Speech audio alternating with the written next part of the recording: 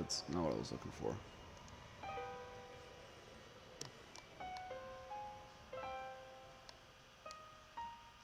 Hey, I'm Jeff Keighley here in Boston to go behind the scenes to hear some untold stories about the making of BioShock with Ken Levine and Sean Robertson.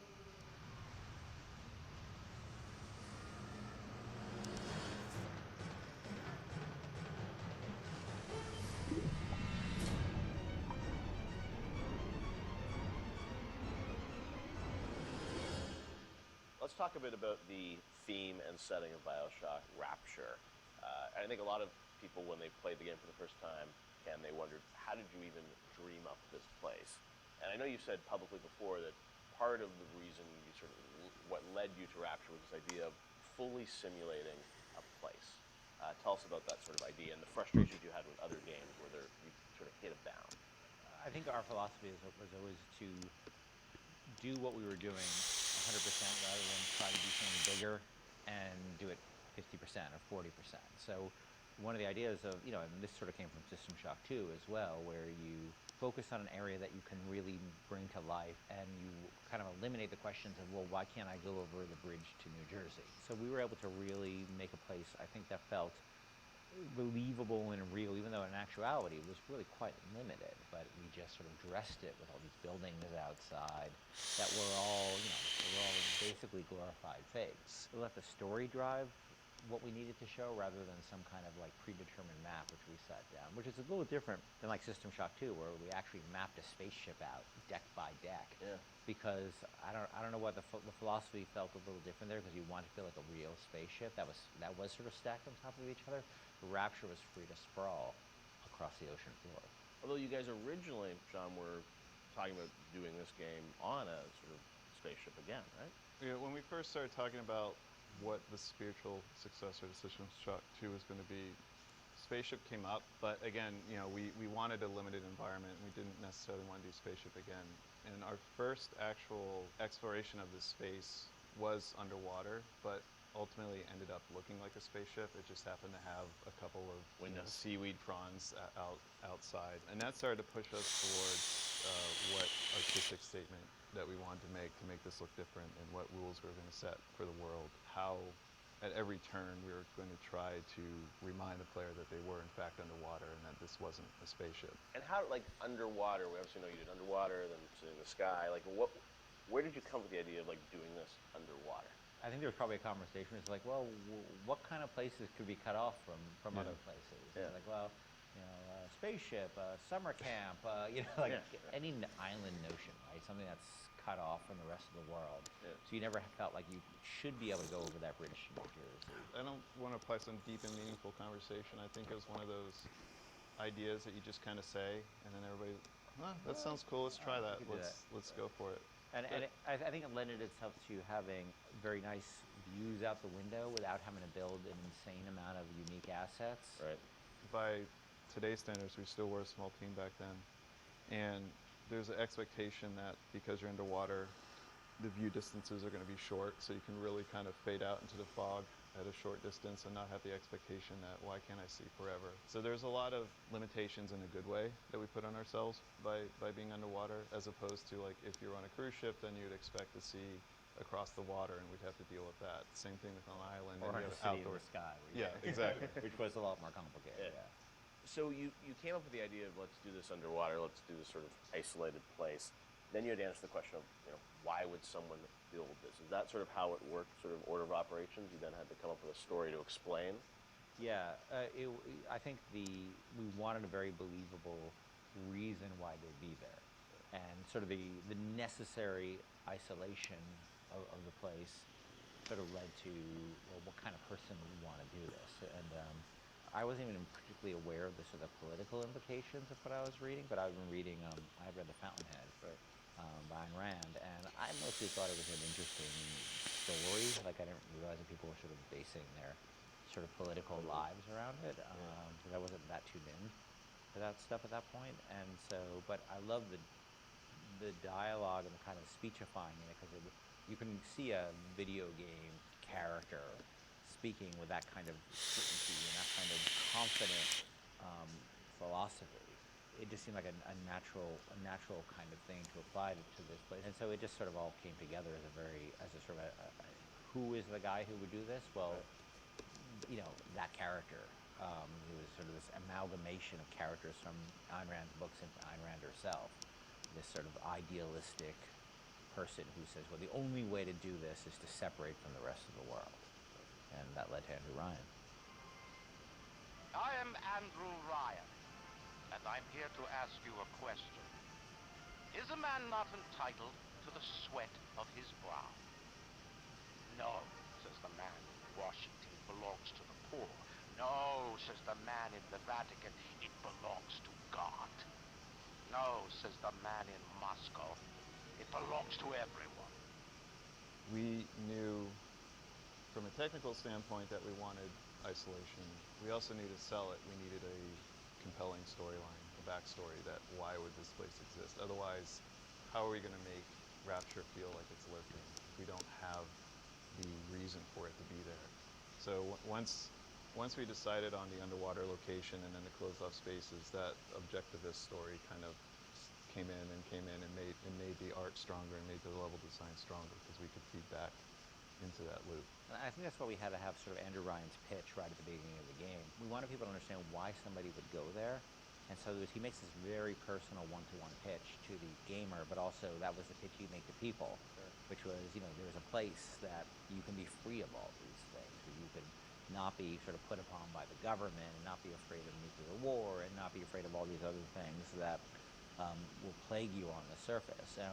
We wanted that pitch to sort of resonate and make sense, because that's otherwise by the time you got there you'd be like, well, this place is just fantasy, nobody would ever come here. And then the beauty of the place also is also tied into that. It had to be a very attractive proposition, or people who would believe that people would go leave their lives and go to the bottom of the ocean. I'm sure in some ways you had to convince the team and enroll them in your sort of vision of, you know, who this character was going to be and what the setting was going to be. How did that work, John? I mean, did Ken come in and say, hey, I've been reading these books, and I think we could sort of... I believe he just came in one day on a horse and said, Ayn Rand, everybody read The Fountainhead. Exactly. I bought 30 copies of it. Yeah, I think, you know... Here's a 2,000-page book or something. Yeah. Go read it. I mean, it really is more organic. You know, like I said, we knew that we had this location, and you struggle to fill it with stories, and you struggle to find meaning of why does this place exist, you know? What's my motivation? And as Ken started to explore Ayn Rand a little more and start talking to us about it, and we were having that conversation, and it's like, oh, this could totally work. Like, this is exciting. Like, this is something that really hasn't been done in a video game before. And if we had flipped it and come up with the idea first before the location, I don't think we would have really been that excited about it. But we had a location, and now we're trying to fill it with that story. And because of the order of operation there, you start to get excited, like, oh, I could totally make this work. This is going to really make it feel like a lived-in space. You know, as you think of sort of the setting, and you think of maybe the characters, I mean, was there a moment where you think back, it's like, oh, like right then and there, like I got excited when you attached.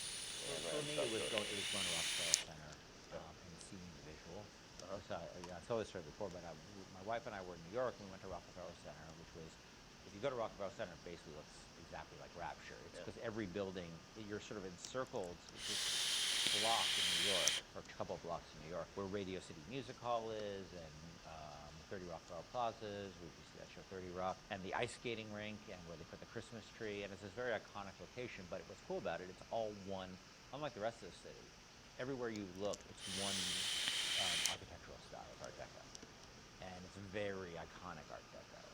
And my wife and I were there, and we were sort of working on the game, and we didn't have a visual style, and all of a sudden I started looking around, and I said, oh, this could be a visual for the game. Also, the geometry of it was actually quite conducive to making a video game, because it wasn't overly complicated geometry. Art Deco is quite Bold and simple. Bold and geometric, yeah, and simple.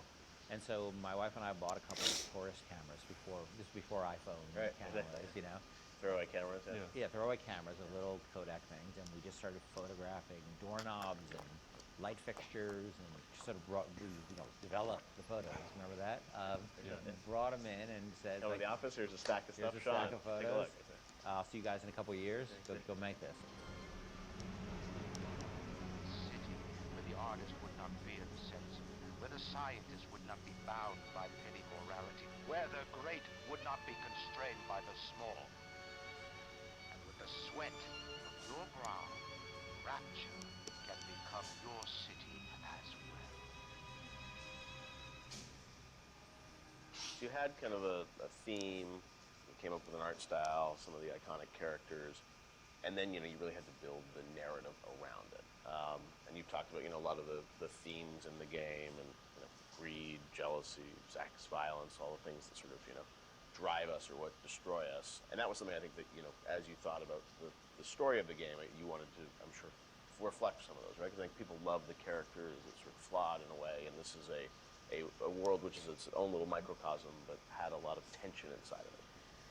Yeah, I mean, the character Ryan was sort of, he's basically invisible through most of the game, right? Except for a very small portion.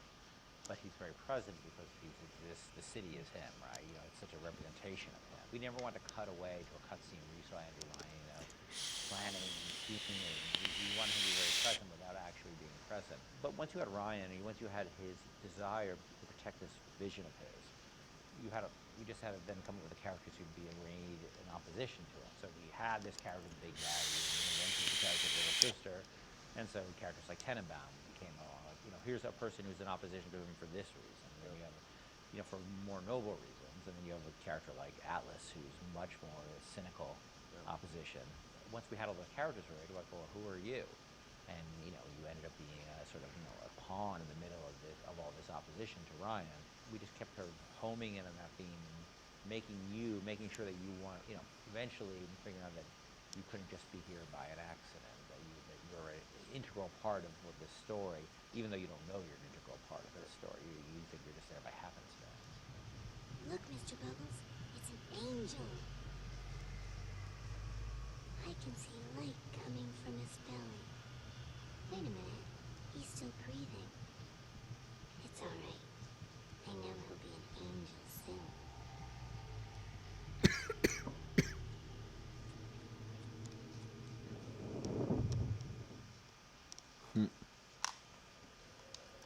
Alright, so that was fun.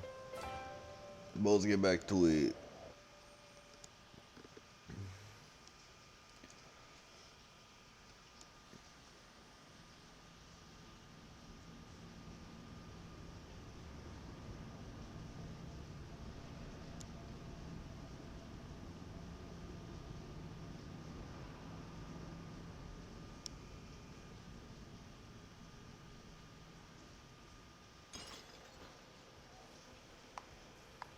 Alright, what were we doing yesterday? I need to take a best through. Reach them, best through. Okay. And we got all the little sisters, right? Yep.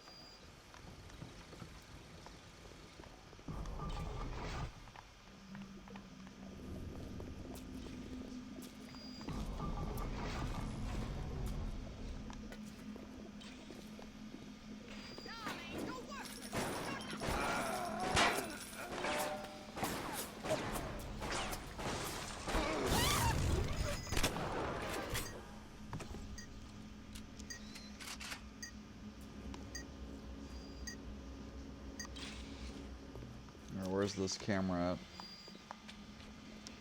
So I can hear it.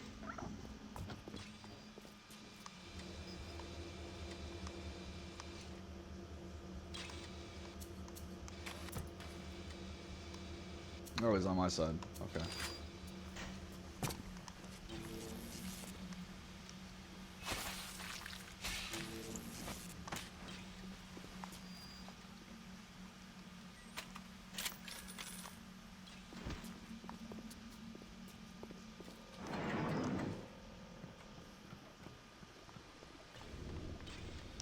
Rolling Hills.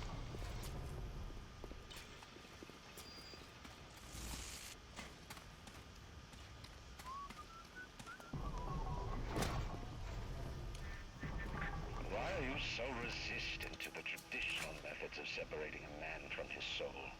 You're not CIA, are you? You belong to Atlas, the one roach I can't seem to exterminate. Don't worry. I just need time to find the proper poison. You're just not a nice person.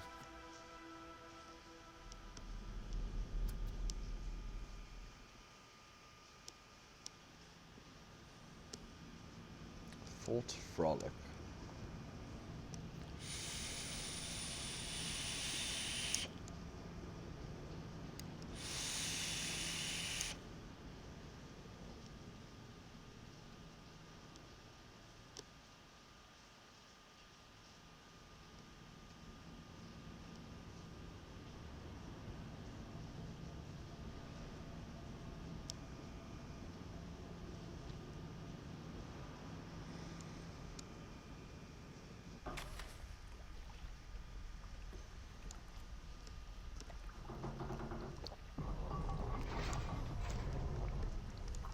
Alright, so where are we now?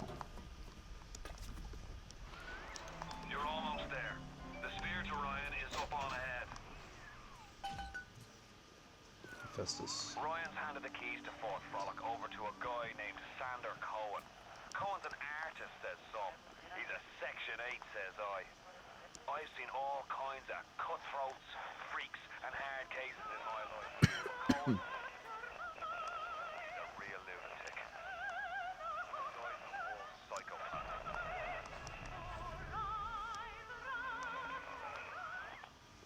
I don't like Cohen. He's a creepy dude.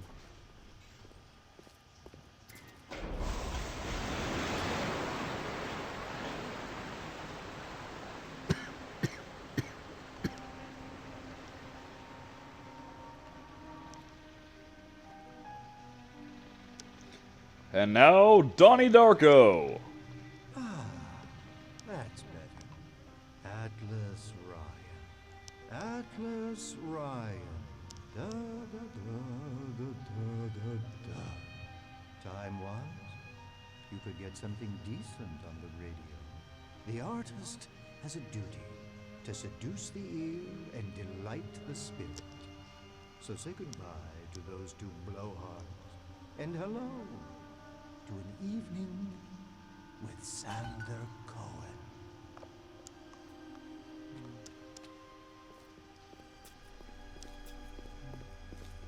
No, I haven't seen a sign of real life down here in months. Let's see if you're just another Johnny-come-lately, or maybe something more delicious.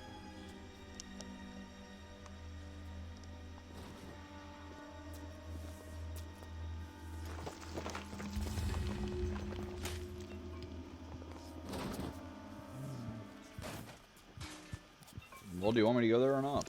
Oh, crap.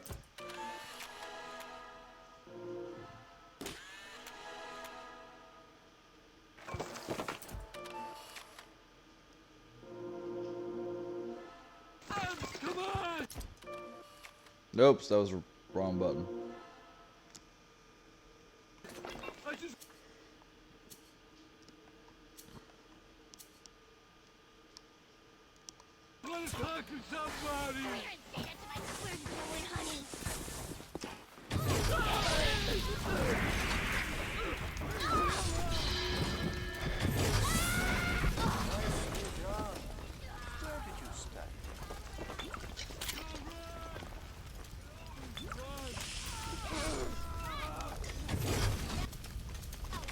Click.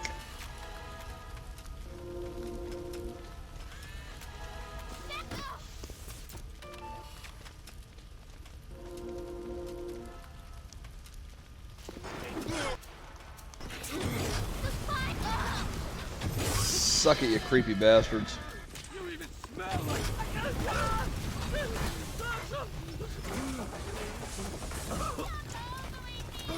was just getting warmed up. That. Get it? Just getting warmed up. Lit him on fire? No? Okay.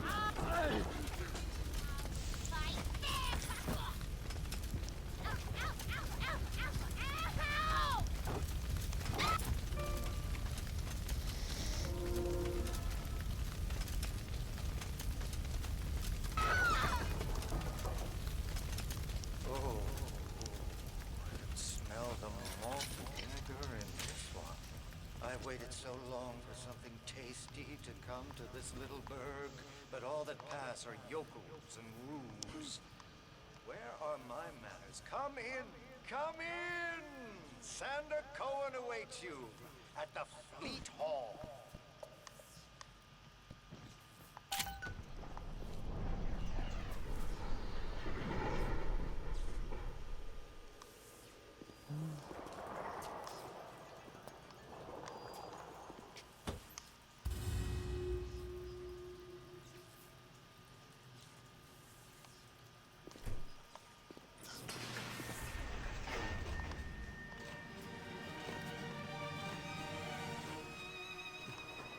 Welcome to Fort Frolic.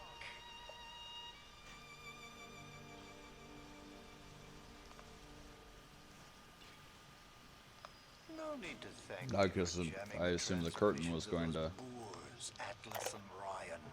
Let them have their squabble. The artist, yes, the artist knows there is richer earth to till. For example, I test you, little moth, but for a reason. I test all my disciples. Some shine like galaxies, and some burn like a moth at the flame. Come now, into my home. Stood up again. Hey, Zampath, what's up, buddy? Ever since my face was... Welcome Well, back. Simon worked on me, but it was never the same since the blast. Being alone so much gives a girl time to think. Who could hate me so much they'd ruin me like this? And what did I do to them? You know, I keep thinking of all them bandits and terrorists Ryan's got locked up in Palo Square, and I get so mad. Sometimes I can hardly breathe. If I could only confront them, tell them what they did to me, how they're ruining everything for me, for Rapture, maybe I'd feel better. In order, no, we're still in the first game. We're about halfway through. And it's the same weird berry concoction. Once I find something I like, I mix about... This time I mix 200 ml of it. So I have it for a few days and I can be lazy.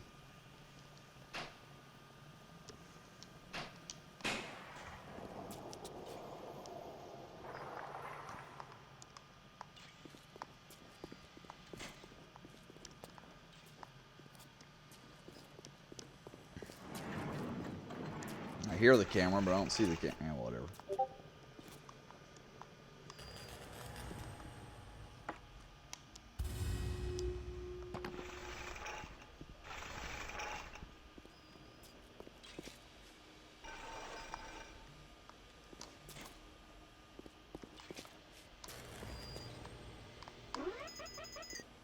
I'm not here. I don't know what you're talking about.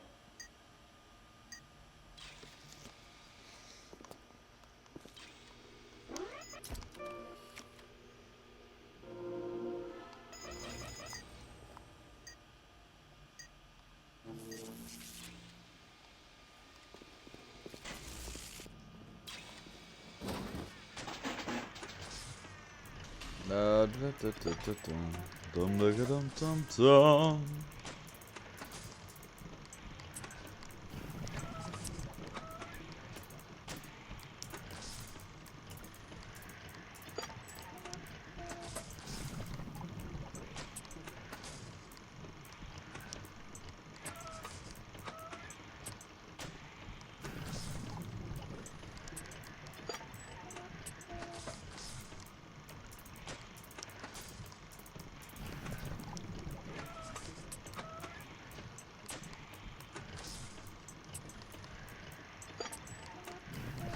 One away. Which lucky one will it be?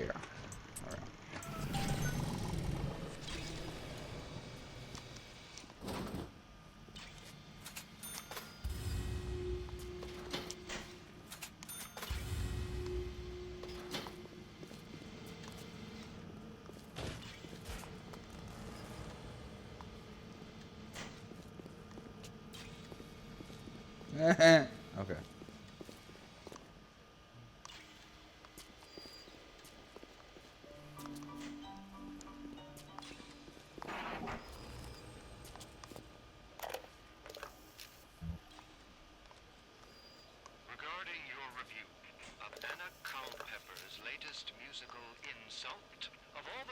artisan rapture. Why you continue to devote column inches to this musical gremlin is beyond my imagination. Where she is not derivative, she's boring. Where she's not boring, she's obvious. Where she's not obvious, she's dangerous. Could you possibly I mean, think he's I would meet passionate. with my public You now gotta give him that. when I'm preparing unbelievable. I was just exploring, dude. You don't have to be a dick.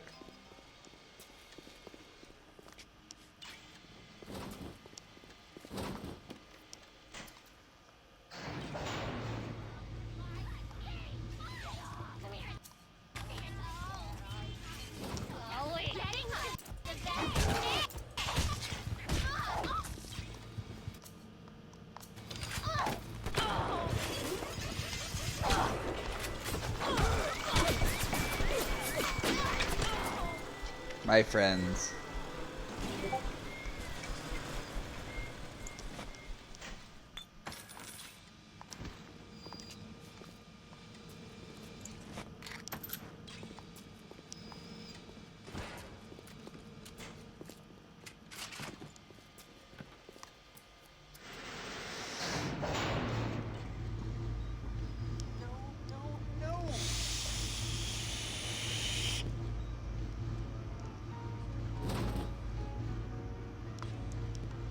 Silence.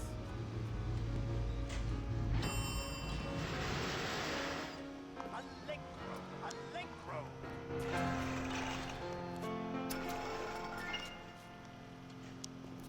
Da da da da da da da da. Presto, presto. No, no. I'm trying. Once again, young Fitzpatrick. That's what would be a splicer. Cheap research points. That's a lot of effing explosives.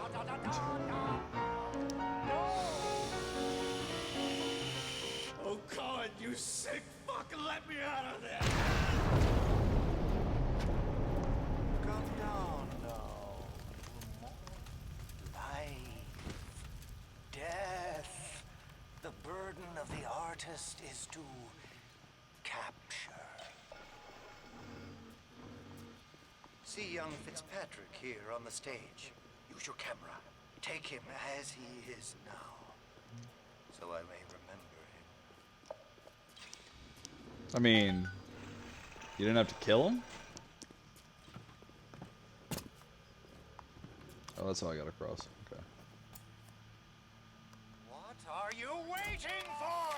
Fitzpatrick can't hold that pose forever. Actually, I'm pretty sure he could. Now you've got Fitzpatrick caught in his moment of glory.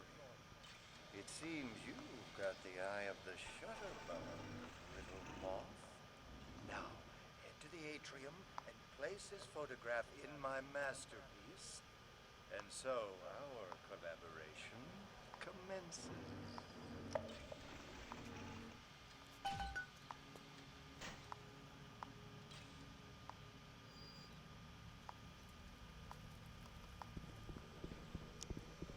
I was wondering why he was turning his head so slowly.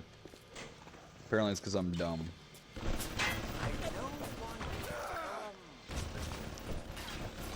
Oh, okay. When you paint the blood of a man I once loved. Yes, I'll send you to Ryan. But first, you must be part of my masterpiece. Go to the atrium. Hurry now. My muse is a fickle bitch with a very short attention span. Do you see it? When I am dust, this is what they'll point to. My quad tick. My masterpiece. Go ahead. Don't be afraid. Touch it. I'd rather not.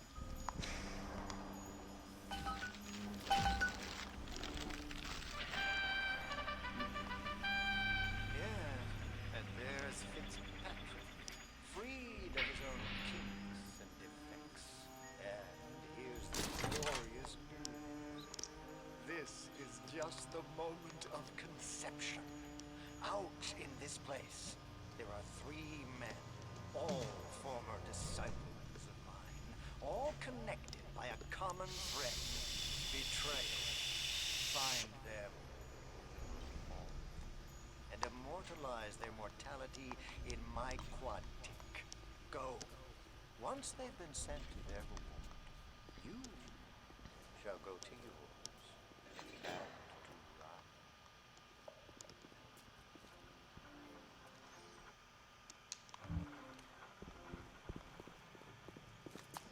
The door to Poseidon Plaza is now open to you, my lord. Allow me to draw back the curtain. I can see your breath.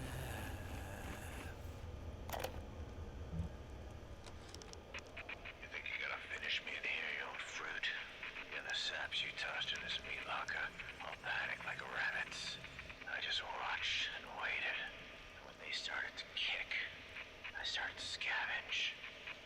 Made myself a little splicer cocktail I did. You can't come in from the cold, and you gotta grow ice over your heart. And the Iceman cometh, Sander, baby. The Iceman fucking cometh.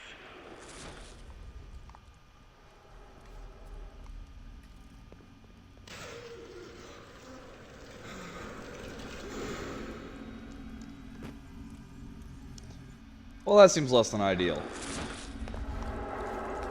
If your grape finally sent someone. Son of a bitch left me to freeze. Oh, I've got a pose all picked out for you.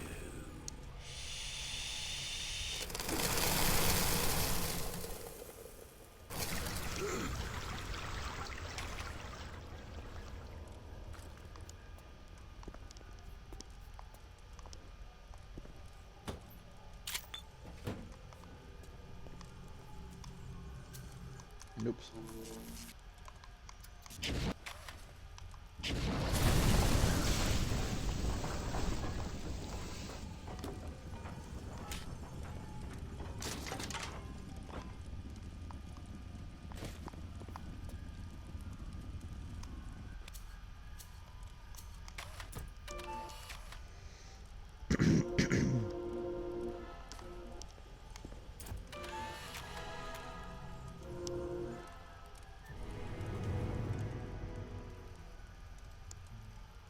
Ooh.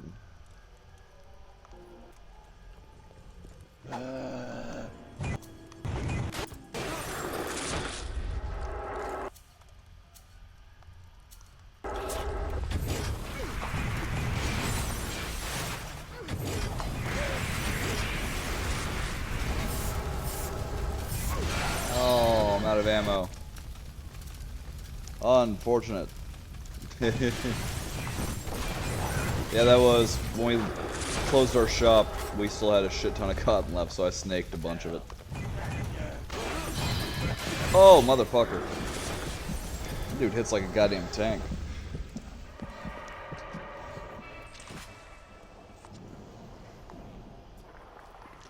I've messed with cola flavors. Those are a pain in the ass to hit.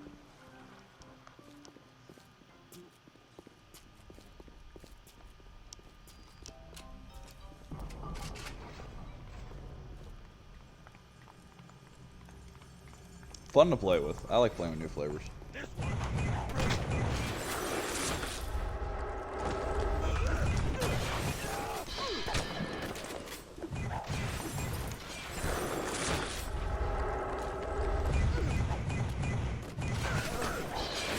Fucking Christ!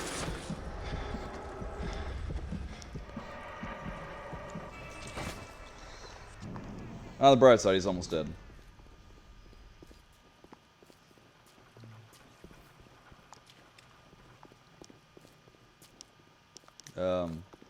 On the downside, we're fucking lost. I think it's this way. Partly because the sign said it was this way. There we go. We're all alone now.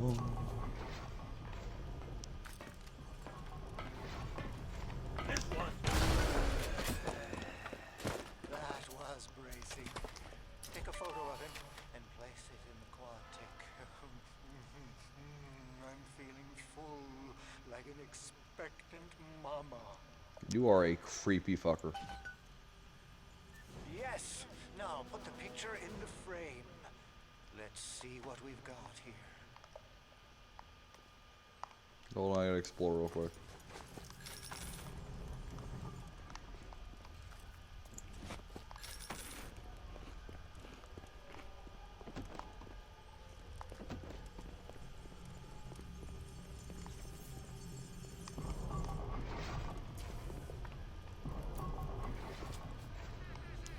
Oh, okay, so it just loops around.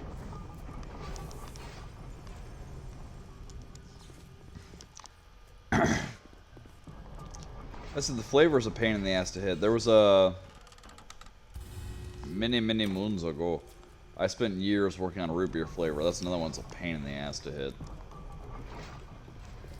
Ended up hitting one that tastes pretty much like Barks, which, you know, I was going for more of an A&W, so not ideal, but functional.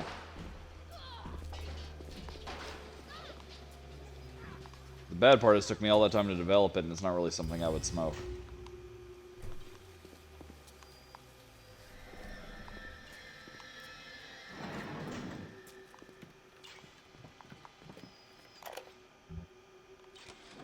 The good people of Ratchet didn't sign up to see us government types shutting down shops, killing their owners, even with a cons like Fontaine.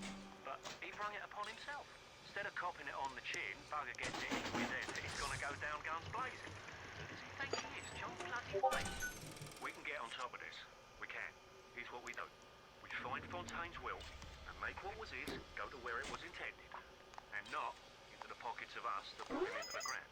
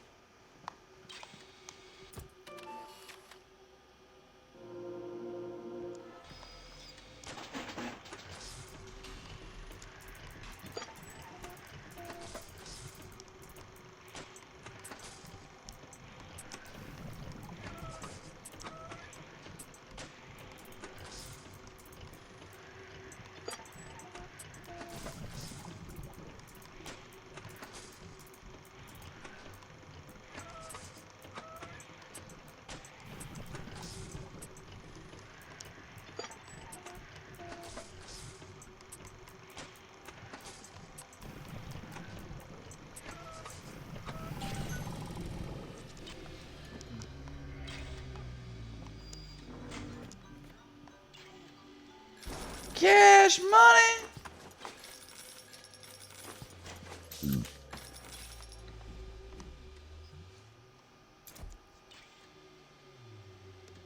Alright, so we got a Big Daddy out here somewhere. No, the, one of the flavors, it's the one the guy that builds my coils is addicted to, as well as my old boss. It was a Monster Energy drink, which them and several of my customers say is pretty much spot on. I was never quite happy. I had a mix that I thought was closer to actual Monster, but I let my customers vote, and they all voted on the one that got made. What do you know? I'm just the mixer. Don't listen to me. God. Dude, hold the fuck still.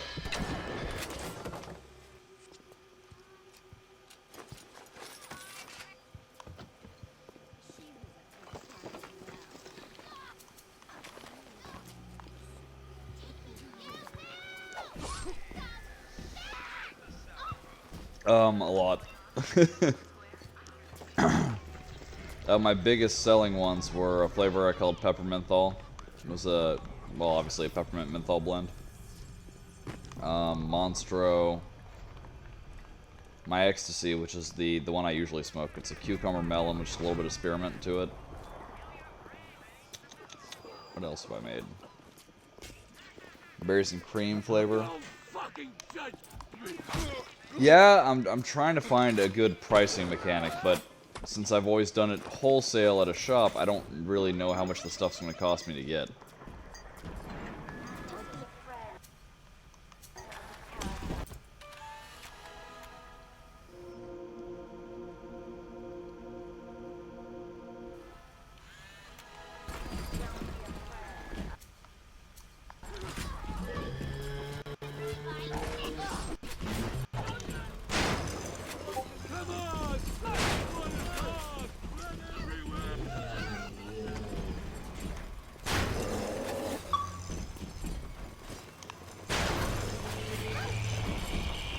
Oh shit, that doesn't look good. Oh god, get it off!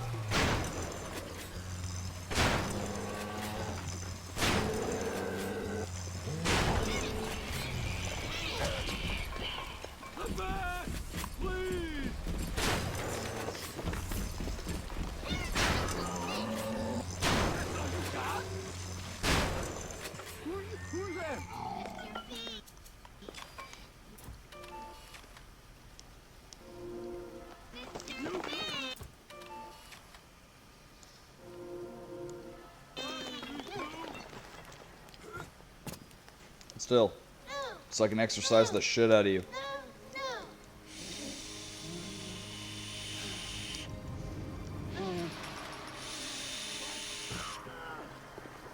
Thank you, mister. Thank you. Well, you know I do what I do, what I do.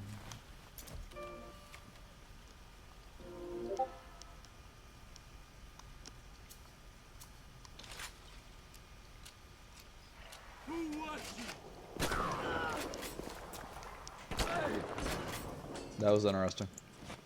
No, it's cool. Let's wait here. It's coming together. Yes. But there will always be doubters. You don't doubt. I mean, Never stomach sanity? doubters. Ooh, I'm trying to come up with a good cost for the 200 mils. I think it's 250. That's what the bottle says. Hold on a second, I'll show you the bottle. Because I love the bottle. The bottle is sexy.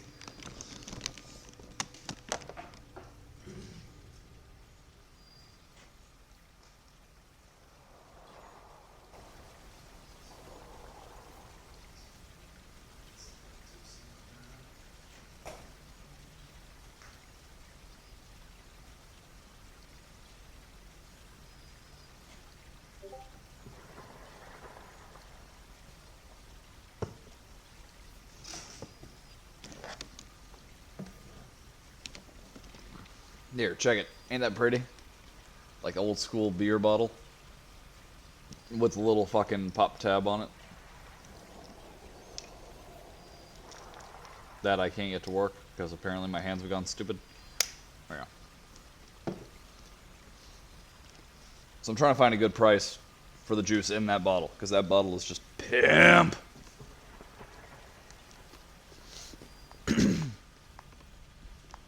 Alright, where are we going? I already forgot.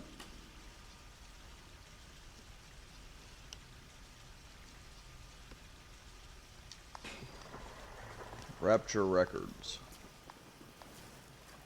Surprise!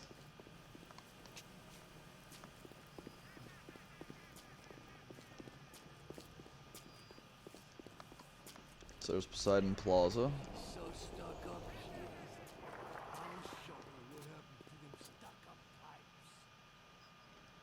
That doesn't sound ominous at all.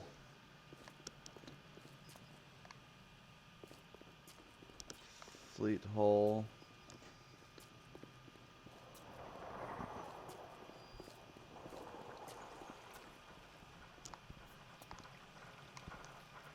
Meh. Alright. It's official. We're lost. Rapture's most beloved musical artist returns with Why Even Ask, his greatest album yet. Songs of love, songs of joy, songs of passion. By Why Even Ask. Second Quincy Mills album.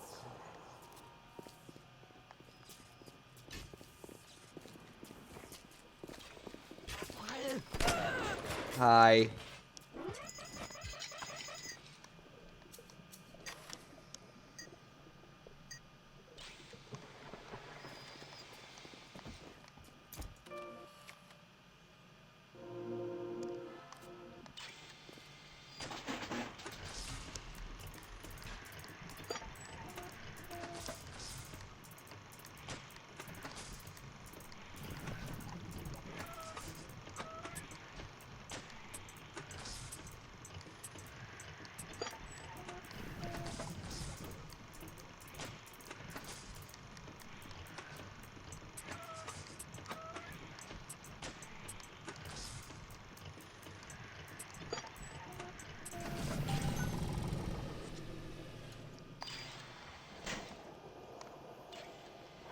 Oh, thank you. What a sweet vending machine.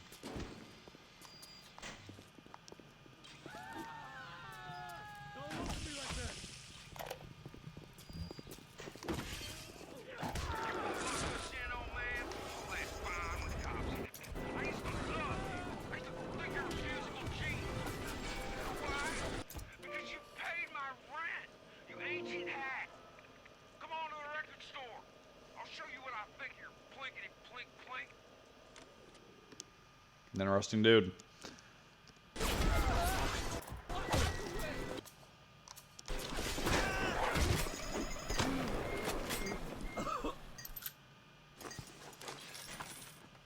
Give me all your stuff.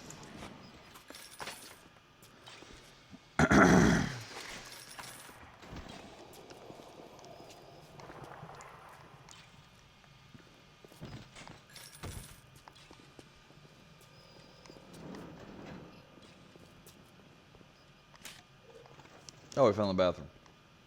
Ah!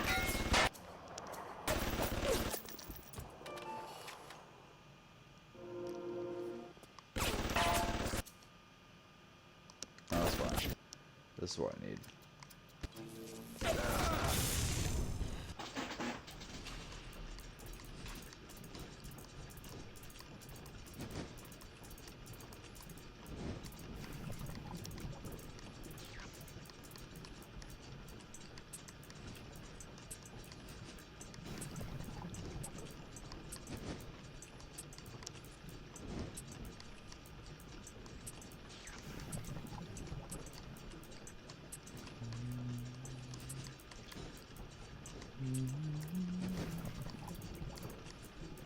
There it is. Oh, nope, there's one there.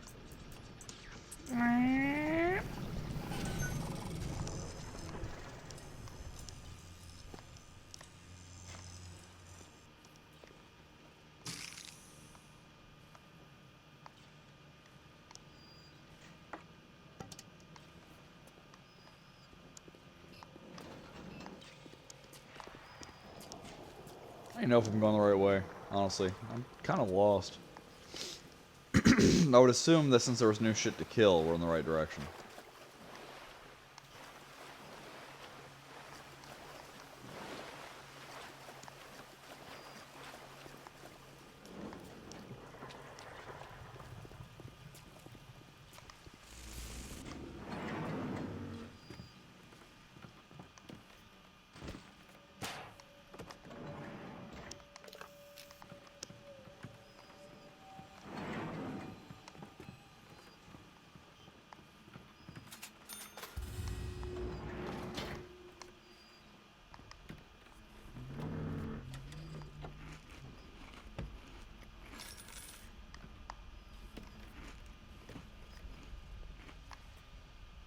Messy. Oh. I saw the wild bunny. I assumed I was going to be able to pick up the mask. I want to take the ears off, but I can't. I hop, and when I hop, I never get off the ground. It's my curse, my eternal curse. I want to take the ears off, but I can't. It's my curse. It's my fucking curse. I want to take the ears off. Please, take them off.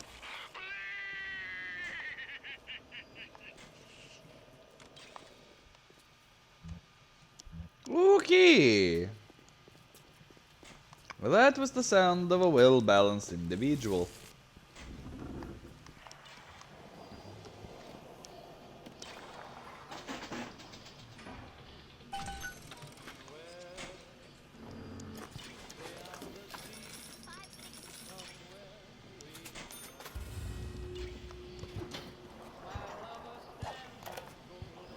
I smell something nasty.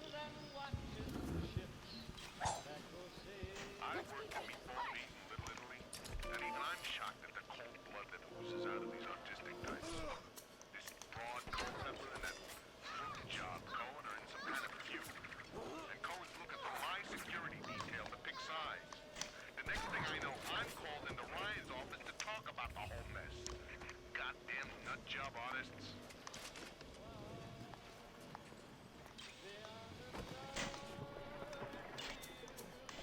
Click.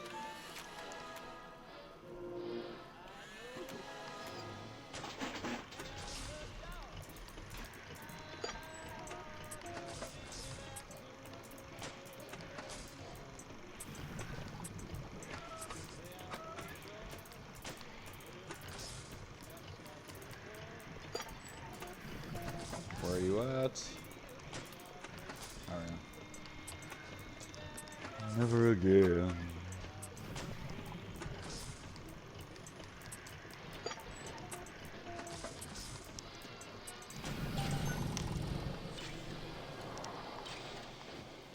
Alright.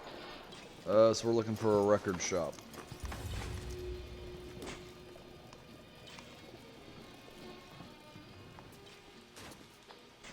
Somewhere.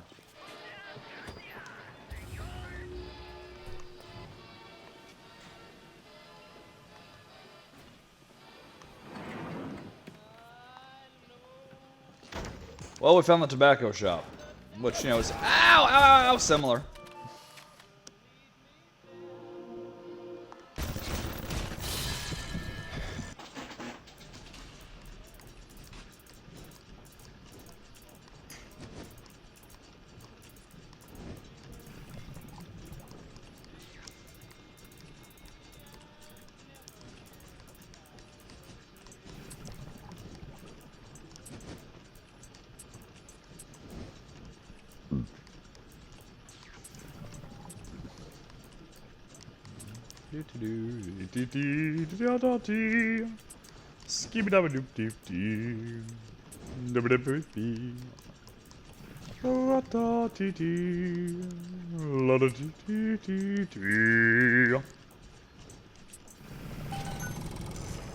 Jerk.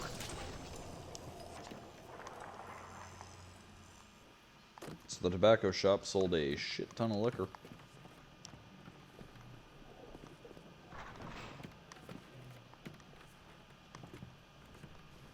Hell yeah. Alright, what should we upgrade now?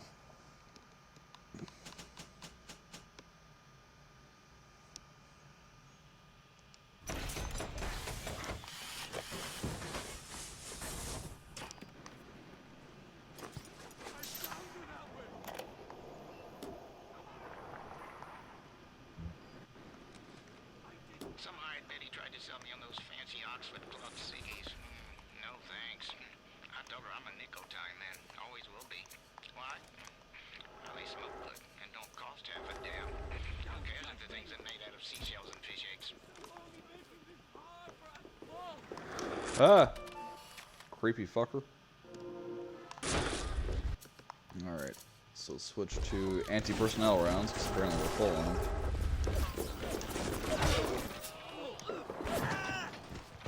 And because of that.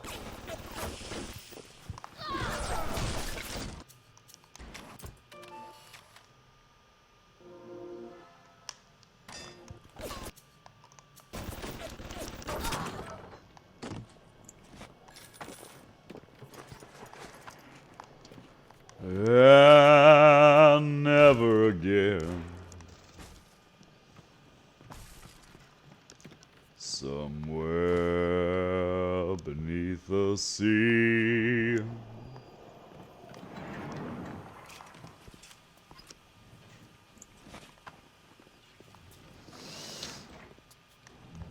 Alright, we just came from this way.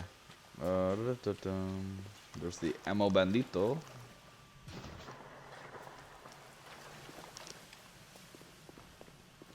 The parasite is three things: free markets, free will, and free man.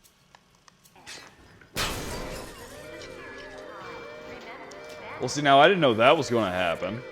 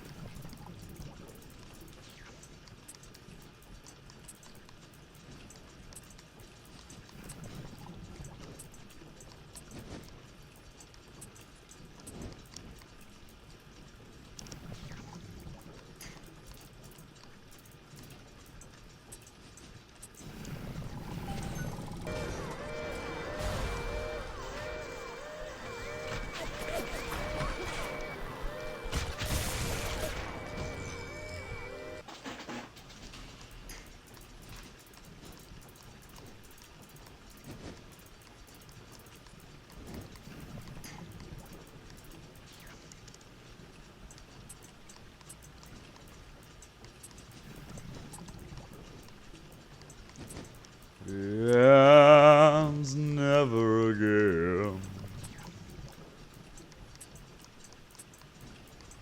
And last one. Kind of. The flow of the liquid coming through the pipes is your timer. So if it reaches the other end, or if it reaches a dead end, you're effed. That worked.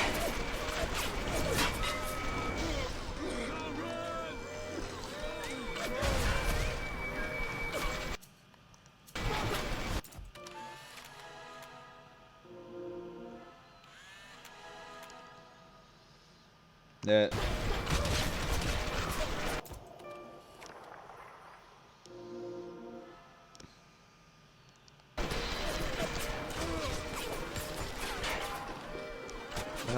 Where the hell did he go?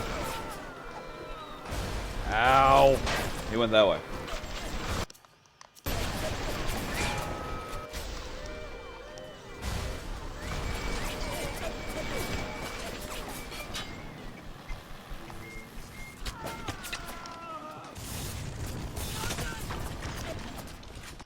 Where'd he go?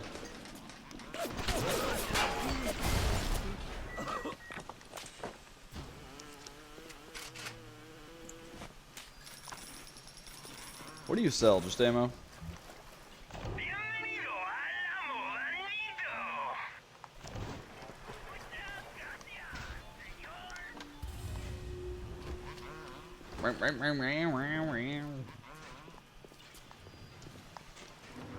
So there was nothing down. We came all this way for nothing. Unless the next guy we gotta kill is down here, which is a possibility. Alright, let's get the hell out of here. Somewhere beneath the sea, somewhere waiting for me. Oh, son of a bitch. Report me.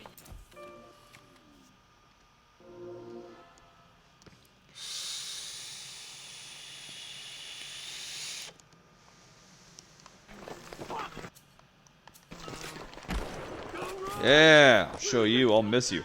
Ah, fuck.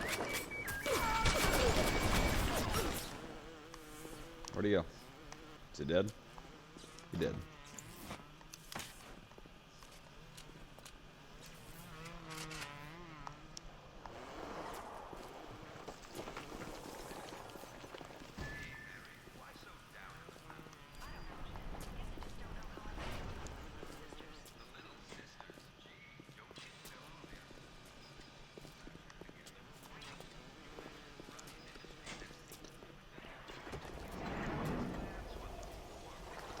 Alright, so I'm lost. Let's see.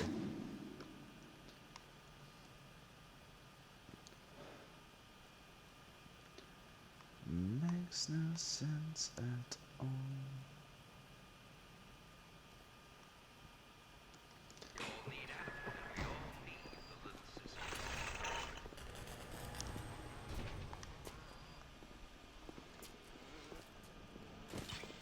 I doubt it's this way.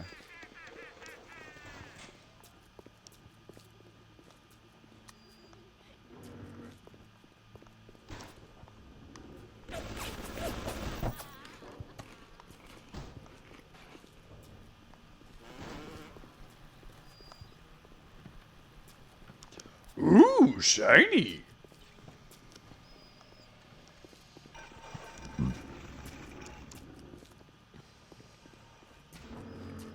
Nah, this is not how you get to the shiny.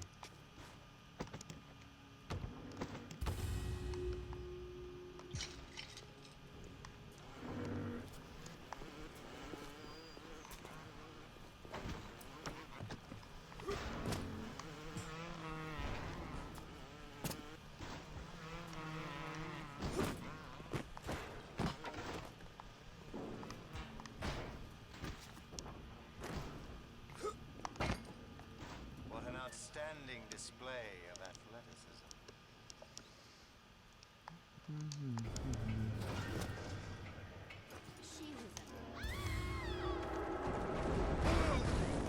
Ow, ow, ow, ow.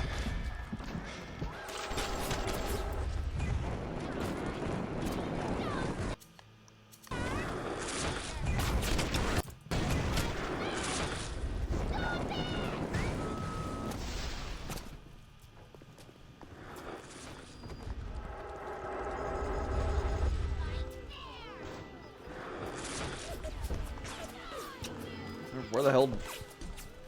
Friggin' Houdinis, man.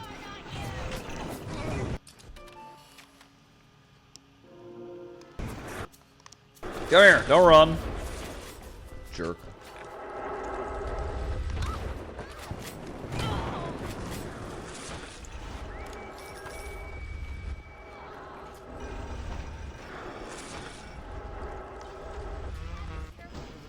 I can hear the bitch. There you Oh! She got me.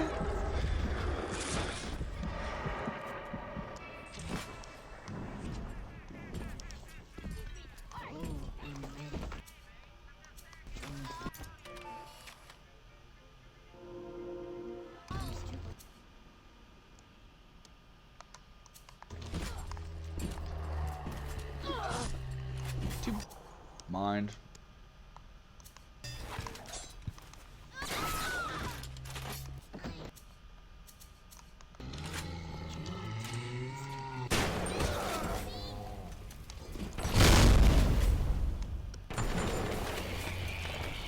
I think I made it angry.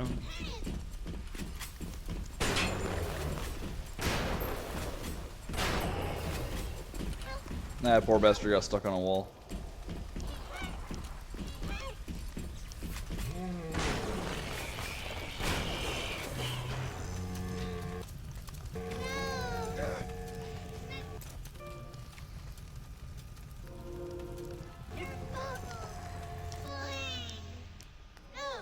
No, no! No! No!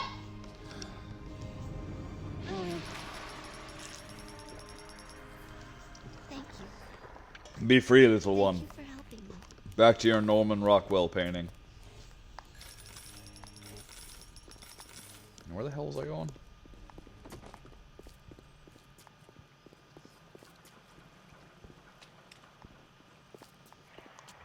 It's my...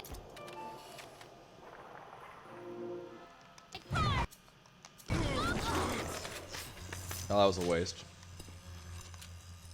Atlas is a friend of the parasite. Don't be a friend of Atlas. God, we need to find some ammo. I guess I could buy it. No, it's not going to be that way, though. Bloody hell, we need the record shop.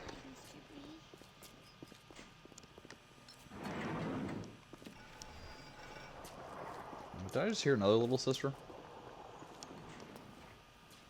Or is that the one I just saved? Nah, that's probably the one I just saved.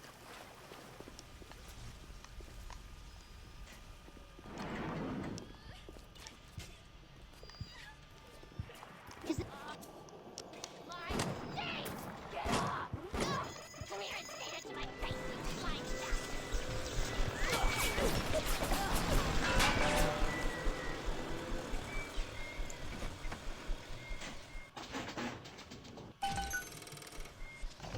Welcome to the circus of value. Yep, nope, nothing I want to buy. Ammo-wise. I mean, one would assume there has to be something back here. Right? I mean, it makes sense.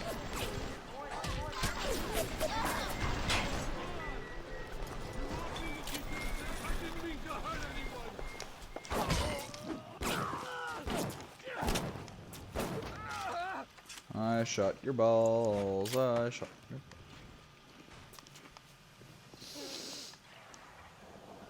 That was the smoke shop.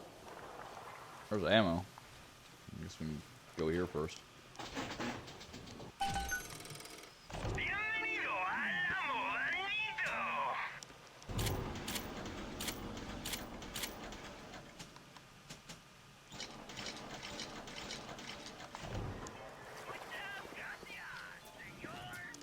My ass is not grassy, I shave.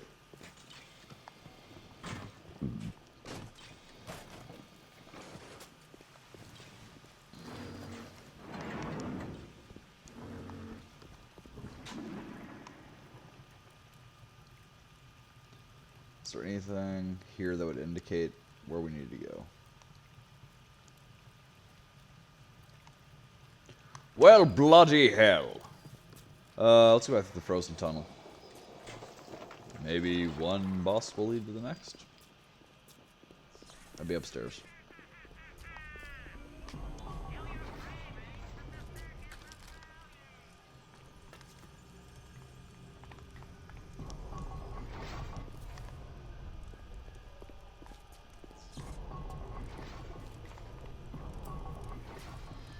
Surprise! Where you going, honey?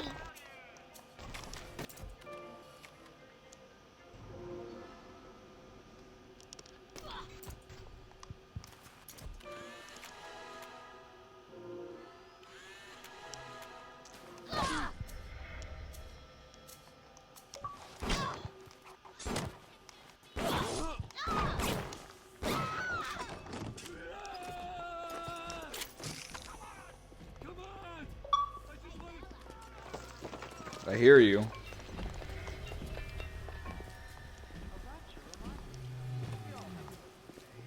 Ah! Dick. You don't sneak up on people. Shit's rude.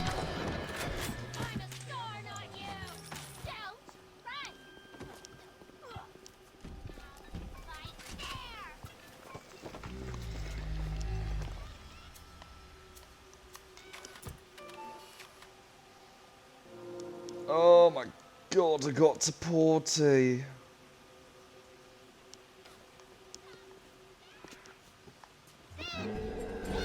You do have a little sister. Awesome.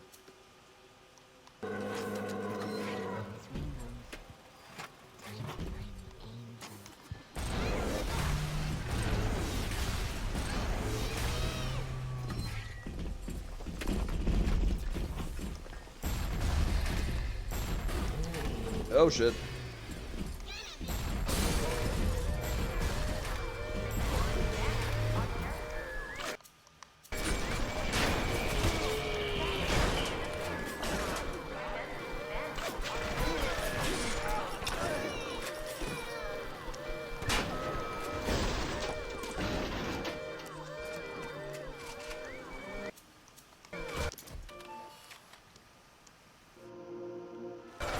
The power of Christ compels you. The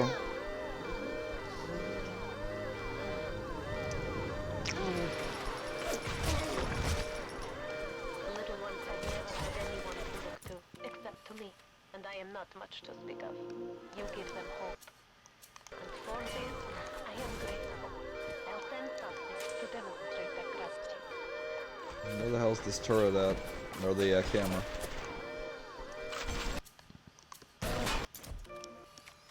I need the bloody camera. The one that keeps sending these things. Die!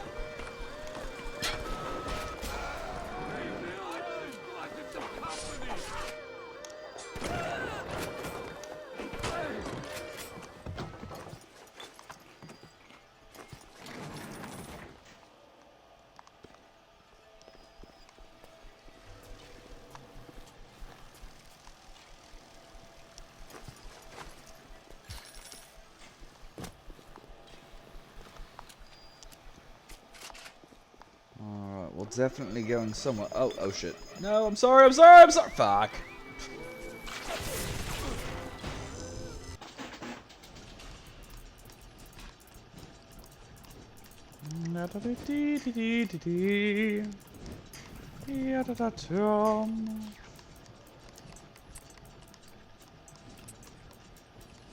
No.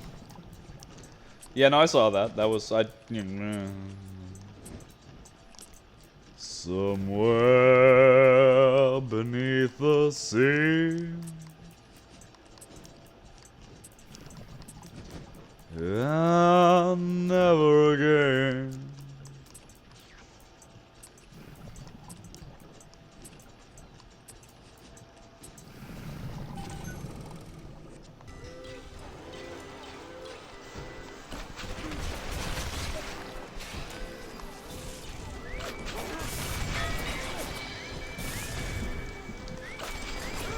Alright, fuck it. Kill everything.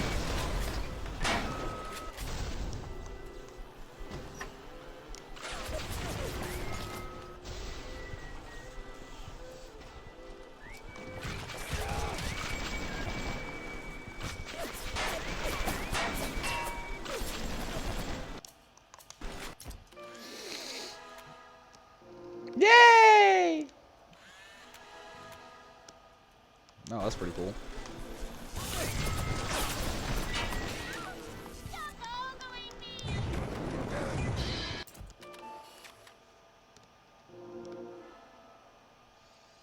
That's close enough. We take a picture of the same one, we should be good. Yep.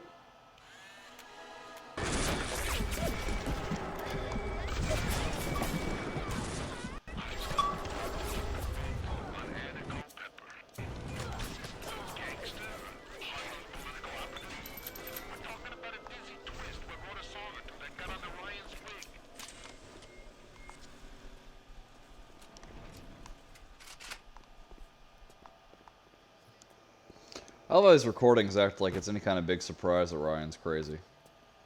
Or, I guess not crazy, that would be the wrong word. Megalomaniacal dick?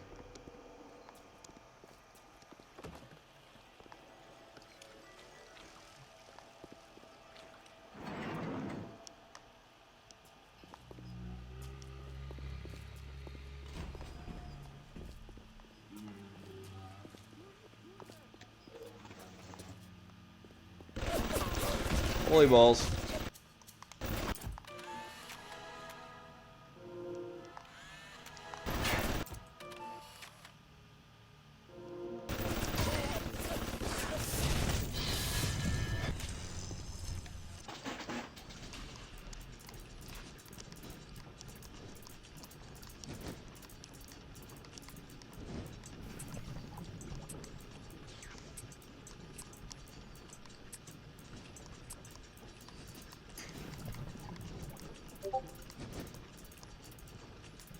There's one. Never again.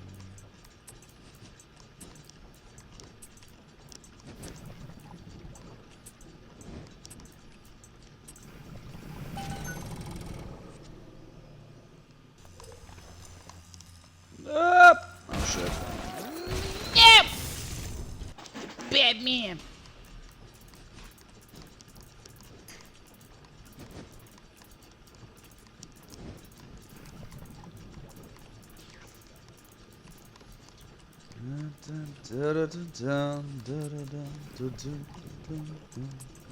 You little spies.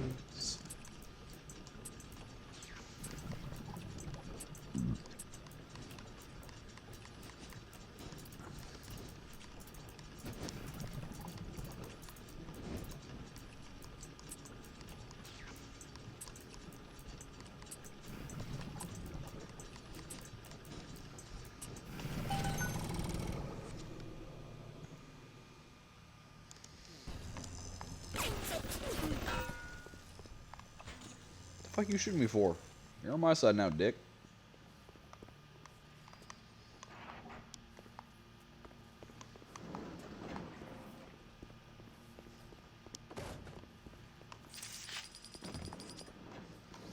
Alright.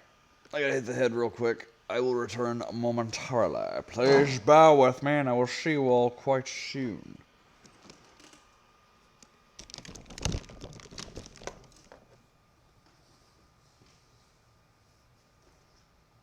You little spores.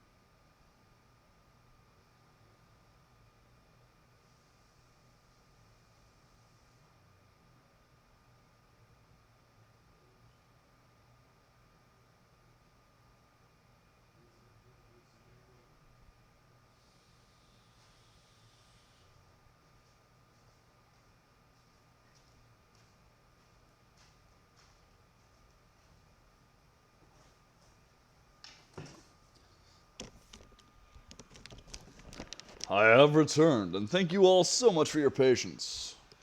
And apparently one of my sites disconnected. Which one is it?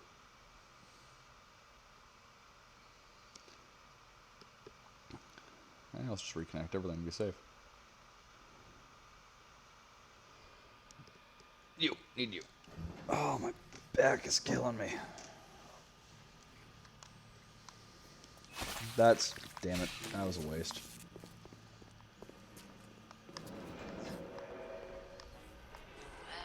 If it is the long-lost Andrew Ryan. Come here, Tiger. I am not an animal. I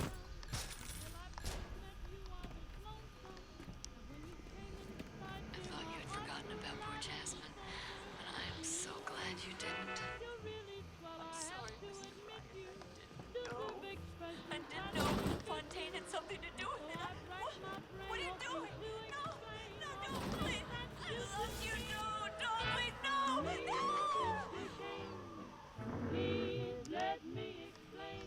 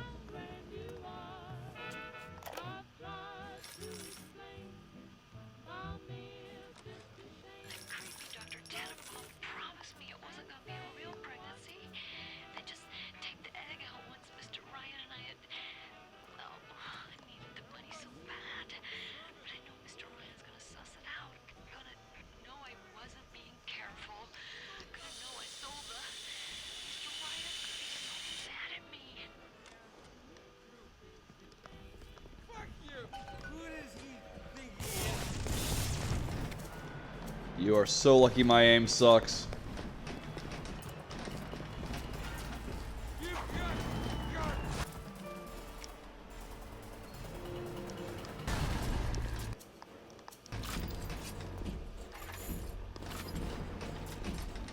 Well, see, now I can't. Okay, there we go.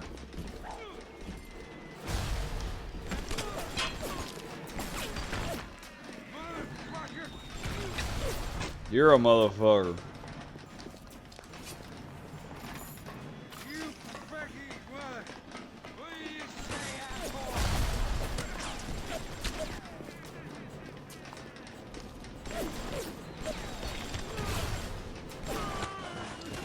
He was a lout, but he was vigorous. Get the photo before it completely dries up. Looks like something out of a horror flick. You flutter All right. all around the fort, taking life as you go. You're not a moth. You're an angel. I've never painted Why not? an angel. Maybe I should.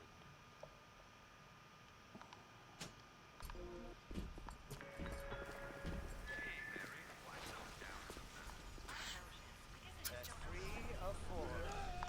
What's that look? You don't like it, do you? I just want to talk. Judged by you? By anyone? Screw you!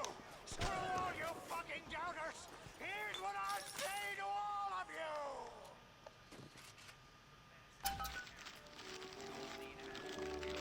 Fly away, little moth!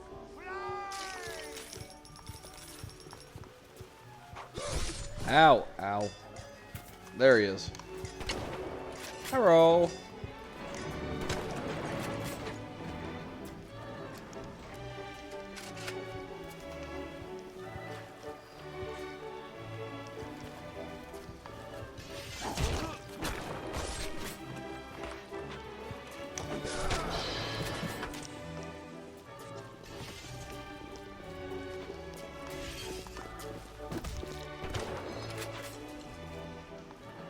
Smile!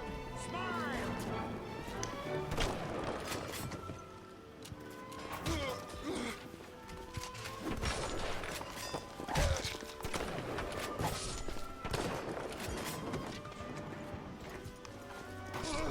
Oh, you dicks.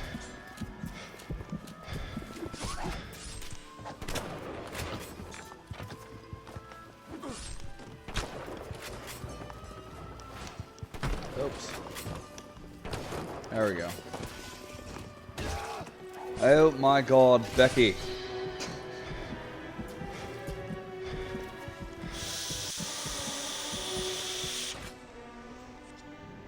Do you have any idea how incredibly rude it is to hit someone while they're trying to reload? It's just not right. Common courtesy, that's all I'm asking for. Whoops.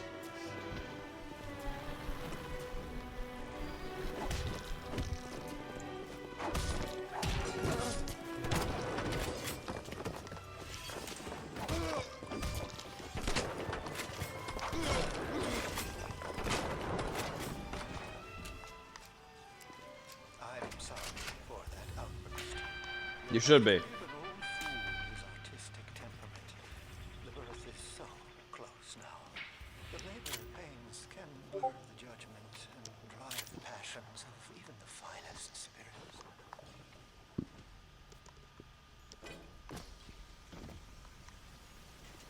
Alright, so where are we supposed to go now? Cohen wants you to find and kill Silas Cobb for his masterpiece. Cobb used to hang around a store called Rapture Records. Oh, motherfucker. And Poseidon Plaza. So we skipped one, apparently, and killed the next one on the list.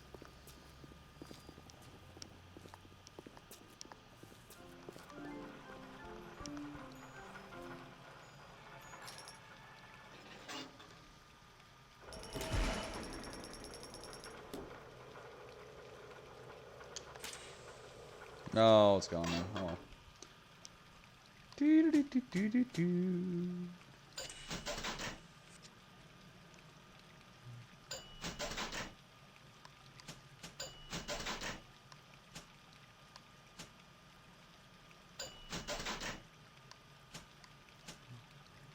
Oh, hell yeah!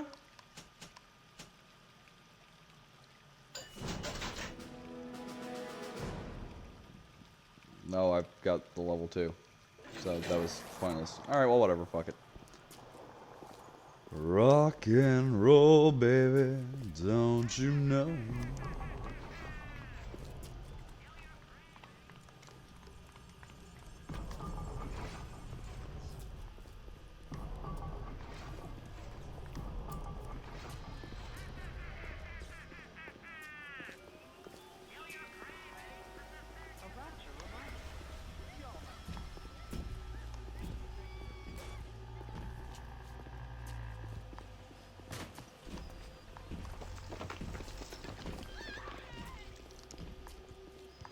No, we already went that way.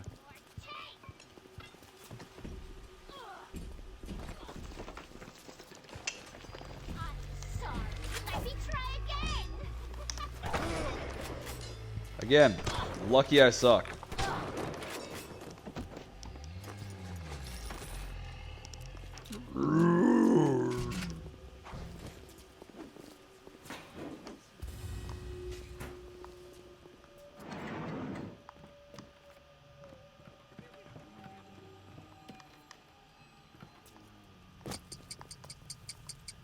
Oh shit.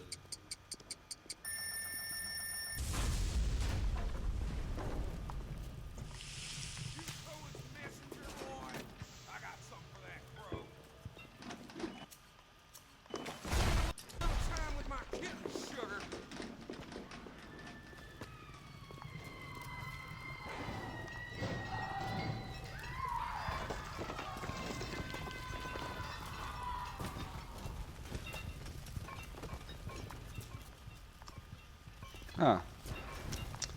Well, this sucks.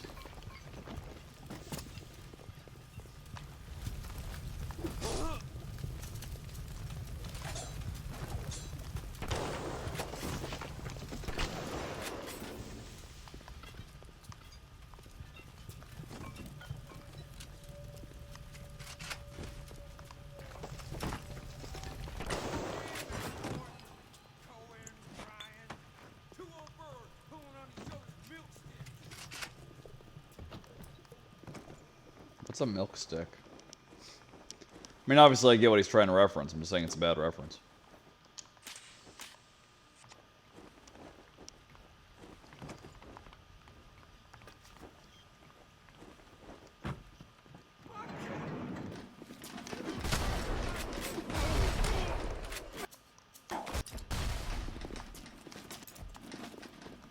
Where'd you go?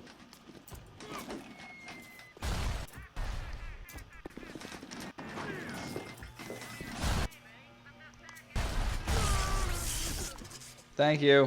He was a nasty one. And my favorite. But I think I like him better this way. Take his damn photo. Chop, chop.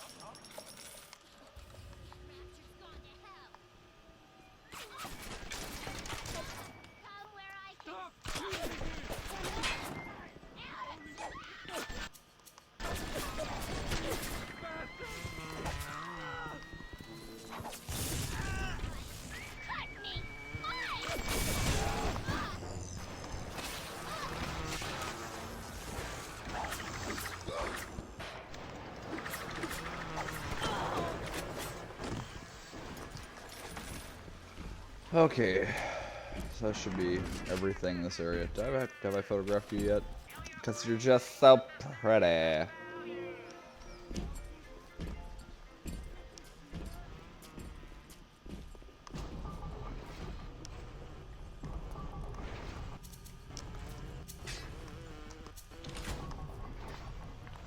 Now I need a new gun. That one's about dry.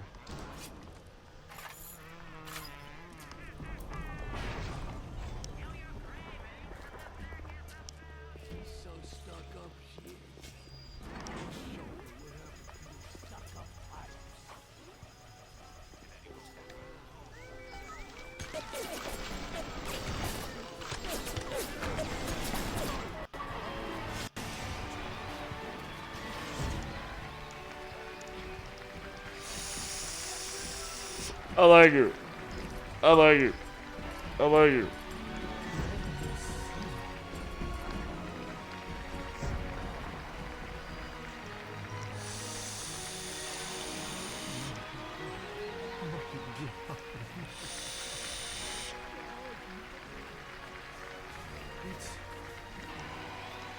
It's beautiful.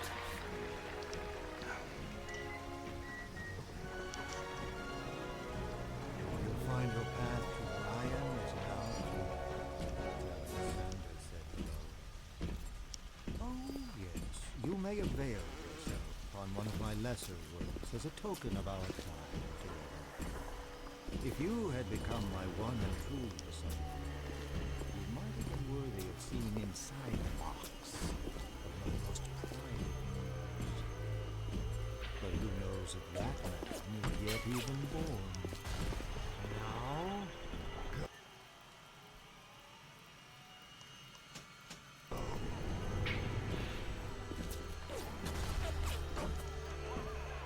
Now, I don't like him. He's a Houdini.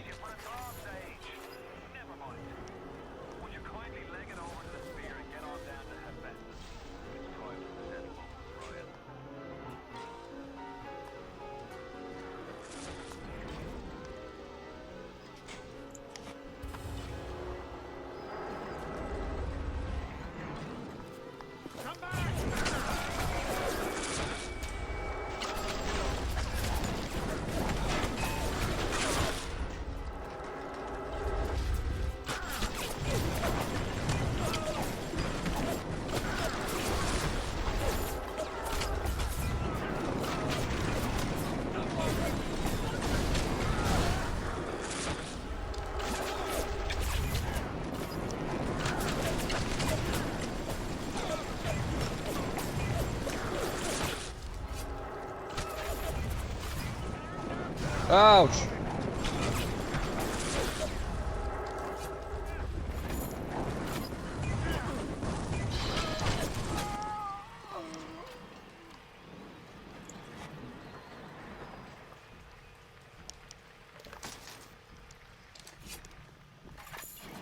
That's pretty much it. I killed him because I don't like him. But also, now we have a key. Now, whether that was worth it or not, I've got no bloody clue.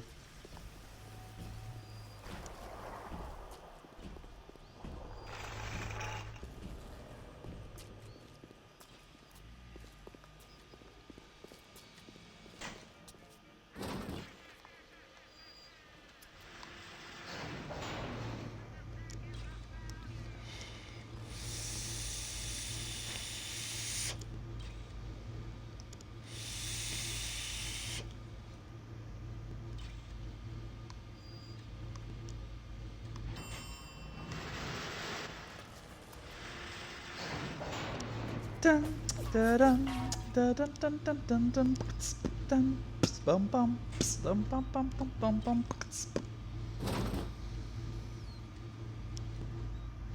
Oh.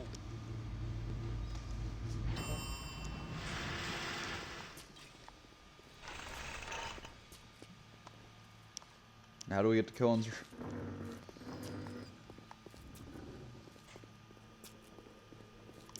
Pardon? I'm gonna show you what it's like. Yeah!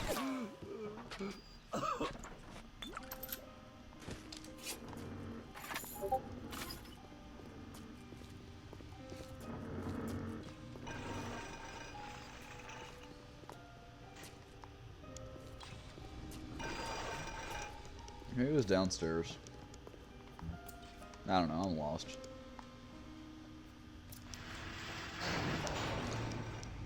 We'll figure it out eventually.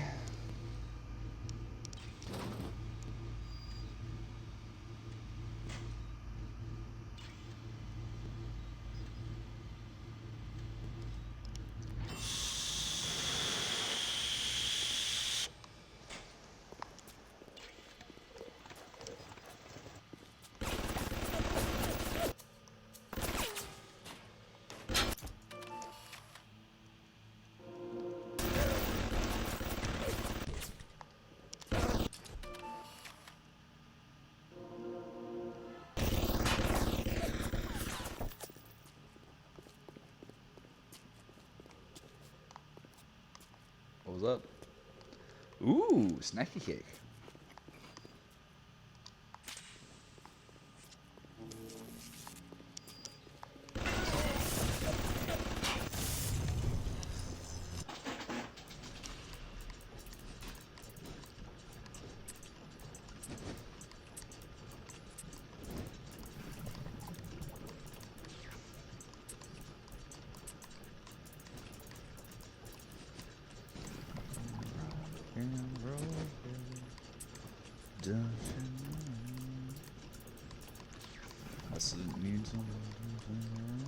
Oh, there we go.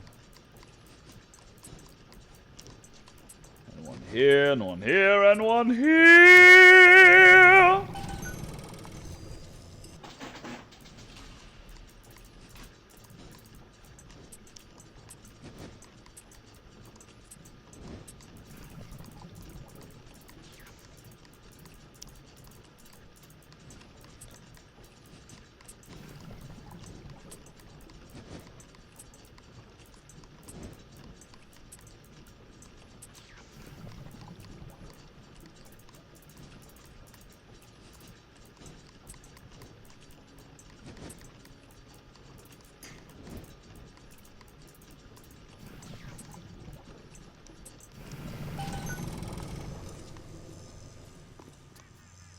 Was there any point to hacking those turrets now that he's dead? No.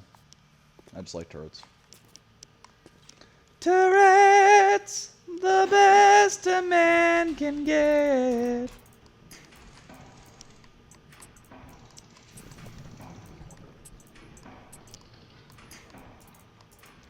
Fuck you, game, you fucking tool bag.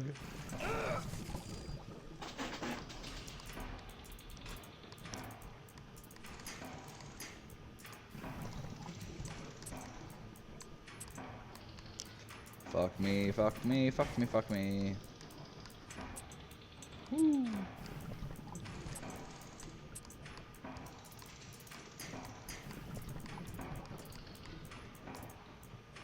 There was... That one was like impossible. Fuck.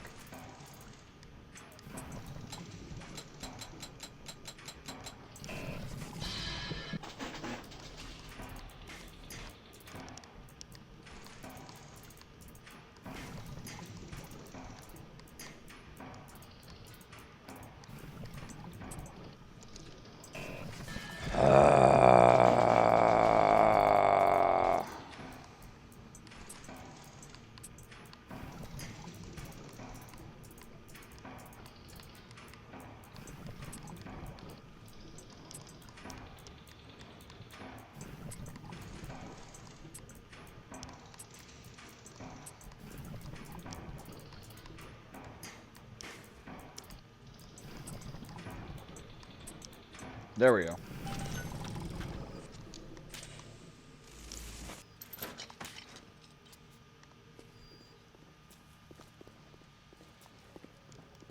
Rock and roll, baby, don't you know well?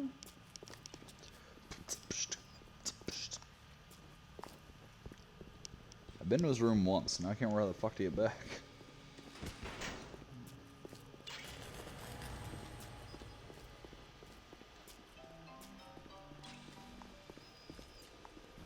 Oh, here we go.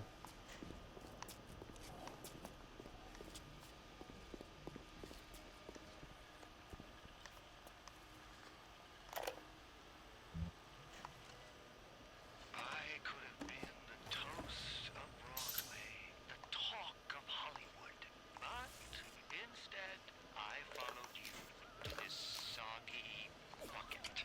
You needed my starlight, I illuminated you, but now I rot, waiting for an audience that doesn't ever come. I'm writing something for you, Andrew Ryan. It's a requiem. For a dream. Wait, no, that was something different.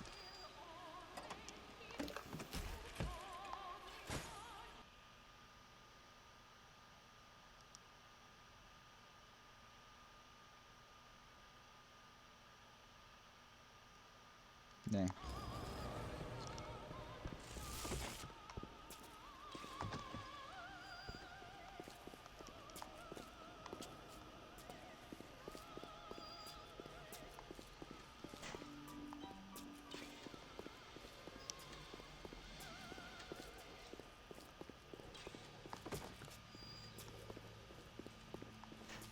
Damn it!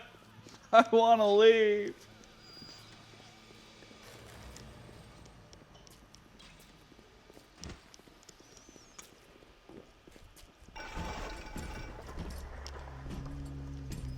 What's up, homie?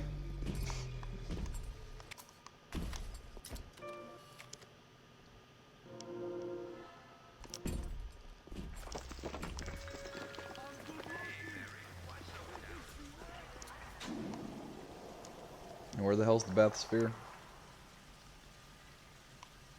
Bathysphere station. Alright, so I am facing it.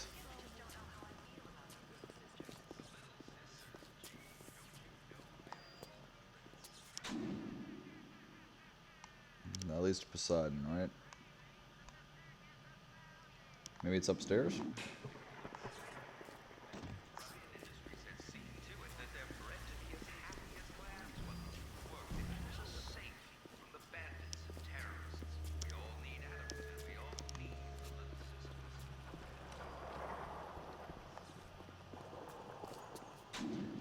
What'd you think?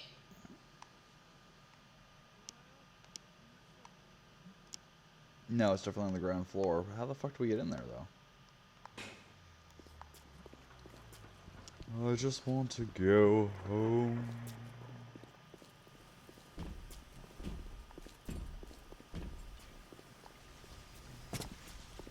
Rapture Metro.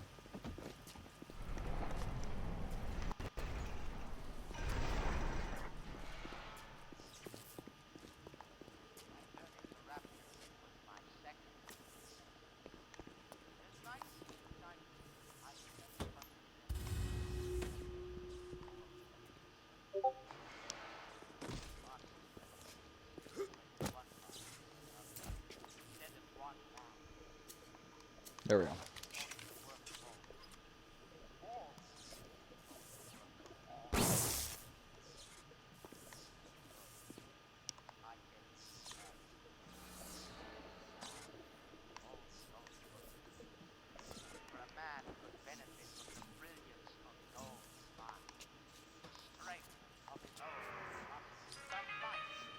Maybe it'll make me big.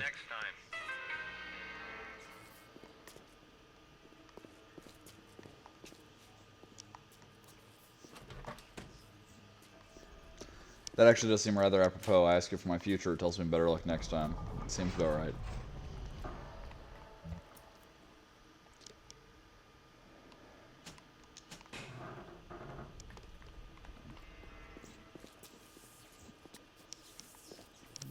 Is there another? Yes, there is. I'd forgotten. Cohen made it disappear. Alright, let's go. Hephaestus! Fun fact, Hephaestus, Greek god of armor and weaponry. Blacksmith god, basically. He was right leg. He was born with like a gimped right leg, and Zeus was disgusted by him due to his imperfection, so he cast him down. In one of the versions of the myth, he's the one who designed Achilles' armor.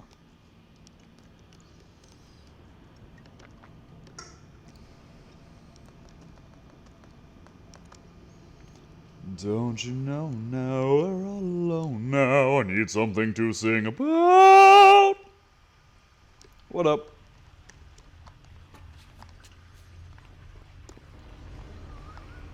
Watch yourself. Ryan's stirring. We best keep to our knitting. It's time to either run the table or go home empty. Ryan's got the genetic key to Rapture. We get that from him, and we get out of this hellhole. We don't, then you and I are ghosts. Now would you kindly head to Ryan's office and kill the son of a bitch? It's time to finish this.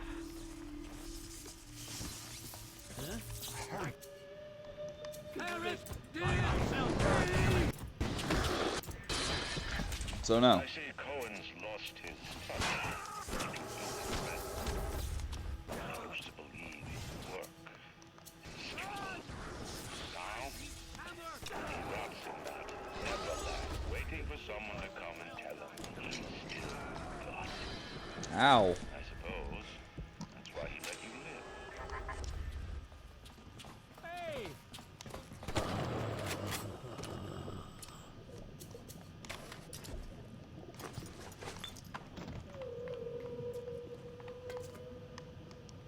Why was he all lightning fight if he's just a thuggish?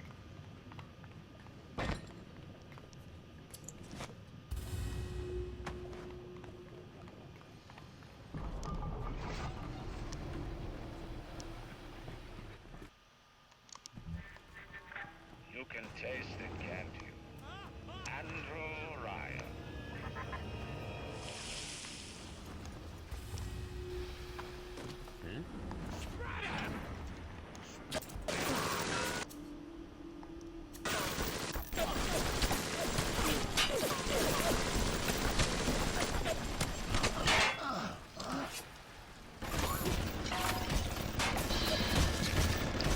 Well, pig fuck.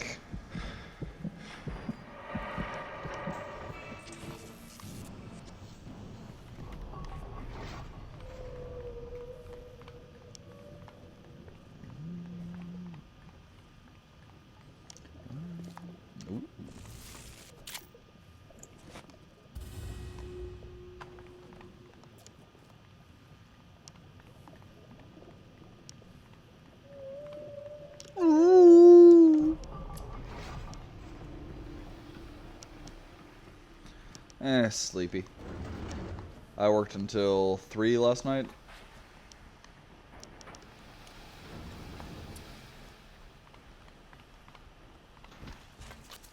Pictures.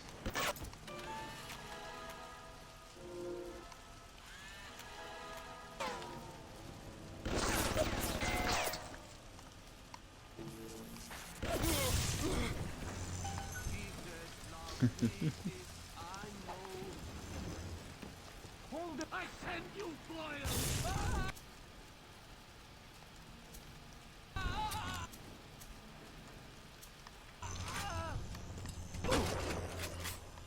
Fuck it. Come here.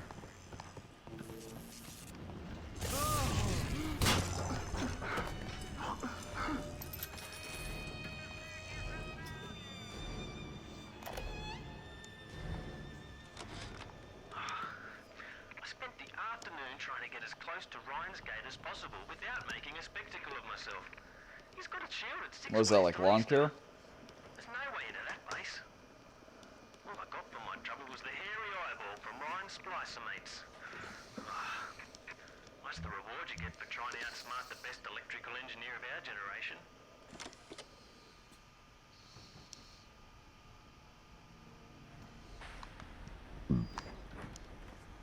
Because it sounds like long hair. Ah. Oh, this is the door-to-door shit you were talking about. Any more?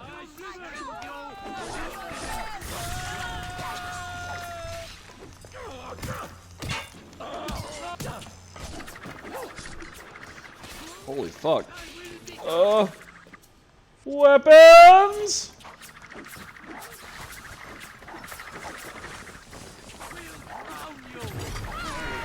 Burn, baby, burn. Your ass is on fire!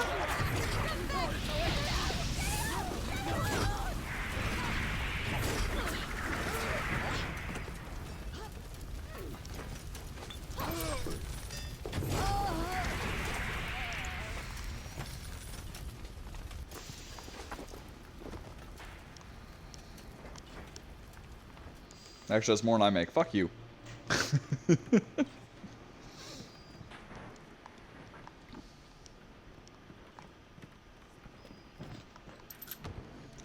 That's okay. You wait and see, man. One day, I'll be like CEO and like run Universal.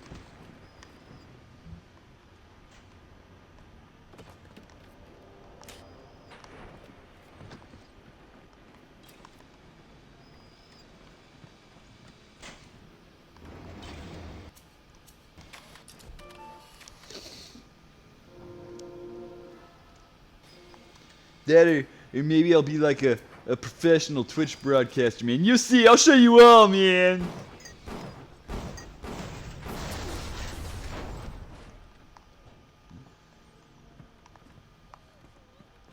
I'm like out of ammo for everything. Fuck this game.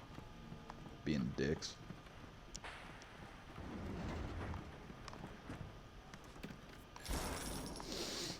Rock and roll.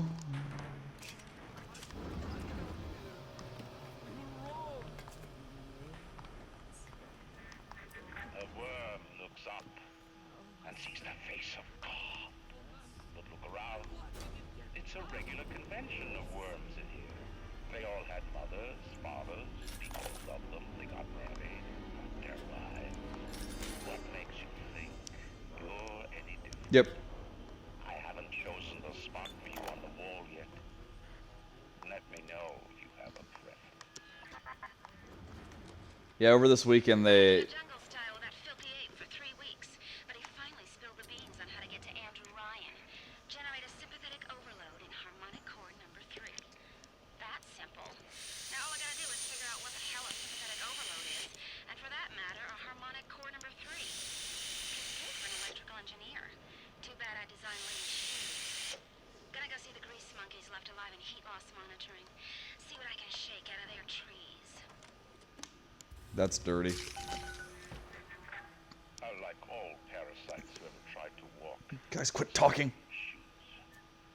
I'd explain the science that renders what you're trying to do impossible, but that would be like playing Mozart for a tree frog.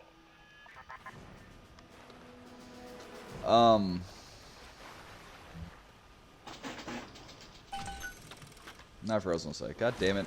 Fuck you, Ryan. Oh no, yeah, this weekend 2K was having a massive sale on Xbox. So while I couldn't afford it, I got the BioShock collection and XCOM for like 30% off or 50% off each. Parasite asks, where's my share? A man creates. A parasite says, what will the neighbors think? A man invents. A parasite says, watch out, or you might tread on the toes of God. I am a waste of time.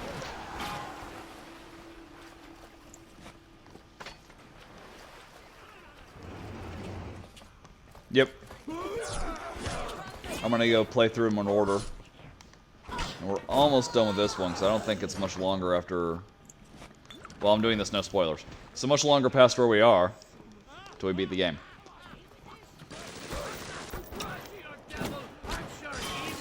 Right? I think I paid $33 for the 3 games in HD Remake.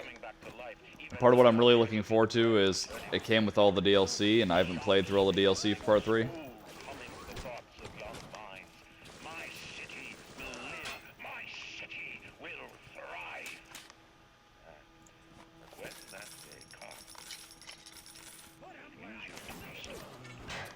Ah, killed you the butt shot.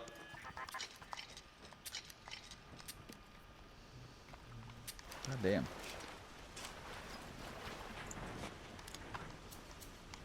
Hi.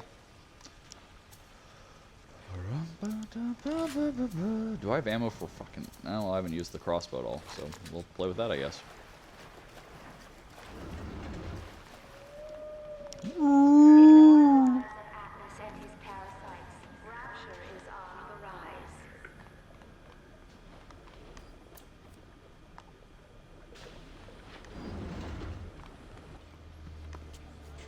And then I've got XCOM 2 to play when I'm done with everything.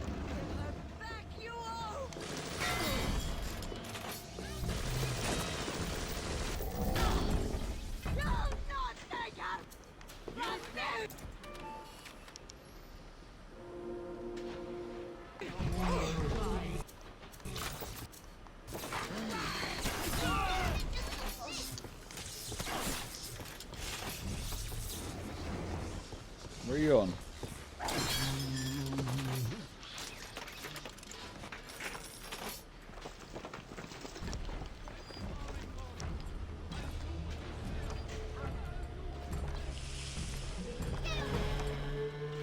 No, I wasn't doing nothing. I don't... What are you talking about? I was just here. Ow. Oh, I made it angry. Oh, don't be a dick. I'm stuck in a damn wall.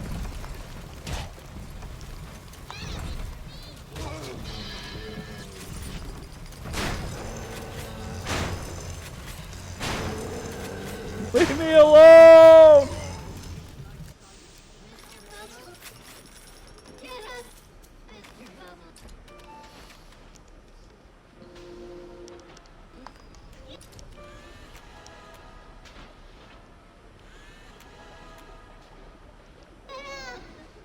The power of Christ compels you. The power of Christ compels you.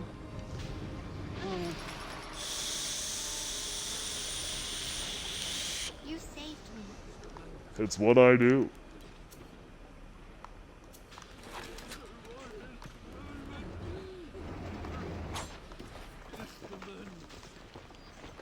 You can hear the rat bastard talking. I just don't know where he is.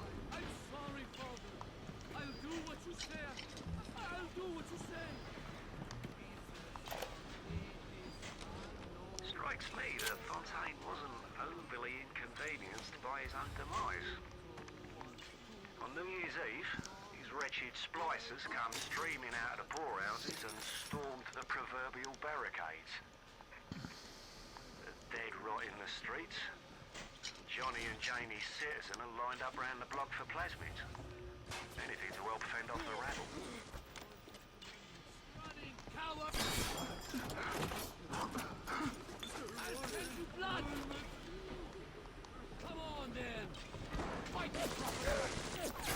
Oh shit, I missed.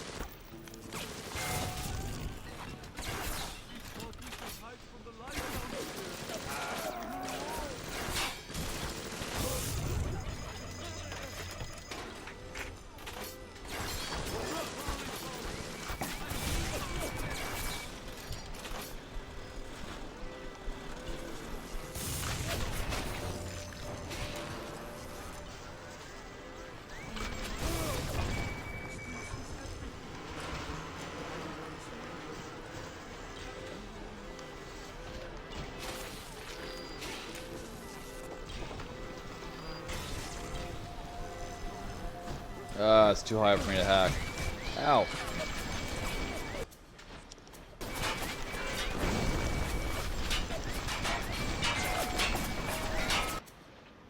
I've already maxed out research on them. Ow!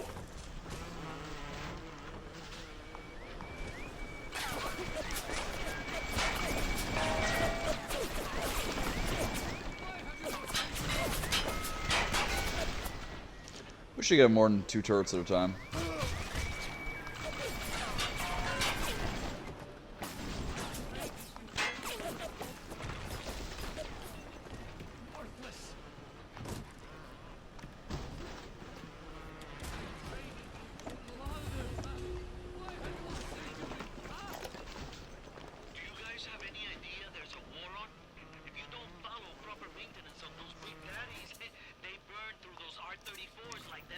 apple berries go through penicillin. I've got Atlas's goons hitting us non-stop and 2 dead mechanics just this week. We need to control costs. If I wanted to deal with amateurs, I would have stayed on dry land. Yeah, never. Oh, wrong way.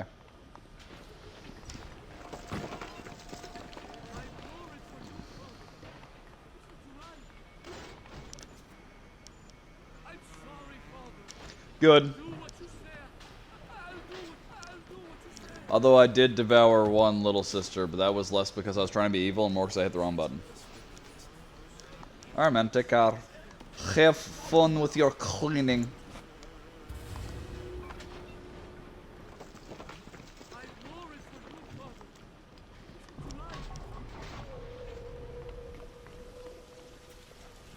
Oh, real quick. I found a new bottle to store e-liquid in. Sexy, right? Yeah, look at that shit.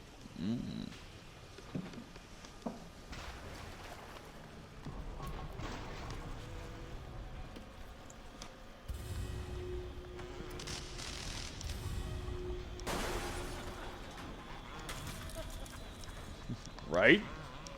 I found it at IKEA.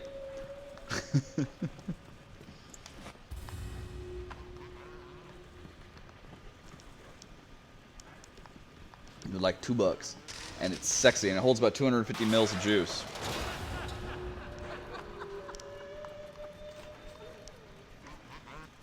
Right?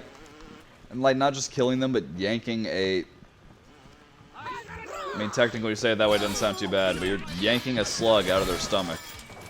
So you're not just killing them; you're basically eviscerating them.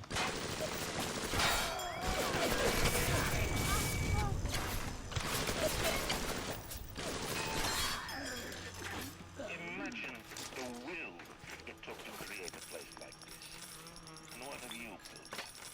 Nothing. You could only loot and break. You're not a man. Well, yeah, but I'm good at it. Just a termite at your side. Later.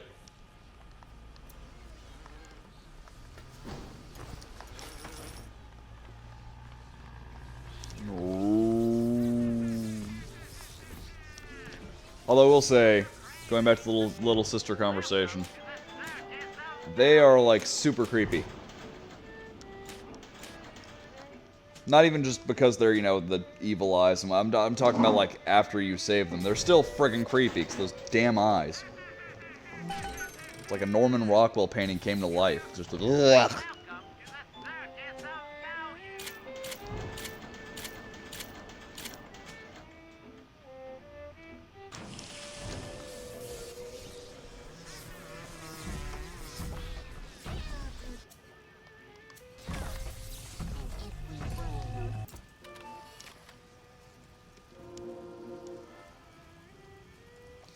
Yeah, I agree. I'm actually not a massive fan of BioShock 2. I'm still gonna play it in this as we go through this because A, I paid money for it, and B, you know, then you get the full story through. But BioShock 2 is my least favorite of the series.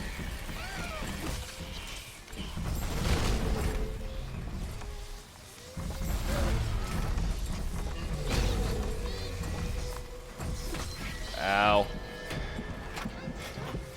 I like the original idea for the big sisters in BioShock 2, where it was supposed to be only one big sister, and it was supposed to be like one of the little sisters had decided that she wanted Rapture back. And so came back and like did something that basically made her a hybrid of Big Daddies and Little Sisters. And then went around the eastern seaboard abducting little girls and turning them into little sisters to try to revive Rapture.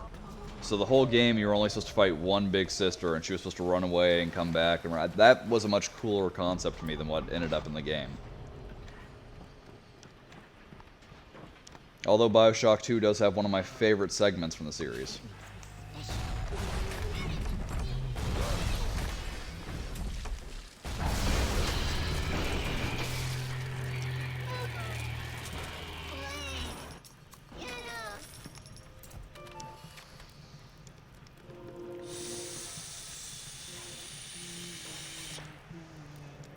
The power of Christ compels you.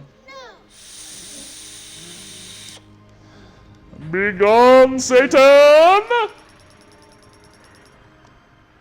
cute.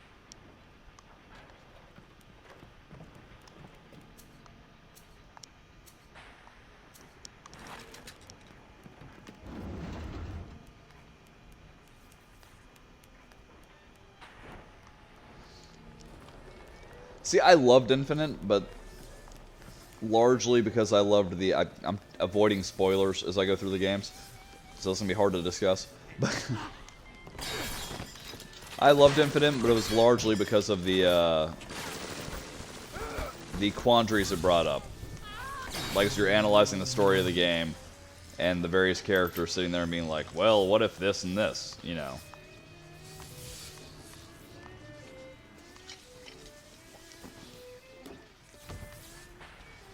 Like, okay, I can say this without spoilers. Specifically, the Lutesses.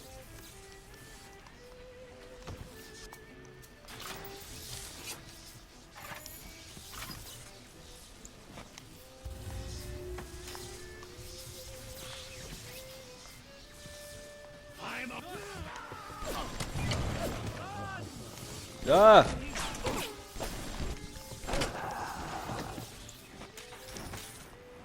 And while avoiding spoilers, let's just say I've got a theory about the Lutesses.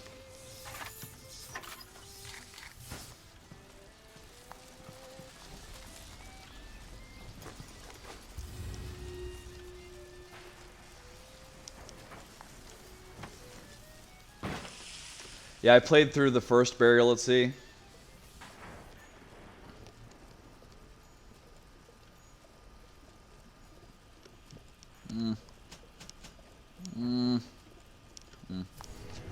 I played through the first Burial at Sea, I missed the second Burial at Sea, and I didn't play any of the other DLC, so I'm highly looking forward to that when we get there. I am mildly upset that they don't have the multiplayer in these games, because while it wasn't great multiplayer, it was still very interesting and a great deal of fun to play through. I didn't recognize the twist that come into the shop today. Stacked like Sally and dressed to the nines. She's played her cards pretty close to the vest, but you ain't gotta be no college job to see that she's into some bad china. She was asking about magnetic locks and some such. I played it coy, but she took wise. After she showed me round her backyard, I gave her directions to Keyboard's tool shop. Rapture's gone to hell, but sometimes the great change still cuts you a break. Strikes me that Fontaine wasn't overly inconvenienced by his own demise. On New Year's Eve, these wretched splicers come streaming out of the poorhouses and stormed the proverbial barricades. Wait till we get to that game. Like I said, so we don't get no spoilers. And are lined up round the block for plasmids. Anything to help fend off the rabble. That's cool. No, yeah, wait till we get to that game so we can avoid spoilers for anyone, because there have been people, and I've got a bunch of ghosts right now, so I don't know if it's any of them or not, but I've had a lot of people in here who've never played BioShock before. So I'm avoiding spoilers like they're the damn plague. Which sucks, because there's so much stuff I want to discuss.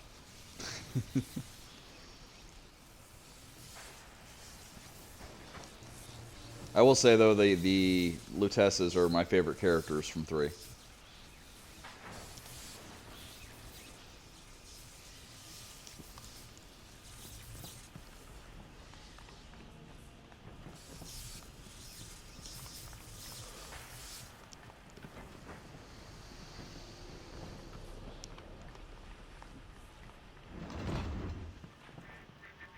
Before the final rat has eaten the last gram of you, rapture will return. I will lead Will a it, though? parade. Who was that, they'll say, as they point to the sad shape hanging on my wall? Who was that?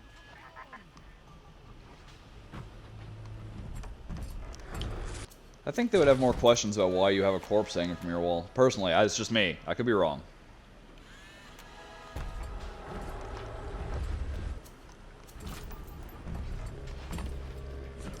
God, fine, I'll go the other way. Take up the whole damn staircase, you rude fucker.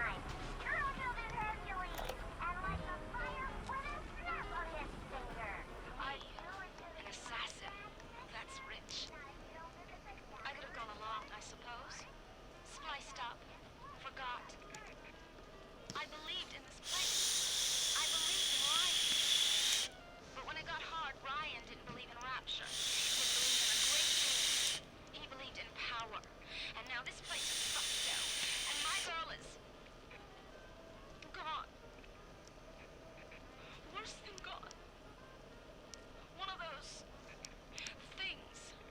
Oh, come on now. So am I Don't be an rude. assassin? Well, only one way to find out.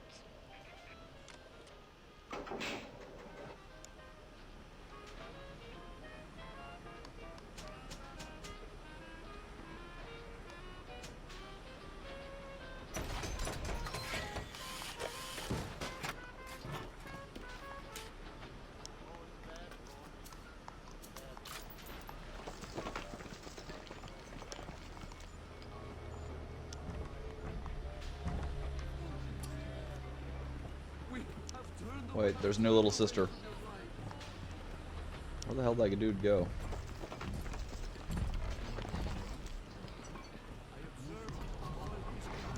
Seriously, where the fuck did he go? I can hear him. There we go.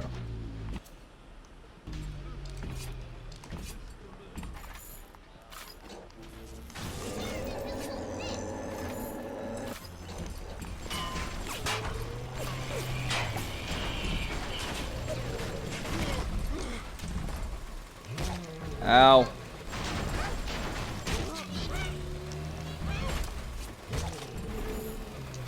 I hate getting caught on the damn environment. There it is.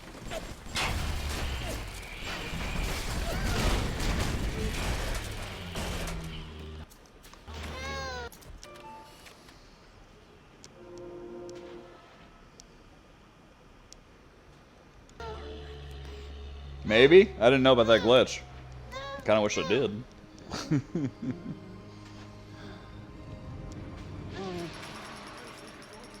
The Big Daddy seemed to spawn indefinitely. Terrible things, and done worse myself. Thank you for reminding me that the light of the world has not yet been snuffed out. I am sending a little one to help you on your way. They have left it to where if you find a Big Daddy and you didn't have a little sister, but there is one in the area, you can just follow him around until he picks her up. But that was a, you know, intended design element.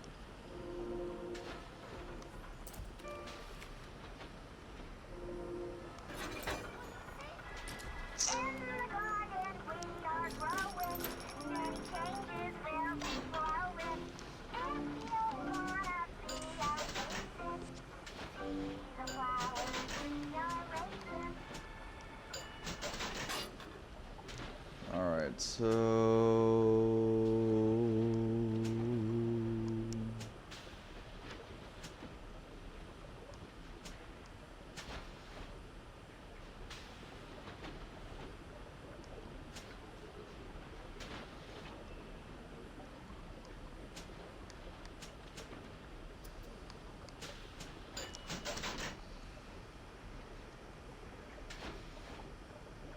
Damn.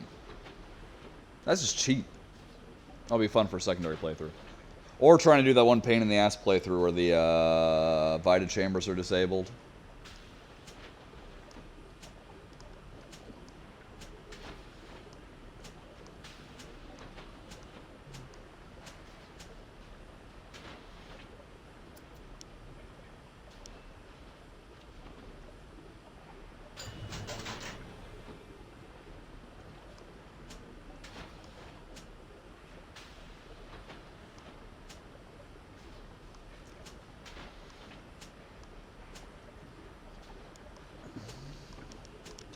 Alright, so let's do that one.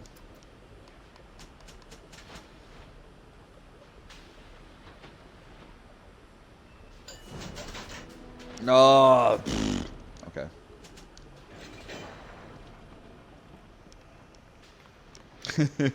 I've done it. The original 360 version I got 100% on, and that was one of the achievements, is playing that mode. It was a massive pain in the ass, and I had a friend watching and constantly laughing at me for forgetting to save, and then dying and getting fucked.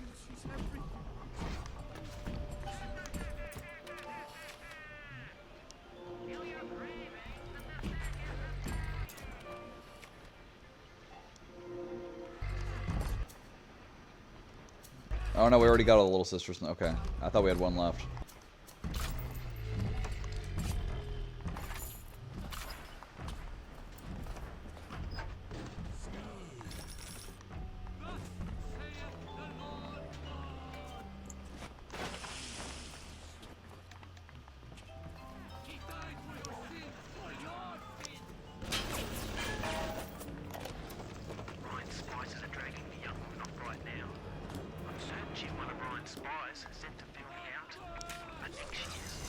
Ow. What the hell? Oh, there you are.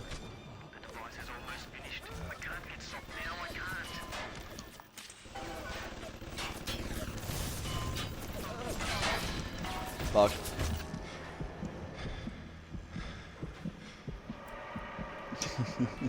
It was, I mean, it was a pain in the ass, but as long as you freak isn't...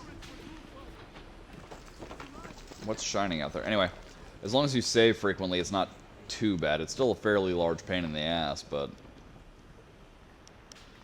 Especially when it comes time to take out daddies.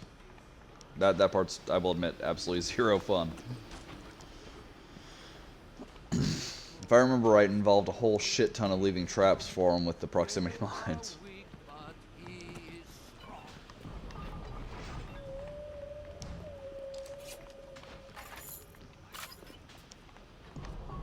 And fun with plasmids. Like tricking the big daddies into fighting everything else.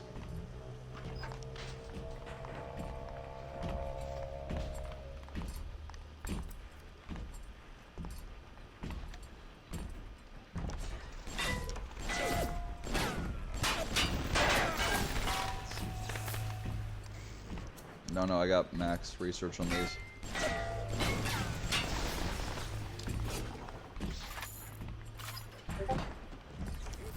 It's like I knew they were there.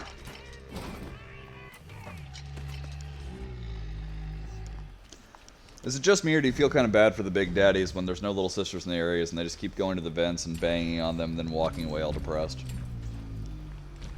I heard this, and I'm very excited because I never played System Shock. I've heard many, many, many good things, but I never actually played the game.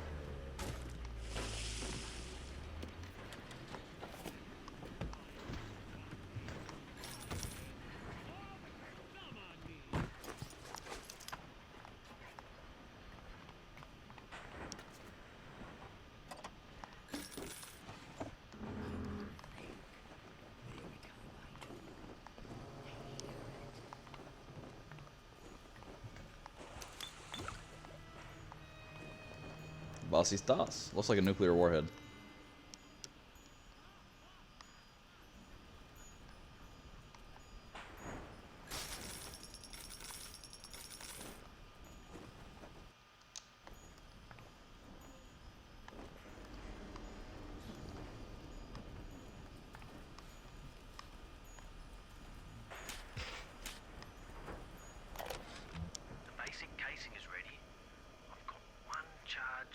nitroglycerin in my office. That will serve as the catalyst. Now, I need 4 R34 lead shield wire stubs to pass the circuit. Then a half can of ionic gel. That's the pretty Betty of the mix. Should send the core into compensation mode, push power down the line and trigger the circuit breaker on Ryan's gate. Well, that's the theory. It'll either work like a charm or blow up half of Rapture. Nothing ventured. Yeah, fuck it. I mean, the worst that can happen is you're gonna kill everybody. Well, that's rich. I could have gone along, I suppose. Spliced up. Forgot. I believed in this place. I believed in Ryan. Why? When it got hard, Ryan didn't believe in Rapture. Didn't believe in the Great Chain. He believed in power. And now this place is fucked out. And my girl is... gone. Worse than gone. One of those... True. Well, never mind.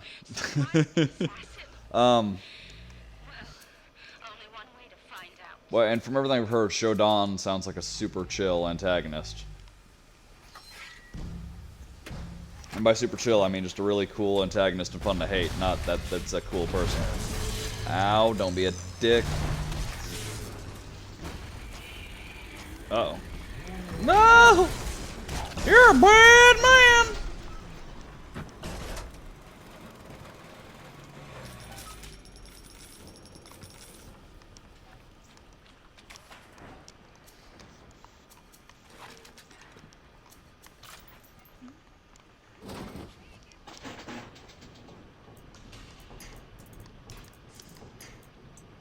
No shit. Fuck! Hate these damn things.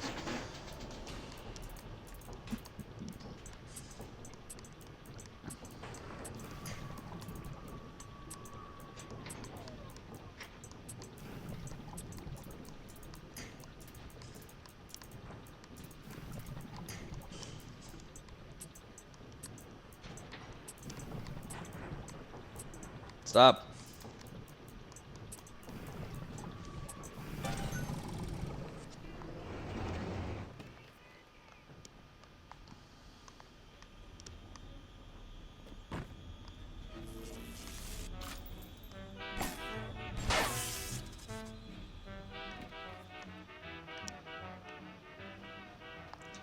I guess that's one thing you have to give to Infinite, is that there's a lot more going on in terms of world perspective.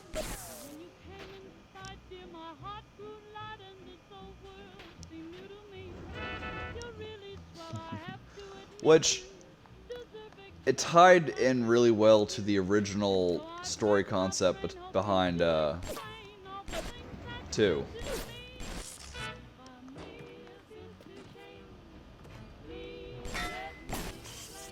If you're talking about what I think you're talking about.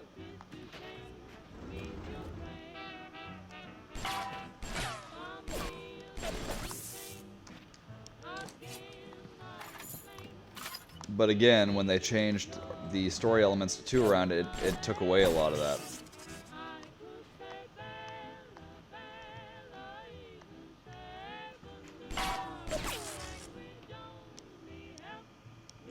Yeah, right? That's what I'm trying to do too. It's difficult. Ow.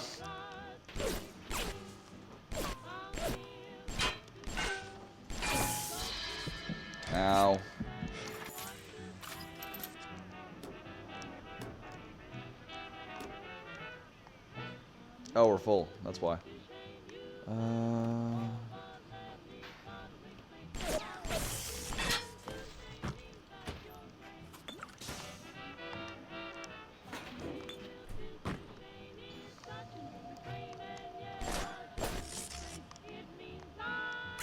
Ow. God damn it.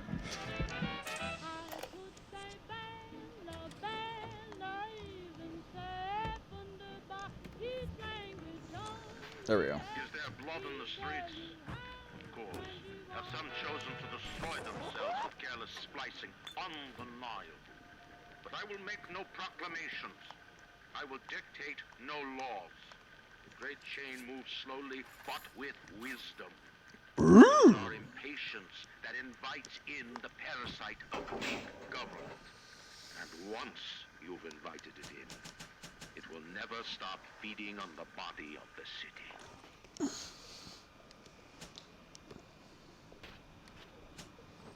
Since that's my anti-Big Daddy gun. Alright, I'm back in 2 seconds. I gotta use the restroom.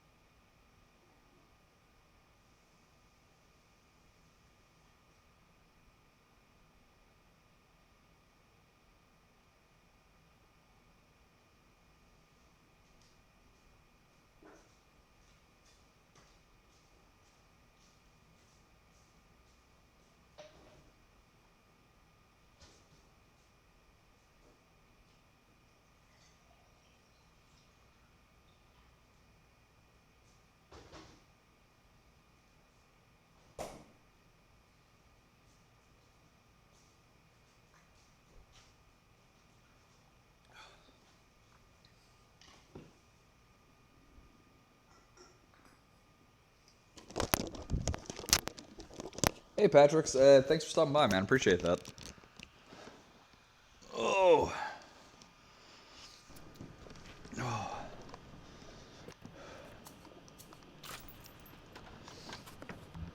But yeah, Kaiju, that's not the jump button.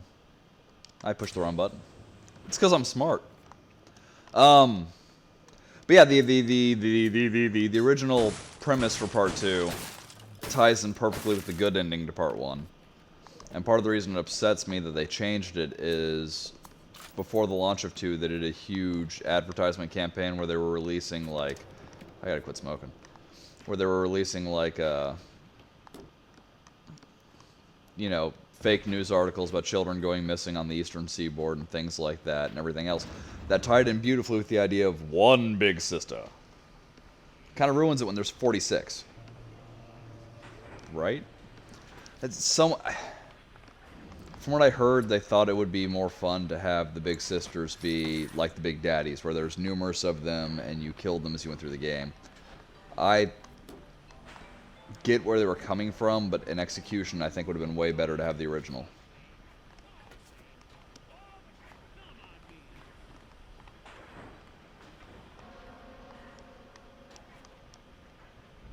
Ooh, that's how we get down there.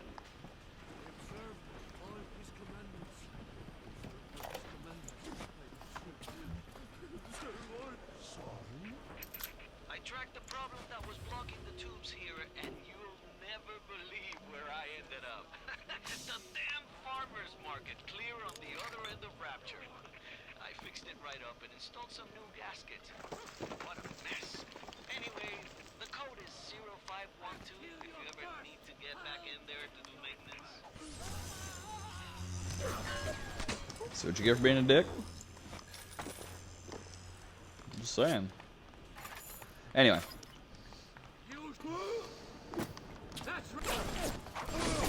Yeah, no, when we get to BioShock 2, though, which will either be today or very early in the stream tomorrow, judging by how fast we're going through.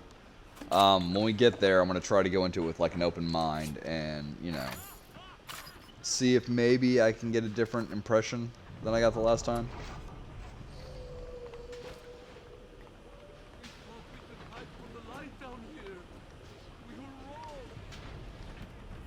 Thought we could hide from your mom down here.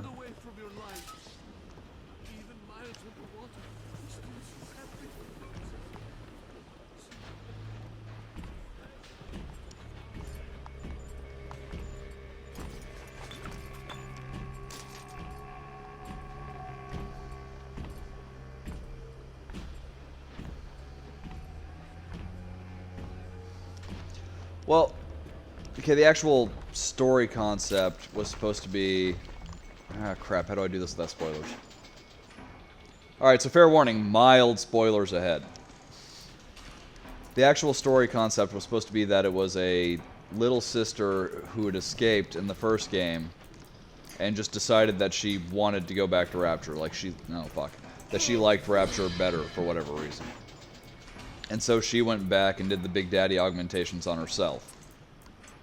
And then started kidnapping little girls to make them become the new generation of little sisters. Which is a really cool story conceit.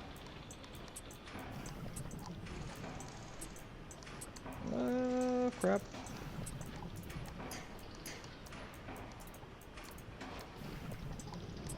I'm gonna buy a little extra time. There it is.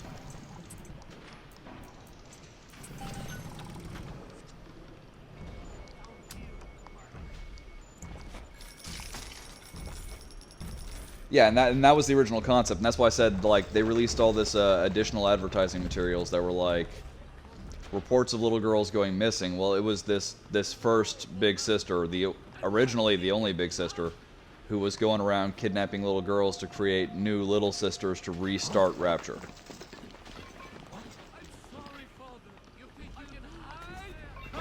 And that made way more sense and was a way cooler concept than what we ended up with.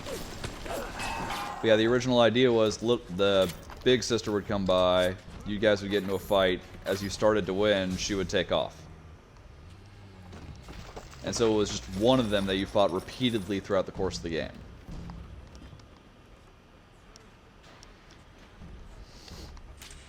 And if I remember right, as opposed to the first game, when you defeated her, you got bonuses similar to what you get for a Big Daddy, but not quite as mind-numbingly OP. So there was no, like, well, I took out all the Big Daddies in this area, time to go power the fuck up. It was a much slower progression, or supposed to be a slower progression. But where else could we be free from the clutching hand of the parasites? Where else could we build an economy that they would not try to control, a society that they would not try to destroy? It was not impossible to build Rapture at the bottom of the sea. It was impossible to build it anywhere else.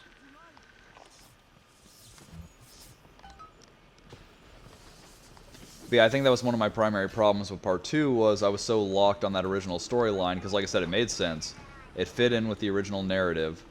And so I was so locked in on that that I don't think I really gave the sequel much of a chance, because how PO'd I was. That and the fact that you don't... No, never mind.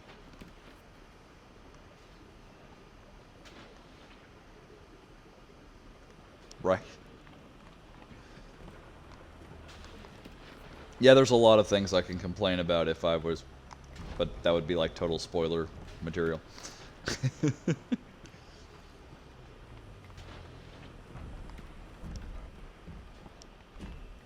see, what else do we need? We need that.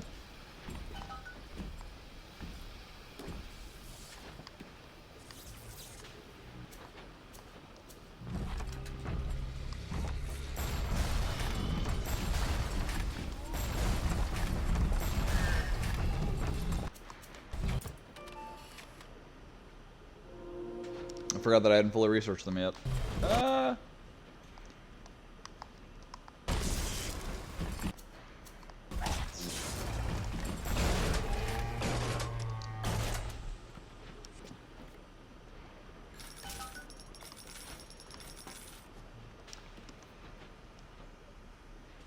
Yeah, the first game by far is the best. I actually really enjoyed 3, but I will still concede the first one is by far the best.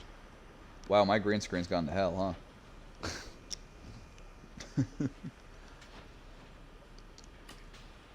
Let's see.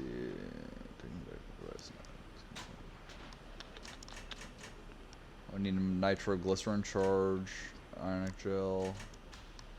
So the nitroglycerin's the only thing. Oh.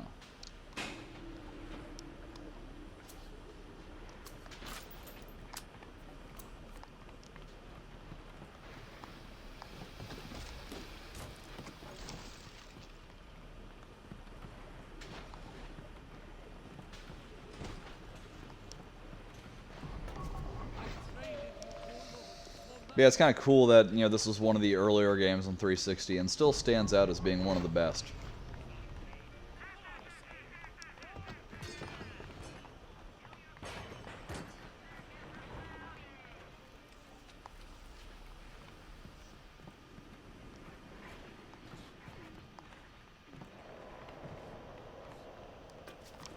Hello.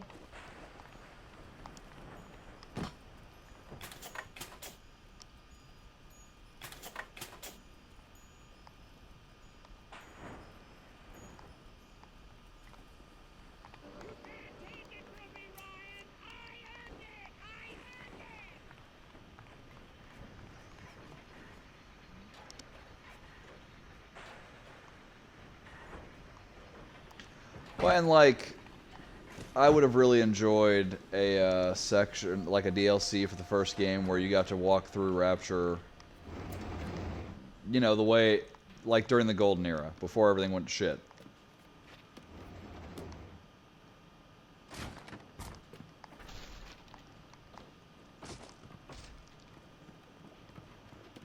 How the fuck do we open?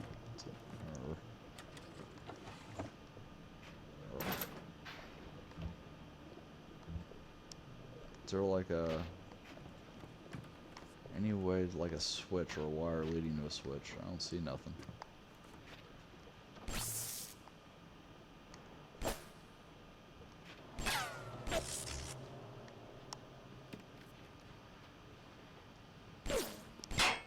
I honestly think you should be able to take these with you. Like disarm them. Anyway.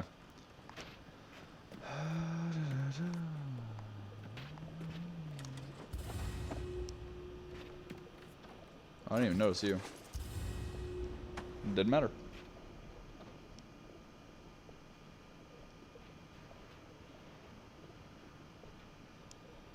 Right? Or how anyone survived. Like, even the splicers survived. And with the flow of Adam cut off, like from what we're told, they should have just basically stopped functioning. I liked the basic idea with the basic idea with that other game, Infinite, where it's like, here's a multiverse theory with different versions of what Rapture could have been, started by different people.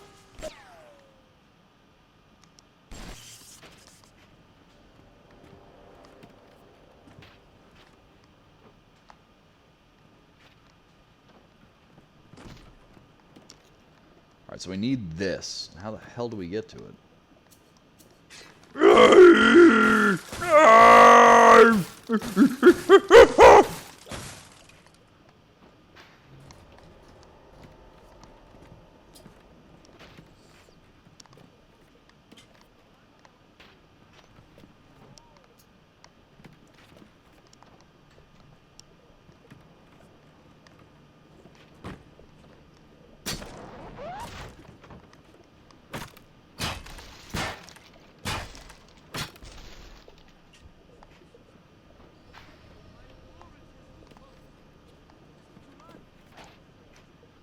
Alright. Nope, we don't have any for that. We got a theory, but it's a bad theory. Nope.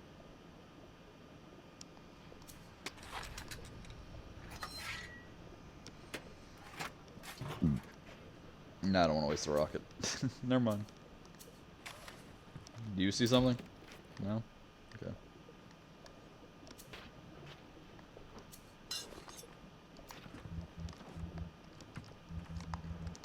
I don't understand. What are we supposed to do?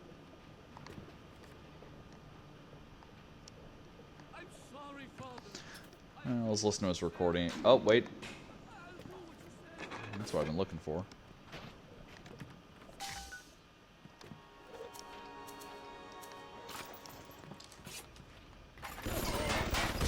Okay, that was not there earlier. I'm just saying. Thus saith the Lord God.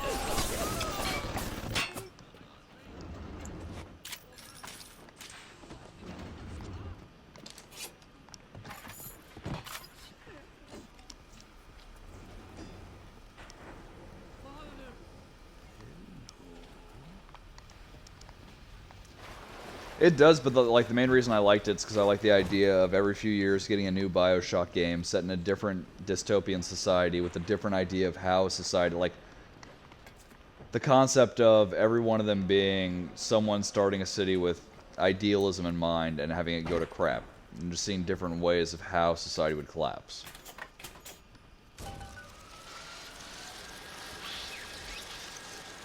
I don't want to pick that up.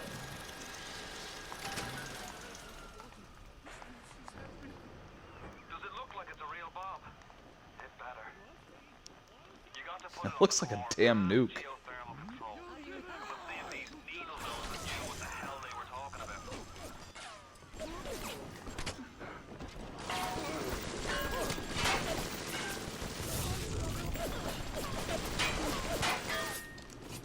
I always love it when someone who doesn't understand the science questions those who do. We'll see if they knew what the hell they're talking about. Well, you don't, so what right do you have to question them?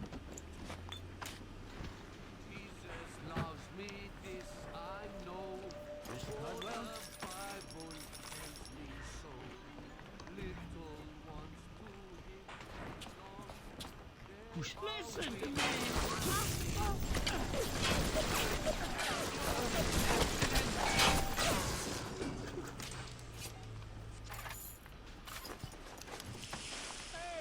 Oh. I was wondering what was back there to hack. Oh shit. No fair hiding behind Big Daddy. What a dick.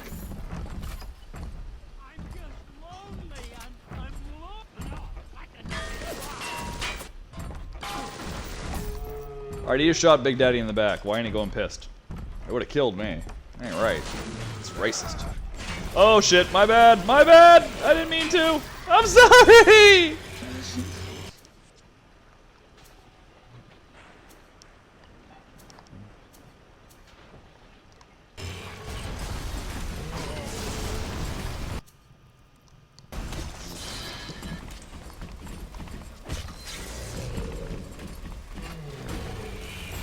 I told you it was an accident. Why you gotta be a dick?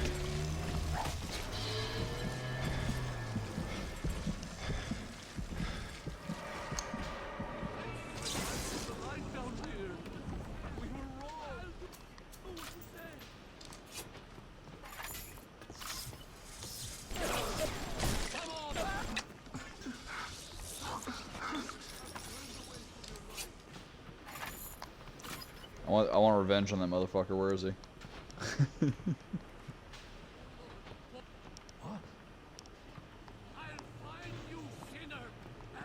Damn, I don't know where he is. I think it's through here. You shall know I am the Lord!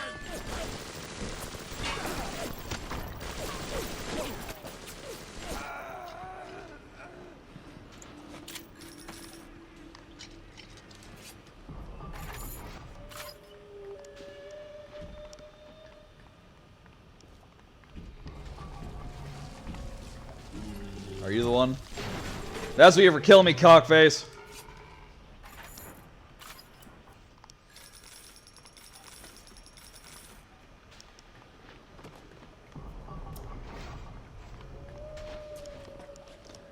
Yeah, okay, I can agree with that. Well, I think the original concept for 2 was phenomenal. But the actual implemented idea, I think, is lacking. So even story-wise, that one, eh. Infinite, so I'm biased because I loved the story to it, and that might be clouding my judgment of gameplay and execution. This happened right after the start of the war. Read about it in the papers. Head on in. I'll see what I can dig up now. I'm no engineer, but if I read these plans right, you can channel that magma flow using the redirect valve. It'll boil off that water right quick, and you'll be able to reach the core. Orion's sure to take notice. Might want to set up a perimeter just to be certain. I mean, technically, I just did.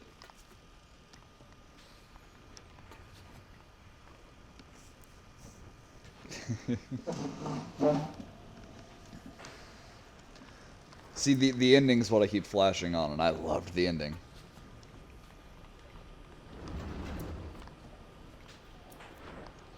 Which is a fun... The last act, though, like, that's a funny little contradiction, because, like, the climax of BS2 was, like, the only good part of it, whereas... Well, not the only good part, but the best part. Yeah.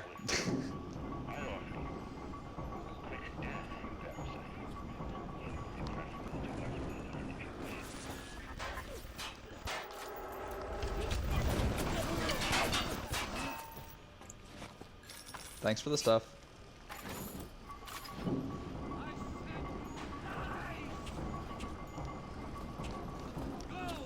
I'm not really sure I want to turn a magma release valve. I'm just saying, this seems like a bad idea.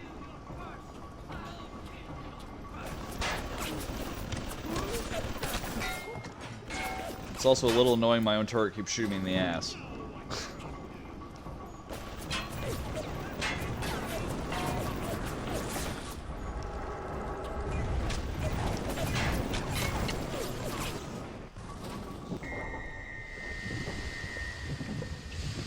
It's like, okay, this will burn off the water, but wouldn't it also leave a whole lot of, you know, rock for us to get through? Not to mention burning through these tanks.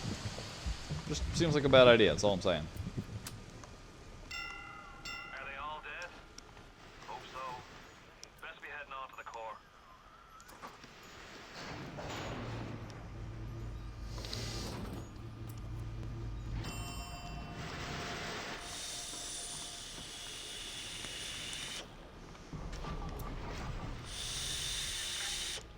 far away from your family, from your friends, from everything you ever loved.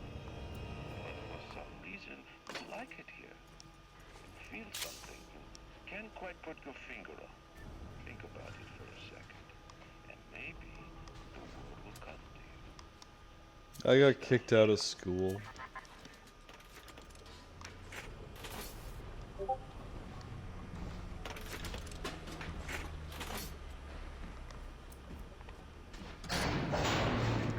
What did Atlas offer you? A piece of my plundered city? Mark my words, your only reward will be a night back.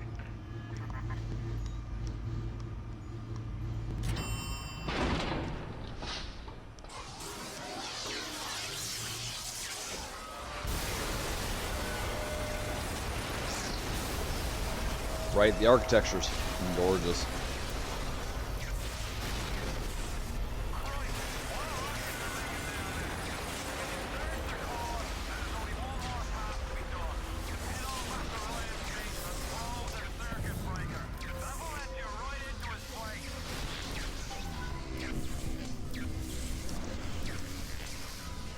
That and like one of my favorite parts of Infinite is the soundtrack.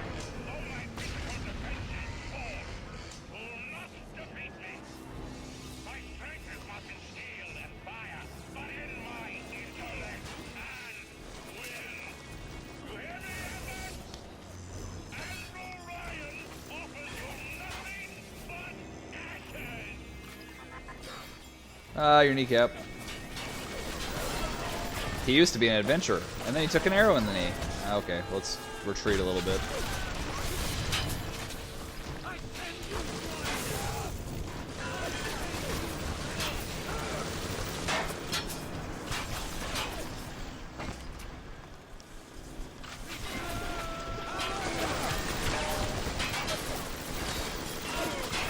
Fuck me.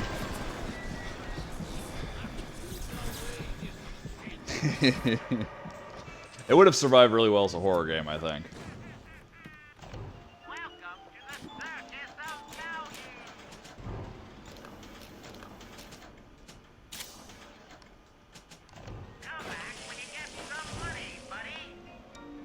Piss off, don't talk to me that way, stupid clown.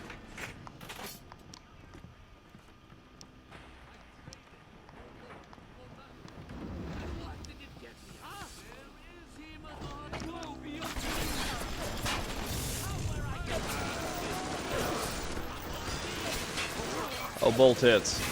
I hacked the hell out of you. There we go.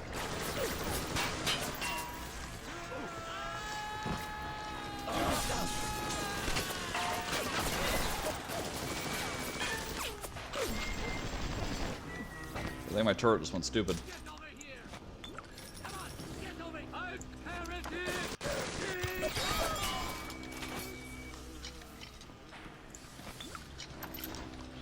God, I need so much more ammo. Anyway. So I don't want to touch that. Seems like a bad idea.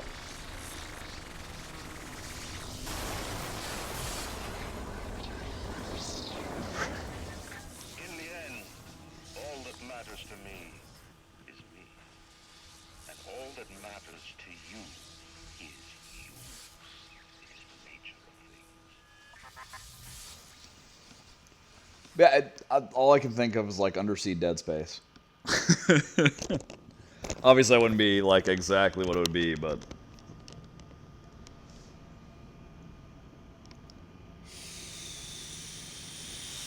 hey, Dead Space 1 was epic. Dead Space 2 and 3, they're okay. Well, Dead Space 2 was okay. Dead Space 3 kind of sucked.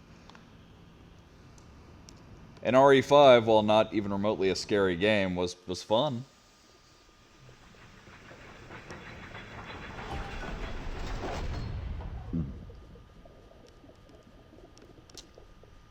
Especially, like, I got the game before a buddy of mine got it.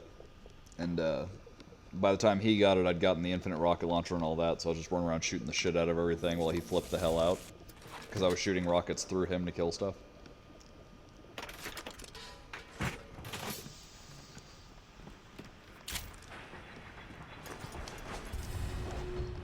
The original Silent Hill was a hell of a horror game, and that series like took a nosedive after the first game. There is indeed a season for all things.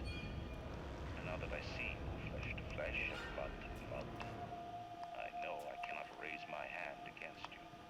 But know this, you are my greatest disappointment. Does your master hear me? Atlas?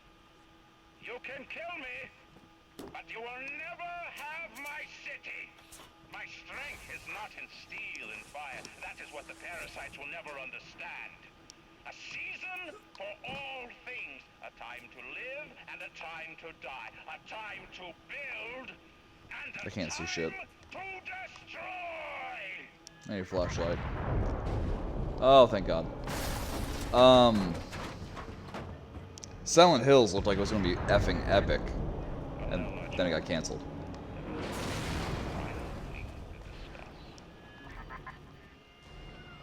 What? Ryan set the core to self-destruct. This is different than what you did. He's got a mind to take down the whole damn city. Get in there and whack the chunk for the whole joint blows.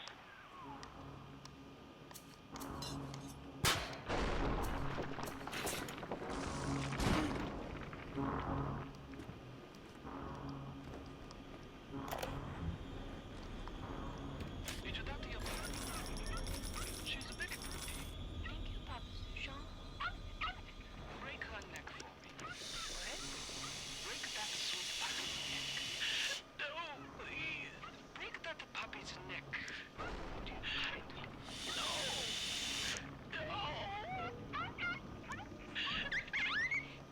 Very good.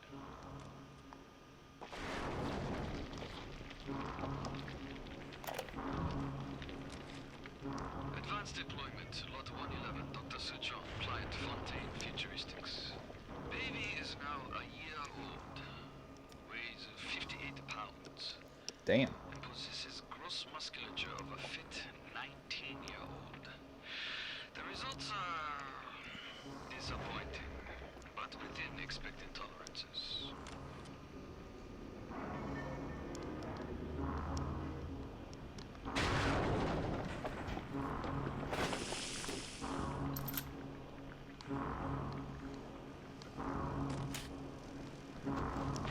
Always a bad sign when a game loads you up on supplies.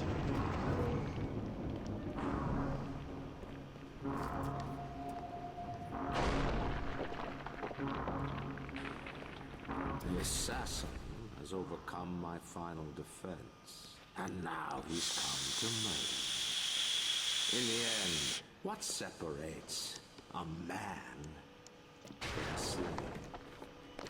Money? Power? No. A man chooses. A slave obeys. You think you have memories. A farm. A family. An airplane. A crash. And then this place. Was there really a family? Did that airplane crash? Or was it hijacked? Forced down.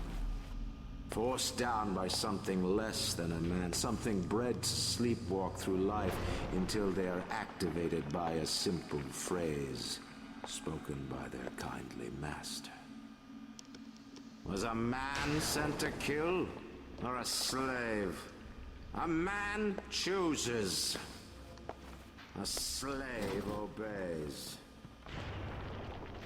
Come in.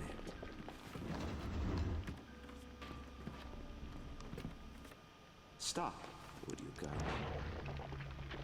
Would you kindly? Powerful phrase. Familiar phrase. Would you kindly? Would you kindly get this? Would you kindly find that? Would you kindly find that? Would you kindly find? Would you kindly get this?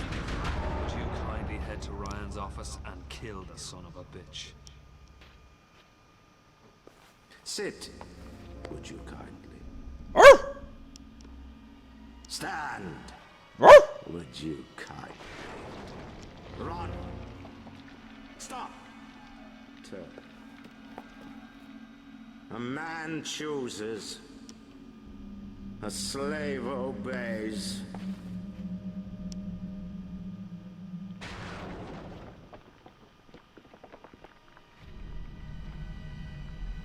Kill!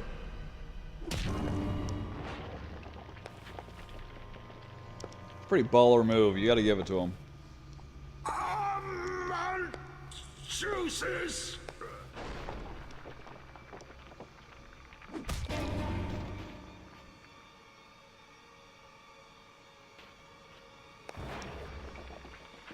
A slave obeys.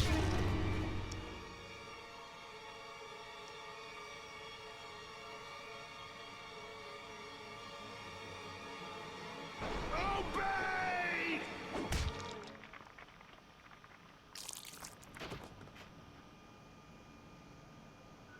Hurry now! Grab Ryan's genetic key! Now would you kindly put it in that goddamn machine? No wanna.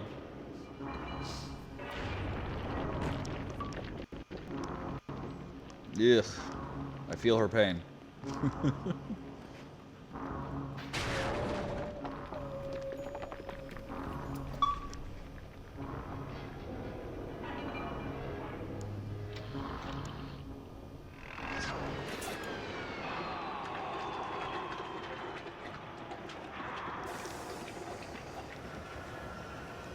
What a twist! Nice work, Bio.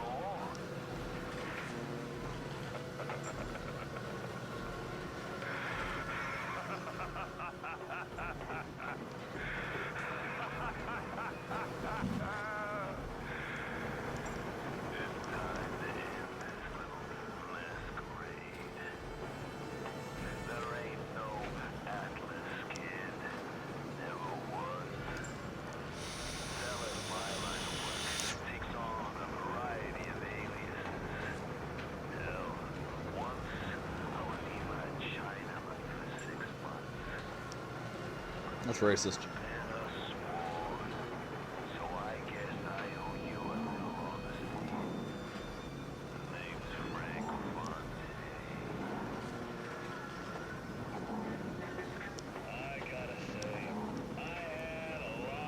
Right?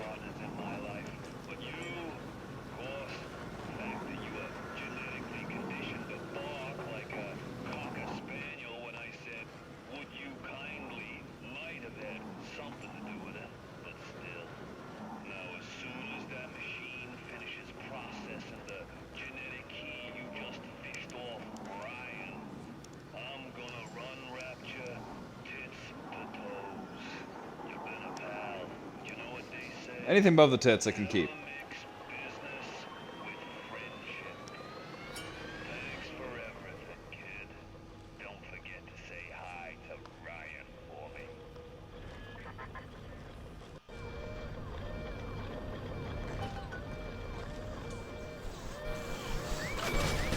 Shit.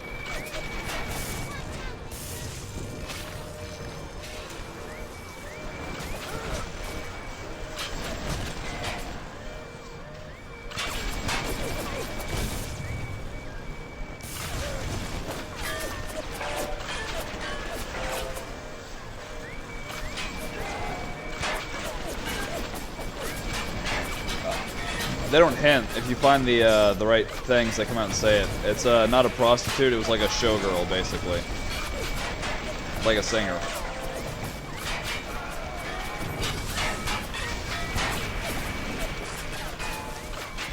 But yeah, it was their kid, and then Dr. Suchong took the fertilized egg out and modified it somehow so it would age super quick.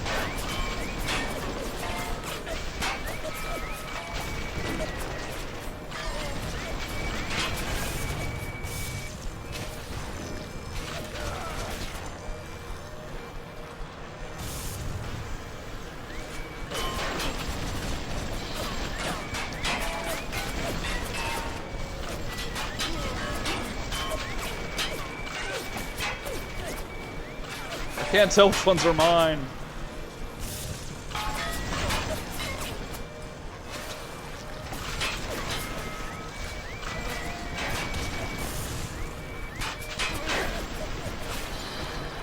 Damn it. No, yeah. It was,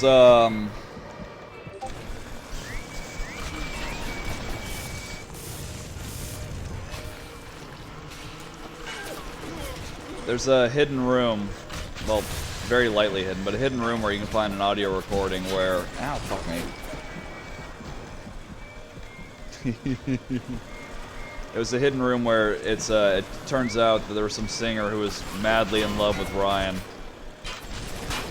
So they paid her off to have unprotected sex, get impregnated, stole the egg, modified the egg to grow super fast, brainwashed it, and created the main character of the game. Oh!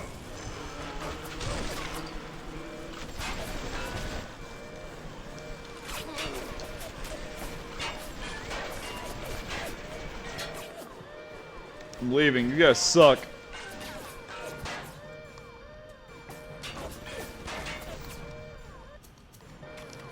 Hi.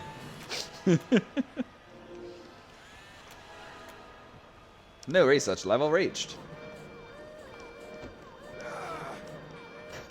Well, that was a bit rude.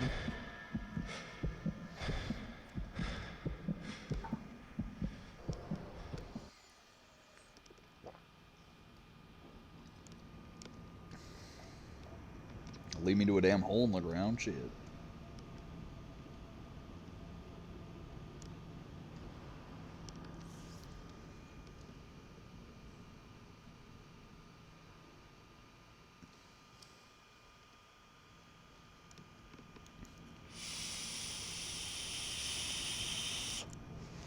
It's supposed to be set in 60.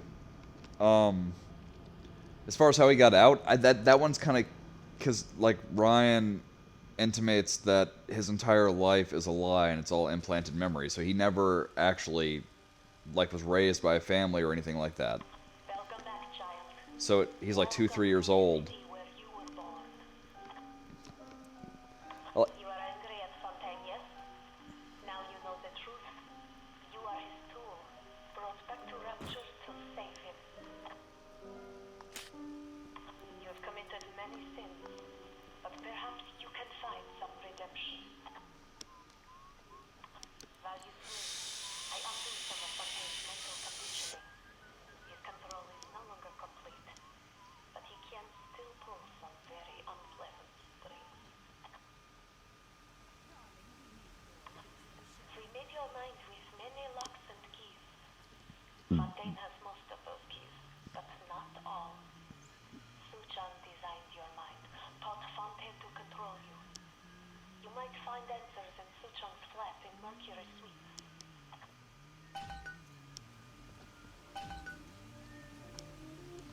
well, and it's brought up in this game too, because Ryan mentions that the reason the plane went down is not because it wasn't an accident or anything. Your character had a package that he was told not to open until he was in the air, and then when he opened it, it had a gun on board with instructions with the the "would you kindly" keyword to crash the plane. So that all happened, but at that point, why get the child out of Rapture? You know what I'm saying? Why even have him on the plane? He's already here. You could have engineered the memories of the plane crash.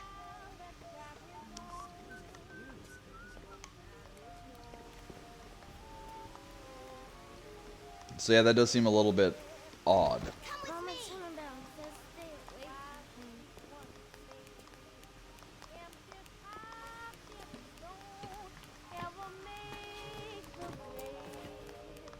He's mean. Who's he? Stay away from him. Screw you too.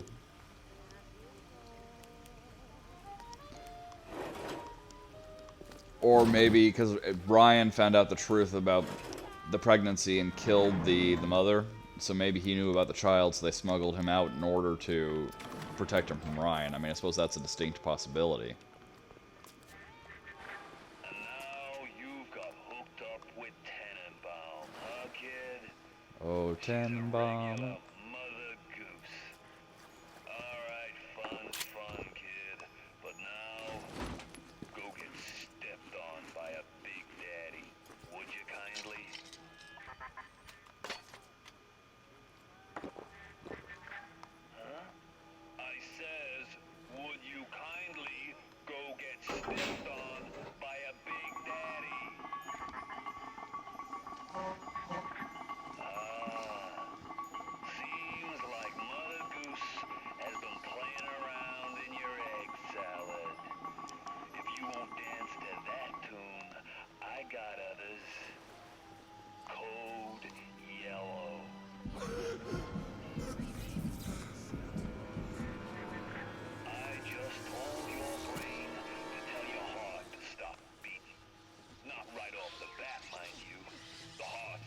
stubborn muscle, but it ain't that stubborn. Where are you?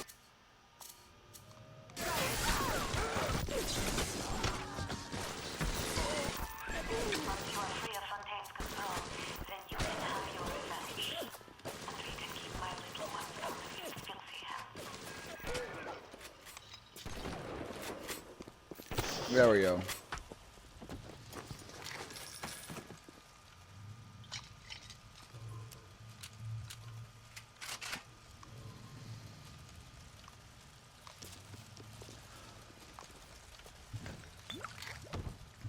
Well, and like, for that matter, we don't know exactly where Rapture is. Maybe a boat was not viable due to distances traveled, something to that effect. But the plane crash still kind of doesn't gel because it relies a whole hell of a lot on chance.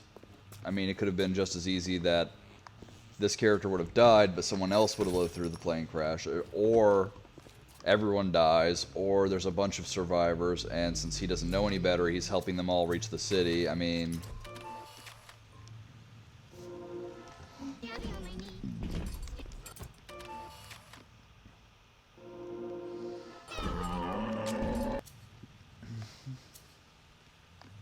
I never lit one of you on fire. I'm kind of curious how that would play out.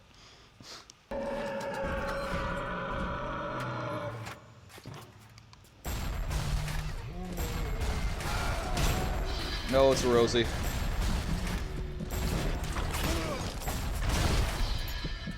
Oh! My kidney! Oh, it got me in my kidney!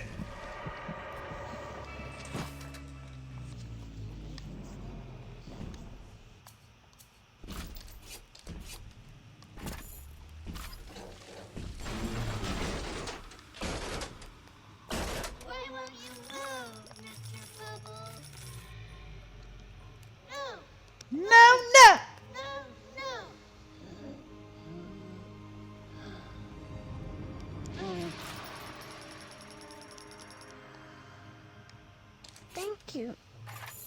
You are welcome. Well, and as far as gaming plot holes go, it's actually not bad, because most gaming plot holes are like, not mild little like, huh, type plot holes, but more like massive fucking tunnels you can drive a semi-truck through.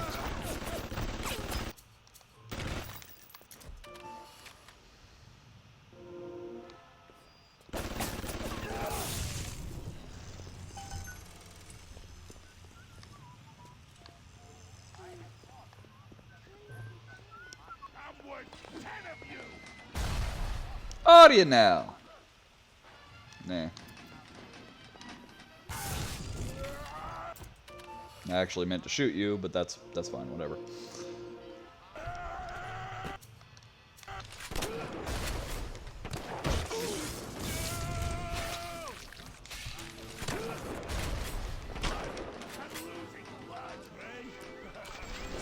Shit. Shit.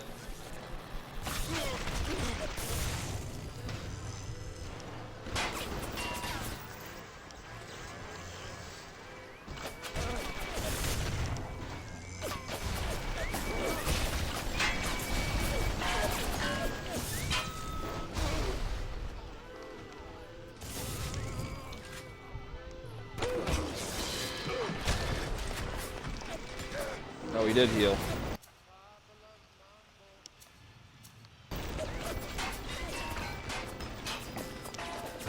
Fuck off.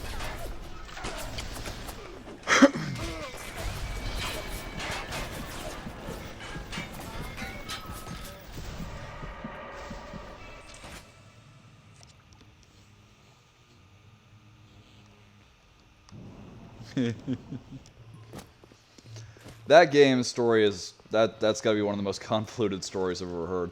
Don't get me wrong, I love Bloodborne, but good God.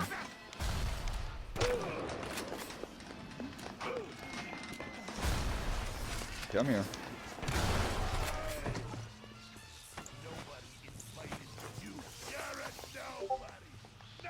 You're a nobody. And a dick.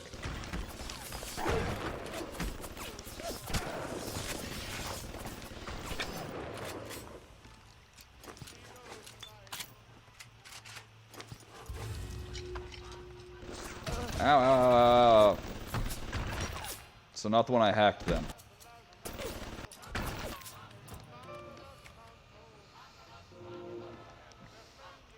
Well, no, I went online and, like, poured over a wiki page for it.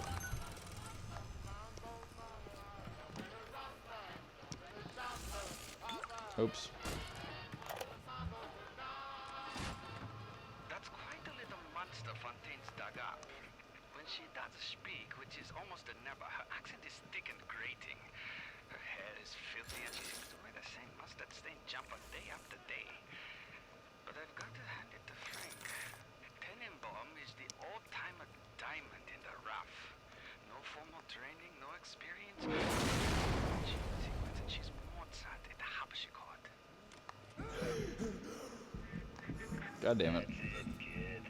You're busto. My new friends will catch up with you soon. Kid. Let's make it quick.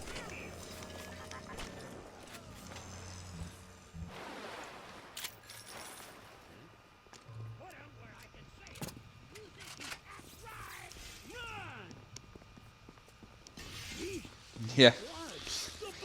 Well, it's supposed to be like, it's more or less a dream, right? Like, trapped inside the dreams of the... Well, essentially, the dreams of Cthulhu. I mean, why split hairs?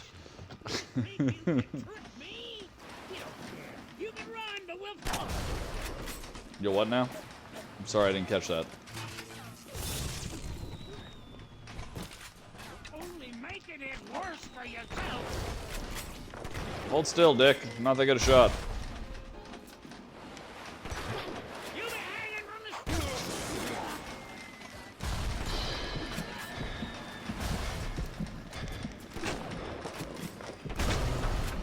Ah, I took you with me. Fuck you. Oh yeah, but going back, the whole being Ryan's kid is how they justify things like, well, like what just happened. Because I forget, I missed it this time, but there's an audio file somewhere you can find where they talk about the Vita chambers were designed for the betterment of all of Rapture's citizens, so that no one here would ever die. But they were developed around the same time the war broke out, so instead of being used for all of Rapture's citizens, they were only ever queued to Andrew Ryan's genetic signature. But they also talk about how the coding isn't perfect, so even though it's coded to Ryan's genetic signature specifically, it'll also apply to anyone blood related to him. And that's part of the reason why they wanted Jack, was so they would have a blood relation of Ryan that couldn't be stopped.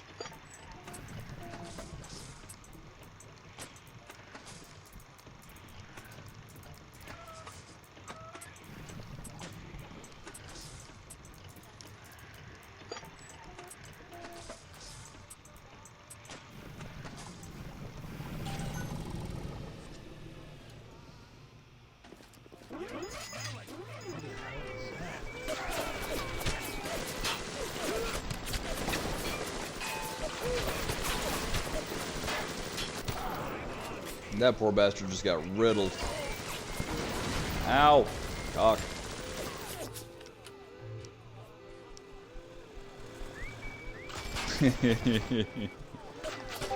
Well, and a lot of the times, if the story is a little more convoluted and harder to discover, it makes it more entertaining and more interesting. It also makes it to where, as you play through the story, multiple playthroughs, you can pick up on aspects you missed on previous playthroughs. Kind of gives you a reason to keep coming back.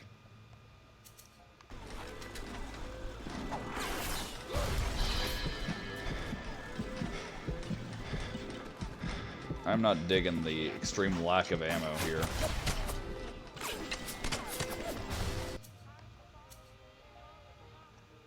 Wait, forgot I had this.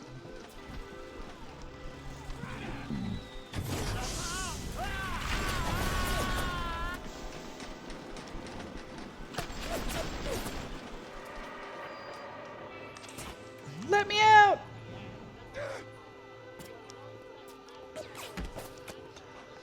One, it's nice to see in an era where we went from telling more and more advanced and complex story arcs to making the simplest, most easy to digest games possible in order to hit a broader audience. Which, that's fine, I don't mind, I just wish that they would still do the large, complex games. Like, not everything has to be action-oriented and quick. I like my old menu-based RPGs that take days to get through and have an Oh, someone pissed off Big Daddy.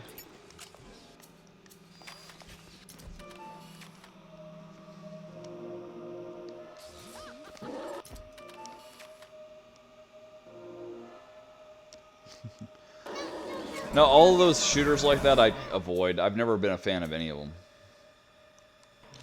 Although, to be fair, the only Call of Duty I tried was World at War, and I'm told that's like the worst in the franchise.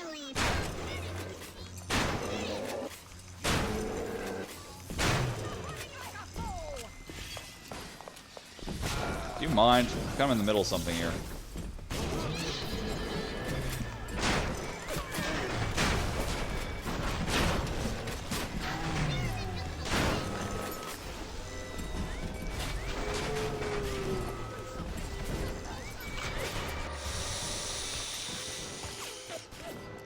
Or like the one, there was that one, I don't know which one in the series it was, but the one with the,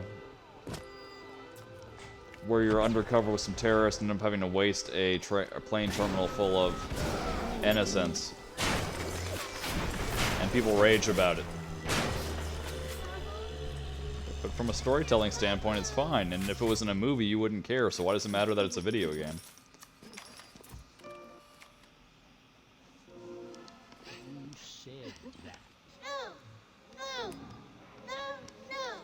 Be calm, child.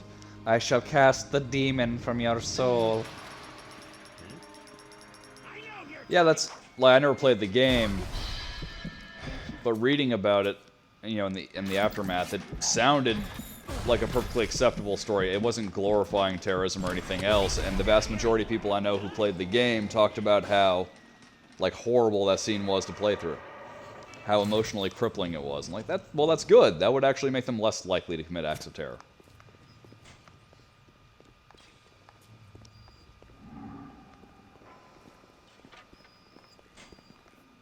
Let dick go. I want revenge.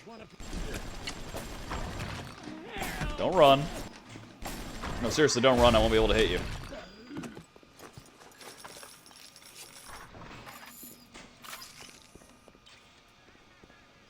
Yeah, okay, see that, the not caring part. I mean, well, technically they would have to pretend they didn't care. Otherwise they blow their cover.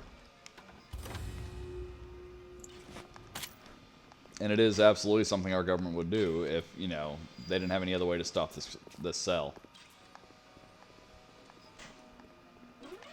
Uh-oh.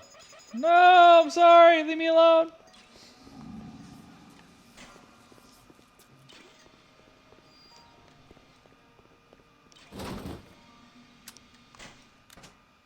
Nah, we can't hack it. I mean, it would have to be a situation in which there were no other options presented, and there was a much larger terrorist attack in the works. But, yeah, we would do it.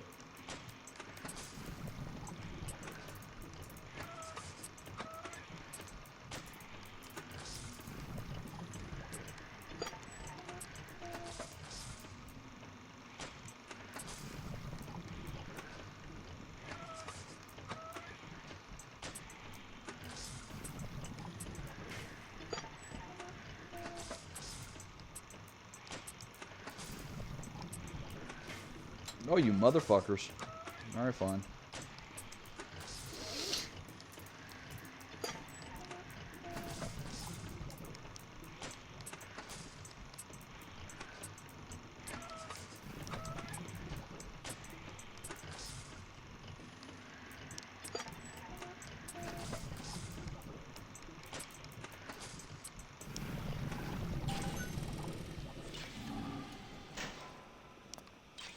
There, at least now we got a little backup. Yay! I love these things.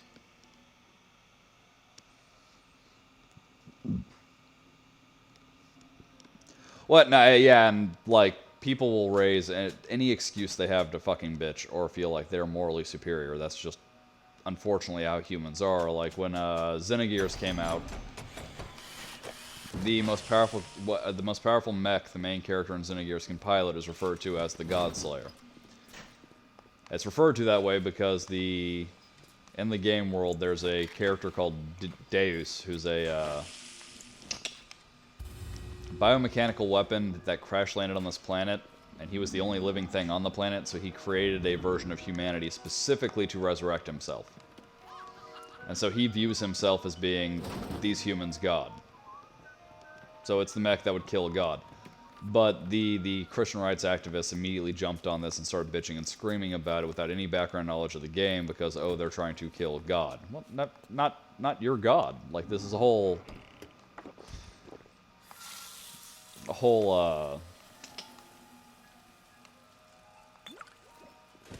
blah. Words have escaped me. This is a whole quandary of what makes a god, and at what point does something become a god. And, you know, I mean, he did create them, he has a plan for them, he's slowly guiding them. It technically means he's their god. Are you guys chill? Do I have to kill you? I mean, you're ugly as sin.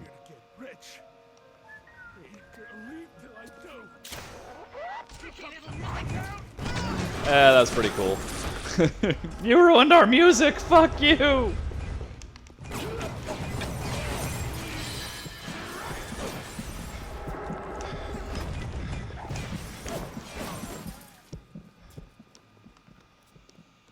Yo! What up?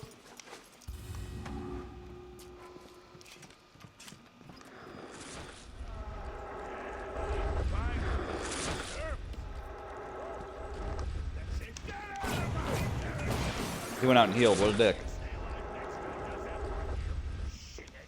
Pretty much, yeah. And it's an asinine way to live your life, you know what I'm saying? Everything must apply to my standards. Or you can consume the story for what it is. Alright, where the hell were we that I fought that guy? He was in here. No, no. But this is where we're supposed to be.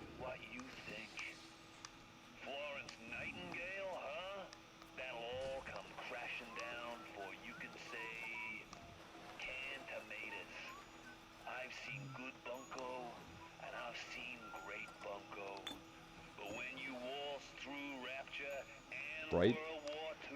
Without even a scratch, you got more than leprechauns watching over you.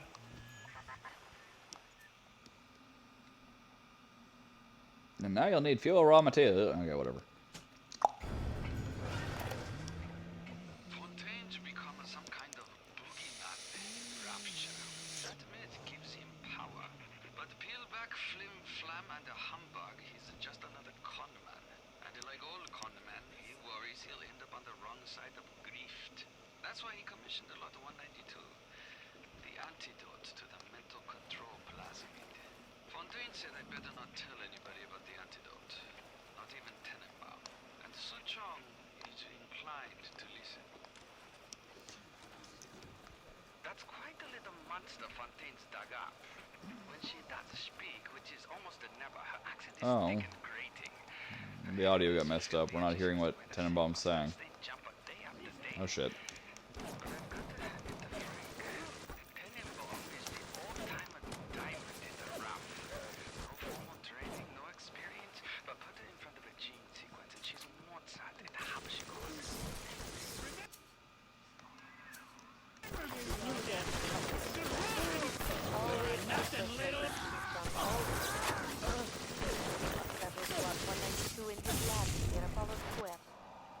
I once stole a dolphin and brought it up to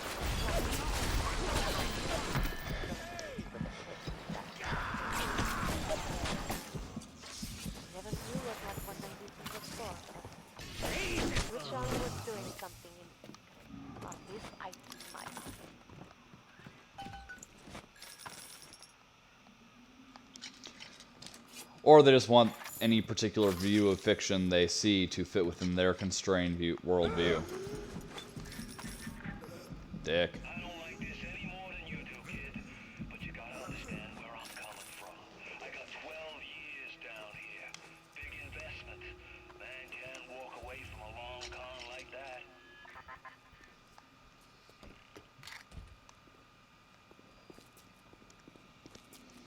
Which kind of tickles me that I've never heard of activist group yelling about the Chronicles of Narnia.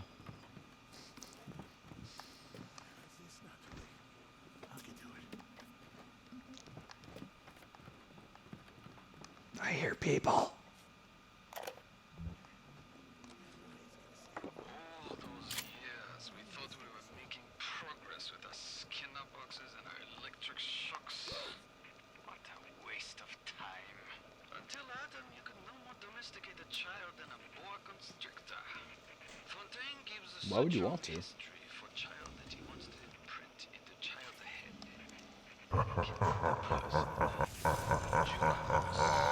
Ready to play whatever tune Fontaine wants to hear.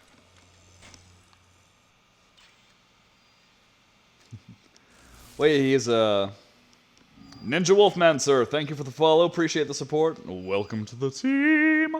No, yeah, it's I mean, he's flat out a Jesus stand-in. And then in the final book is essentially Armageddon. And everyone dies. And Narnia basically becomes Eden.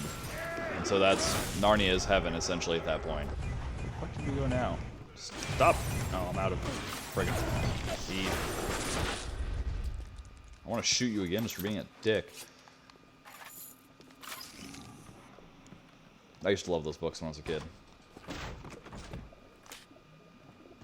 Actually, I still kind of love those books.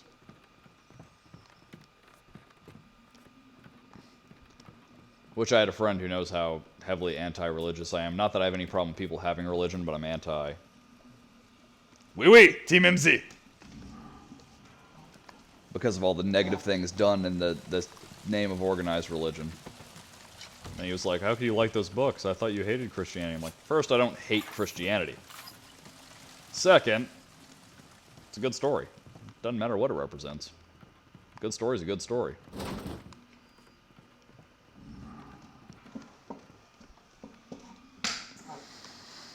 Love Team MZ. The best team ever.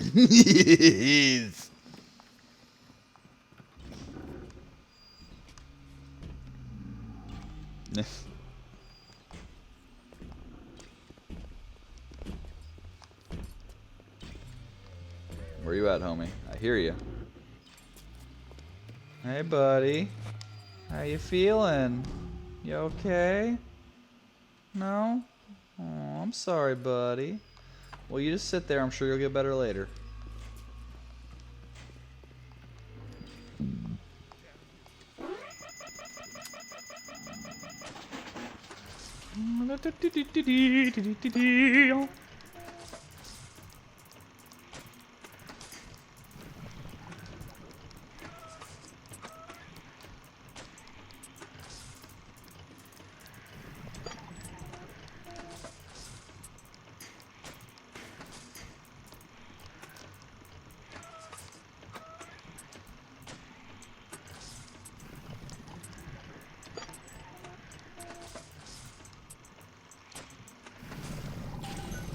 Yeah, I know she's acting up.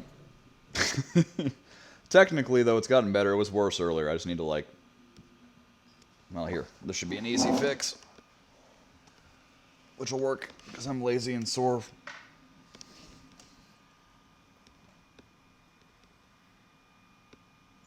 Now I gotta wait for the video to catch up to see if that worked, but it should be fine.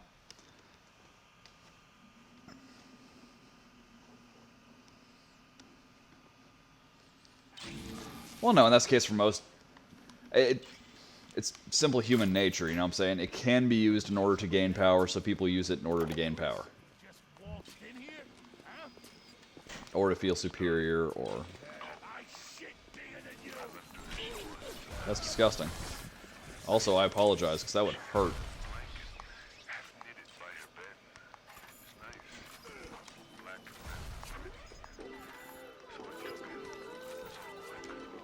The fuck? Why are you constantly reloading?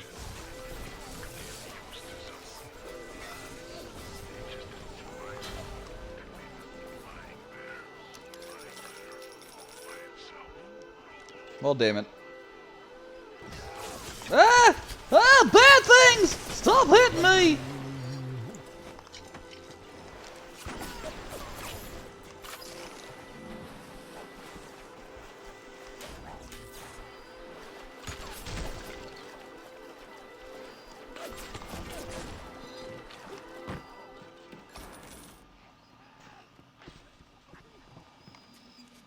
Okay, so this is not the way we're supposed to go, but I want to explore this real quick.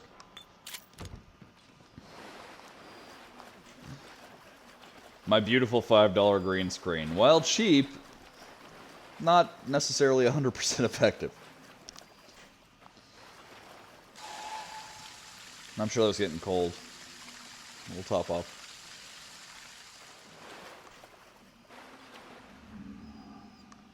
Yes. Or like I said, just one more way to feel superior, which then separates us.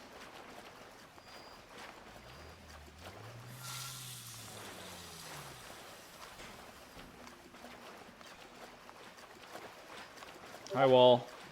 I went the wrong way.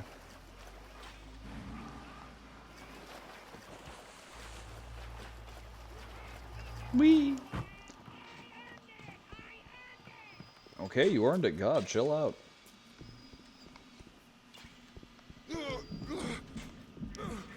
Fucking Fontaine.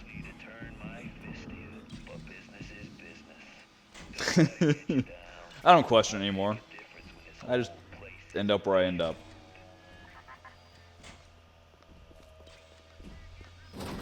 Or was I supposed to have gotten an access code? Because I don't know it if I did.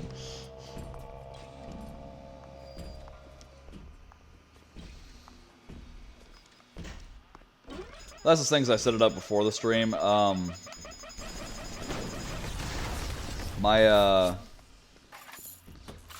My green screen is a $5 bolt of fabric I got from Joann's and then pinned to one of my kids' old baseboards that we had in the garage because we were too lazy, I guess, to throw it away.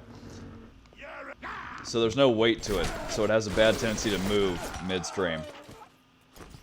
Like if I get up to go to the bathroom and I breathe on it hard, it moves.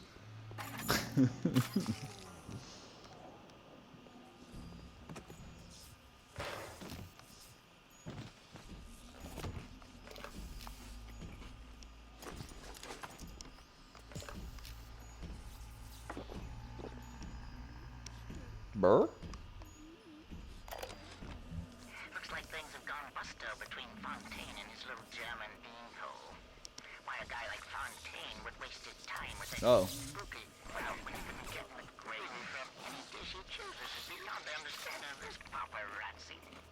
Even reset the door code to 5744. Maybe to be double sure that beanpole don't spout up in his yard again.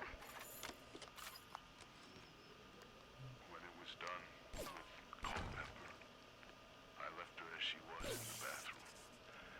I seen she had a blanket half knitted by her bed. It was nice, black and red, real pretty. So I took it, so I could have somebody finish it, so it could be of use to someone. It just didn't seem right to leave it lying there all by itself.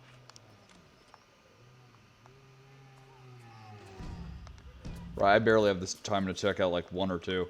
And then I feel bad because I get people like you that regular my stream and I'm like, I want to support, but I never have time. So this is mildly sad. Part of what I've been doing lately is when I see one of you guys on stream when I'm going to bed, I leave my computer on lurking. At least then I'm helping a little bit.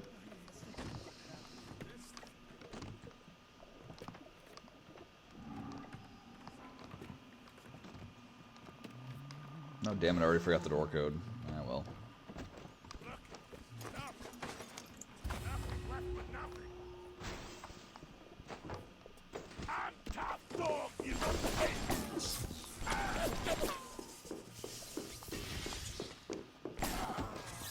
Look at my home. I think this might have been a cat house. Fontaine Oh. and his pigs. No doubt Sorry, he has Tenenbaum. samples of Lot 192 taken to his penthouse. Entrance is in lobby, but the damn thing is always locked. You will not believe me, but there was a time when this place was all so beautiful.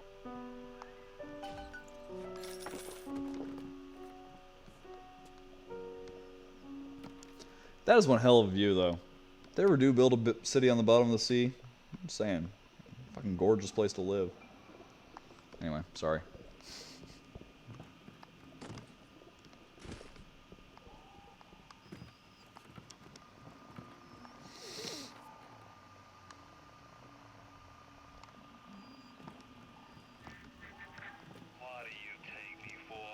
Been in a few of those. We tossed Mother Goose's roost the moment she decided to grow a conscience. You won't find nothing here, kid, except maybe her memories. And trust me on this, you don't want.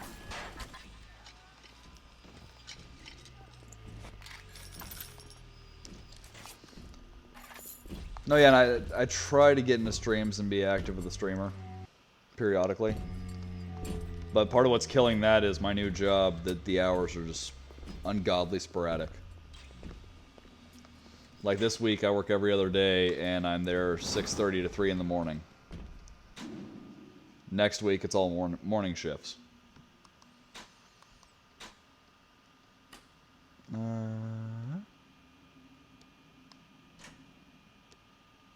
Where's the paparazzi?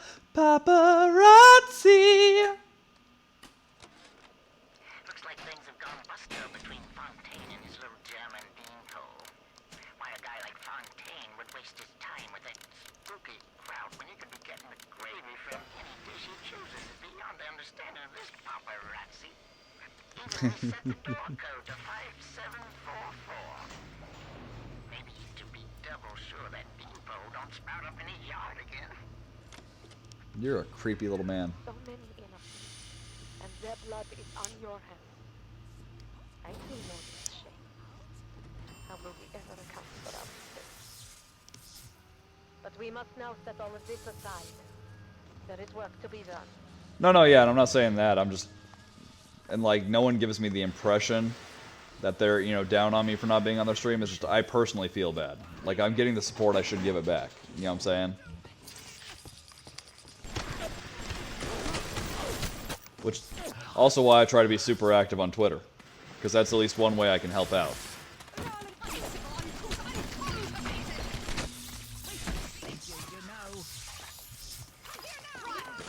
Uh-oh.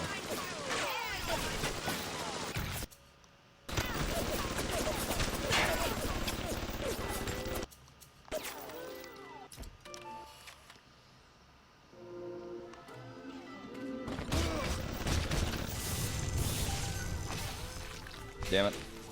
I was hoping I could hack it without shocking it.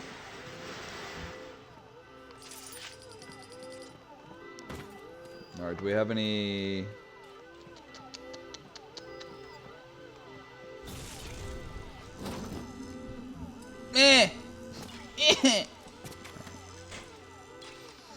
Actually, while we're here, fuck it.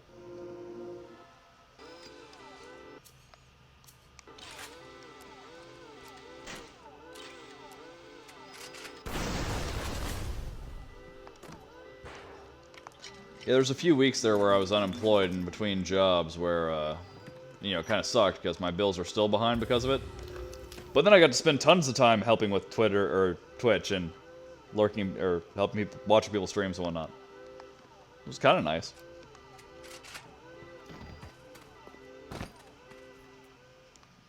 No, I'm over 1,000 on Twitter now.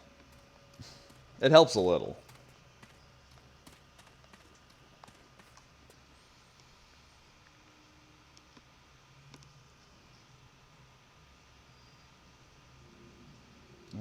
Let's see, where's my...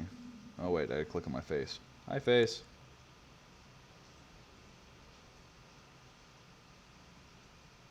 $1,035. Well, I said it helps a little.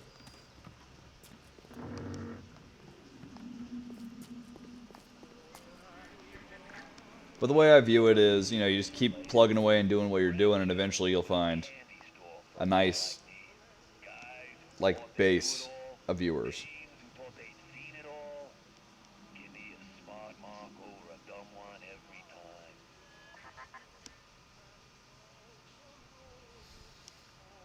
But to me, that's the big goal, is to get that base of viewers. Once you have that base coat, so to speak, that are regulars and always there, then you've got the numbers boosted enough to where you'll start seeing more people come in.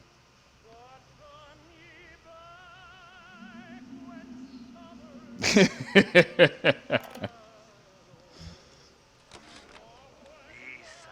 saps. They come to Rapture thinking they're gonna be captains of industry. weekend and somebody's got to scrub the toilets. What an angle they gave me. I hand these mugs a cot and a bowl of soup, and they give me their lives. Who needs an army when I got Fontaine's Home for the Poor?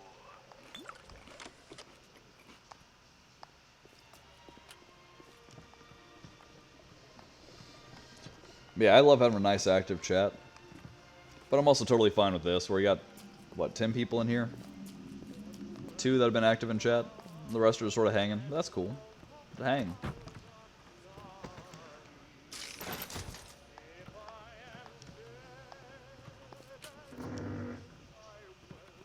What are we here for? We're looking for the thing to break the mind control.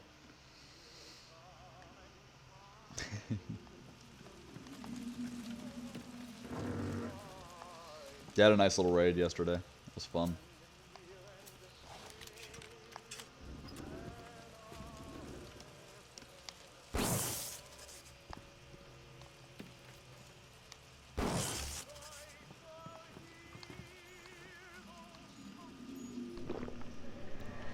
Chug, chug, chug, chug. Yes, the compound is taking hold. The effects of the mental suggestion are now gone, but there will certainly be side effects.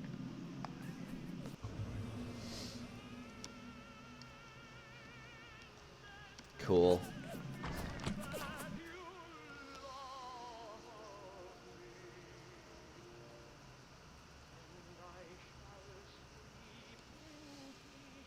Ah. Woo. Lot 192 has reorganized your entire plasmid structure. I should have known you would need a larger dosage. You'll have to locate another dosage to fully remove. Awesome. Good. Now go find Suchan's lab in Arthur. In there, no doubt. Target yourself.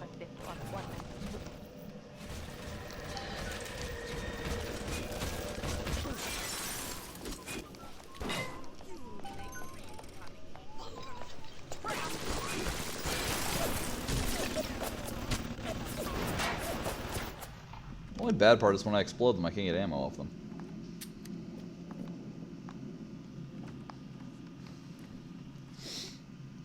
Yeah, honestly, I'm not sure how or why I became a mod. Just one day they asked me, and I was like, I'll try. I hope I don't fuck up.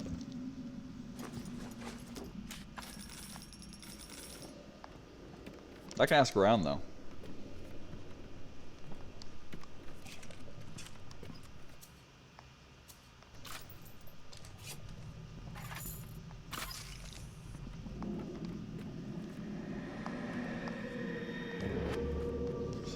I don't even have that one. I don't even know if I have that one.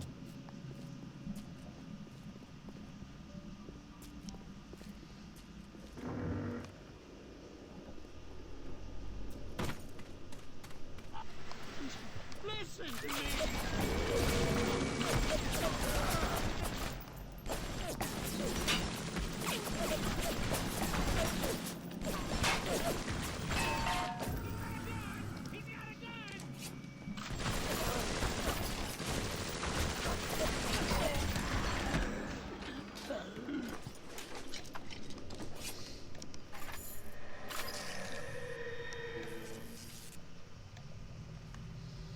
Yeah, the way it worked out for me was do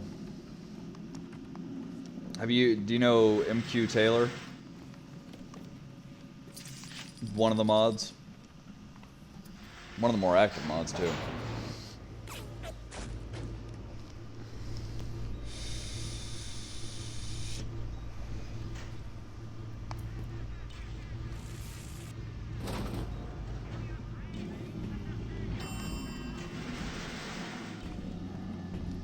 But anyway, okay. I found him like before either one of us had heard of Team MZ. Like when he just started out, I've been doing this for over a year, but he had just started out. And I gave him some pointers on helping him get his stream running a bit smoother and looking a bit better. Just because I like to be nice. And So he found Team MZ, and then I'm pretty sure he's the reason why I got the invite as well as the mod invite. I'm pretty sure he talks me up.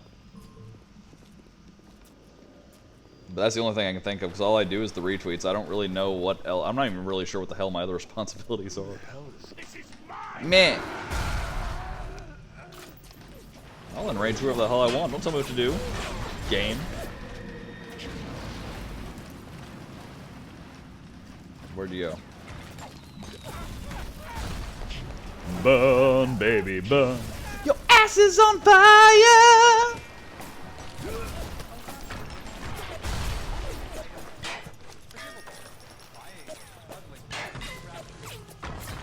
Who the hell else is shooting at me? Nah, fuck it.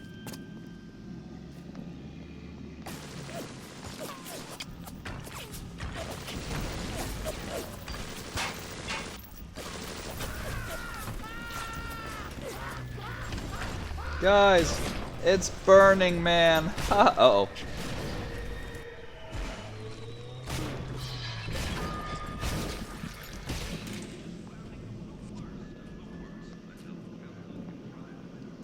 I didn't mean to piss him off.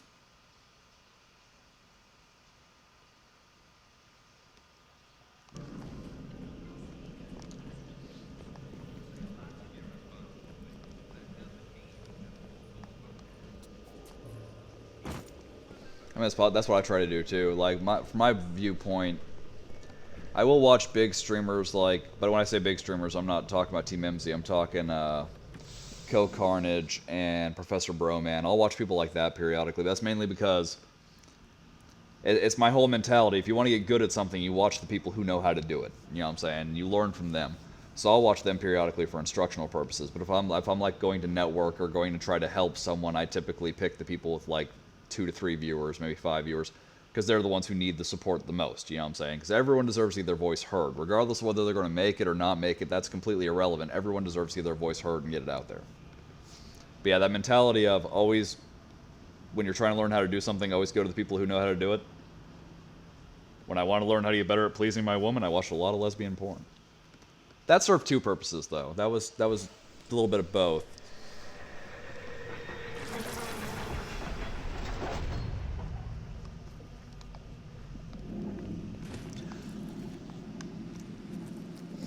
I'll give him some credit on that one, because like when my stream's slow, I'll sit here and be retweeting for people and everything on Twitch while I'm streaming. Do you sell auto hacks? You do not.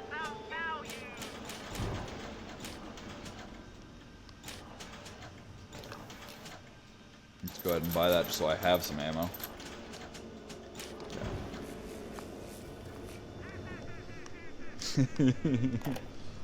It's purely educational.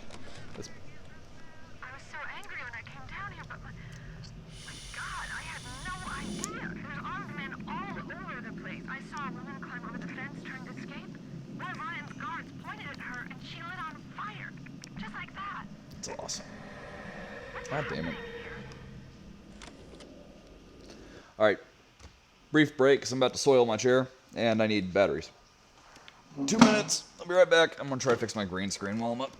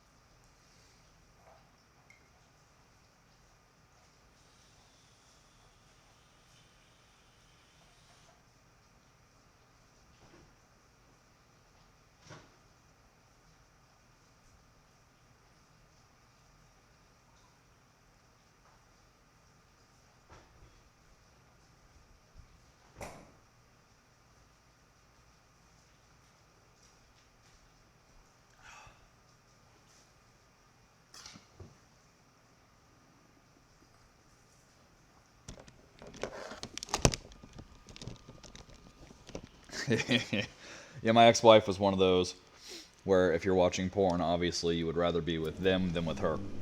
That mentality. And then, not to get into too graphic detail, one time she's like, when the hell did you learn that? Are you cheating on me? I'm like, no, dude, I'm watching a lot of lesbians. She goes, oh, do that more. Yes, ma'am. Anything for you, my love.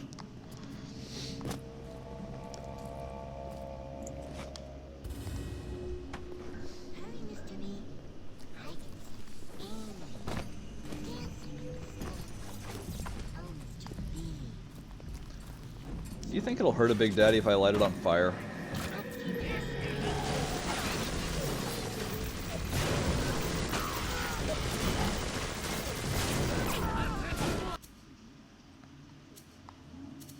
Do I have any explosives? Yes!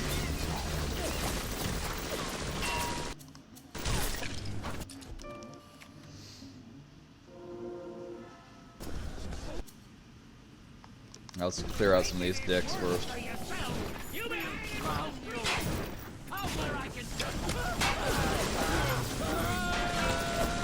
I just gave that guy a bullet wedgie.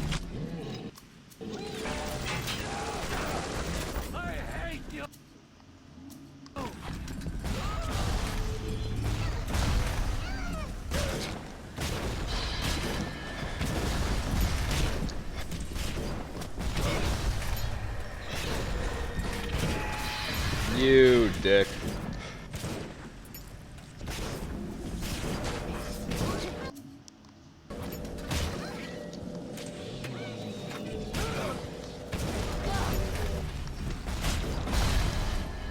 Son of a bitch.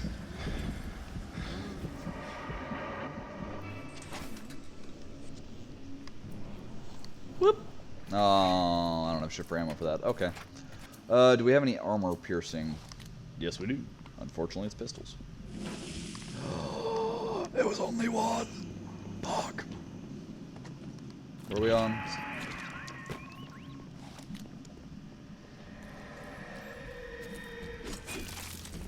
I wonder if you can freeze the Big Daddy. Yes! Ha ha ha!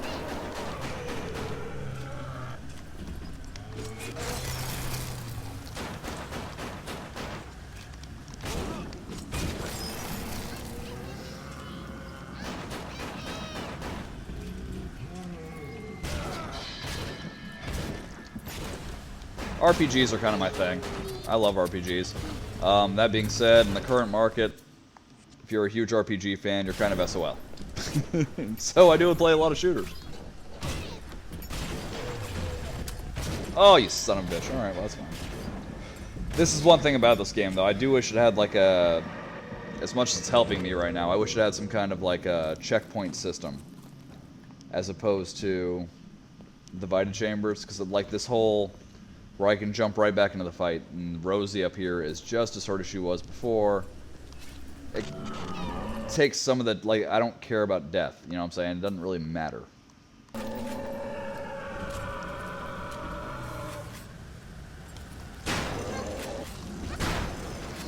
Yeah, that's one of my goals, is to get enough money to afford... What's that game that's coming out on? Persona 5. Fucking love Persona. No!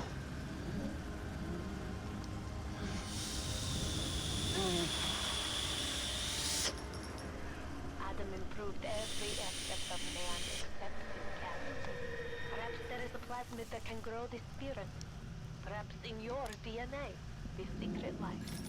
I've sent a little one with some goodies to help ease your burden.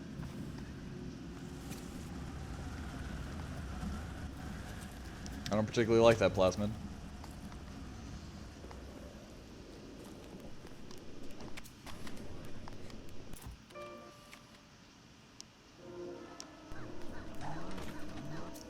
Do I have any ammo for anything at this point?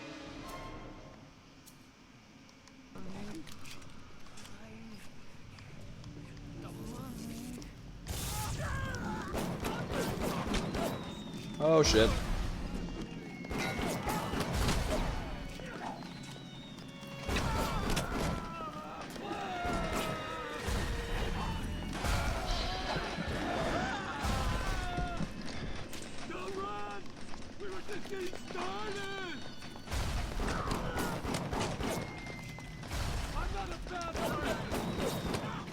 kind of are, though.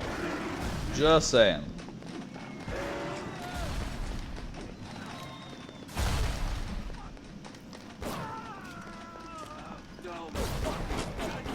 Stab it!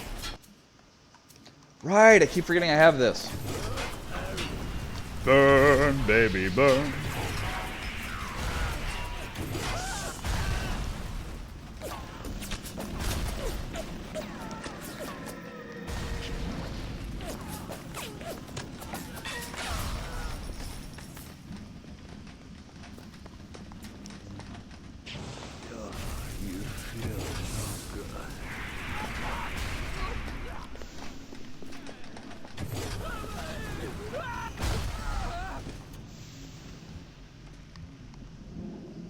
There you are. Who else wants some?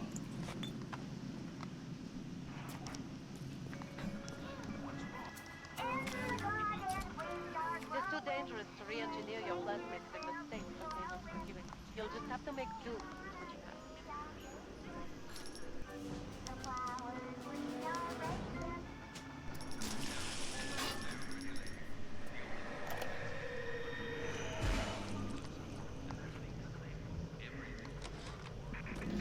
I grabbed one of the balloons at the gate to let me in. It's awful in here. To my right, I can see a dead woman lying in the street. Everybody just walking by her like she was there. But I mean, she's dead. spray painted everywhere. Not like we can help her. Atlas lives. And I don't know what it means, but something tells me it's important to these people. A while ago, when we were actually doing somewhat okay on finances, I bought the Xbox One, my fiance got the PS4, so we have both in the house. I think she might have done it to make sure I can't break up with her.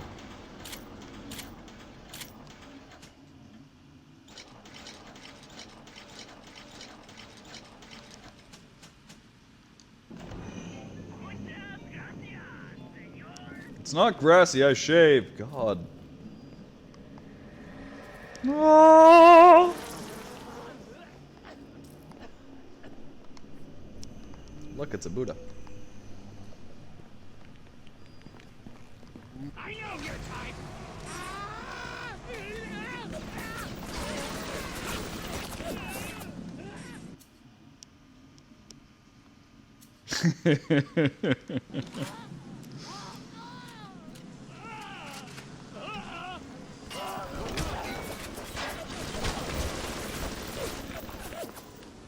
Lately, I've been tempted, like, if I had the money, I think I would buy some of the games I already own on Xbox on PS4, just so I can do dual streams with the MZ streamers, or at least play with them. Because, like, I already have Overwatch, but I've got it on Xbox One, and I don't know anyone who plays it on Xbox One.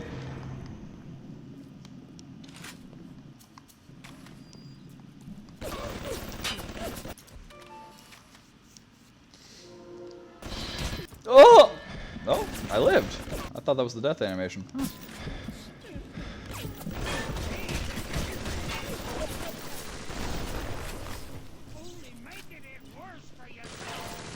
Woo! Oh. Yeah, what are you gonna do? I was one shot.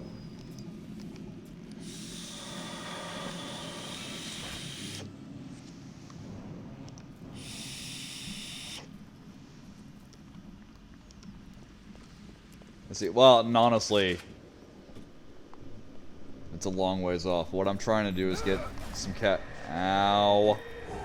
Get some cash together to get a gaming rig built. Because that's where 90% of streamers play, is on computer. It's, okay. It's extremely fun. I love Overwatch. It's a great, I suck at multiplayer FPS lately, but regardless, it's still a great frickin' game. It's a lot of fun to play. The one complaint I have about it is that it's very... There's just not a lot of content there, you know what I'm saying? The content that is there is extremely fun to play. That was hilarious. But, like, I wish they'd done more with, like, a single-player campaign and things like that.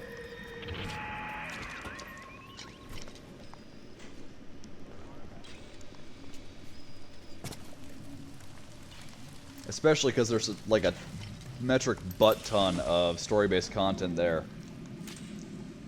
Yeah, after a little bit. But it's not like repetitive, okay, now I'm not going to play it anymore. It's repetitive, okay, I'm going to go play something else for a while.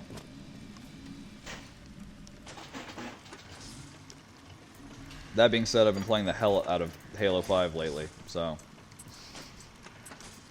Oops.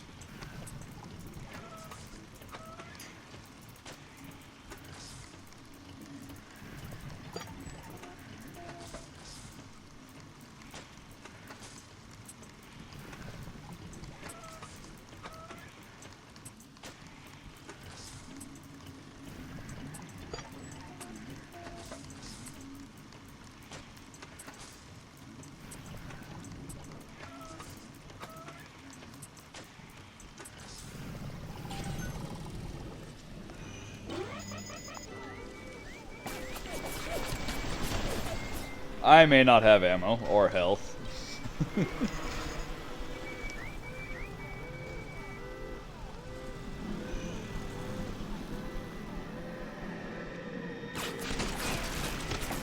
that's actually exactly what I'm doing right now.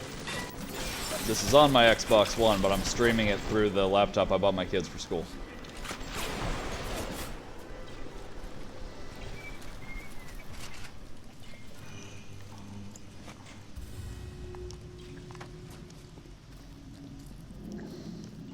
But no, there's a lot of really cool PC games I would like to check out. Like, a lot of the indie titles come out on PC, and if a lot of them will get ported to console, but it'll be like a year or two after release.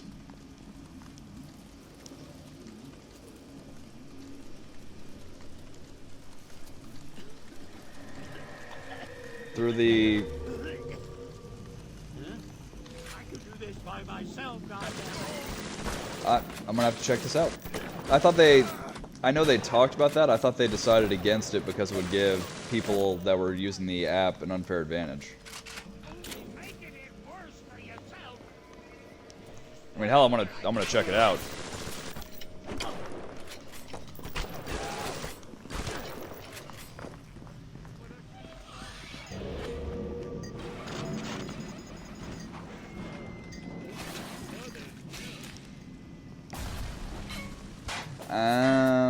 Yeah.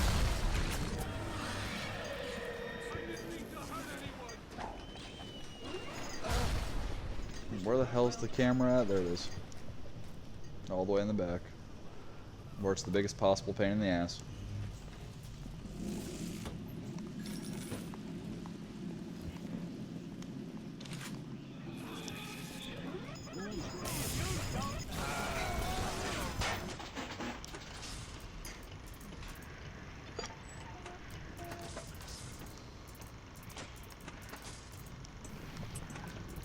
Start playing Halo with keyboard and mouse. Piss everybody off.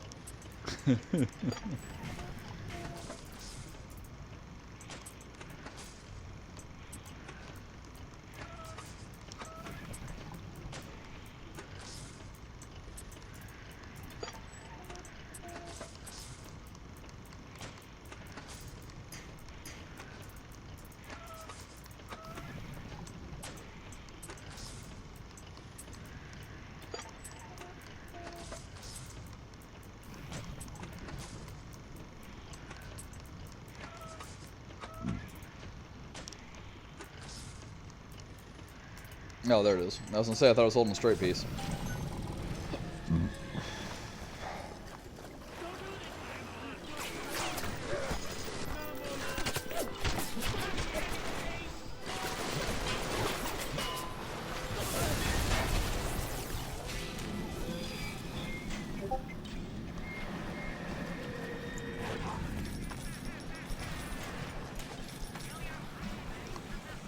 No values!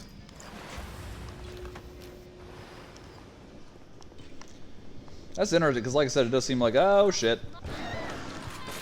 I will enrage who I want to enrage. You don't tell me how to play. It does seem like it would be a mildly unfair advantage to have controller versus keyboard and mouse.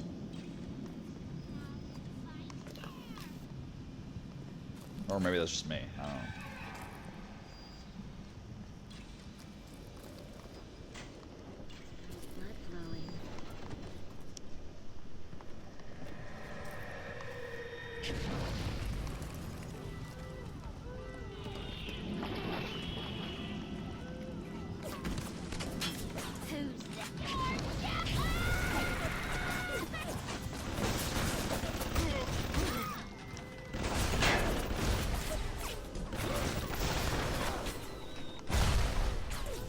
What a bitch!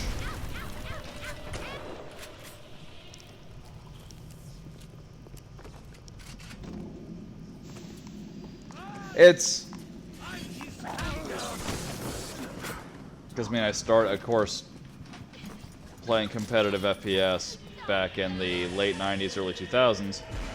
You had to play on PC, because there weren't anything on consoles. It's a little bit easier to control your aim.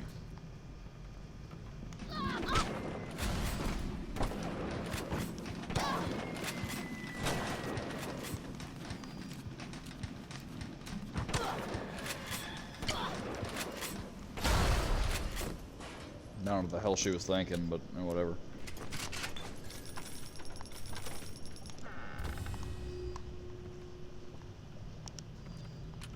That being said, I'm not having terrible difficulty aiming in this game, so maybe it's just something where, like, you know, the more competitive games are doing that Twitch shit to try to help you aim faster.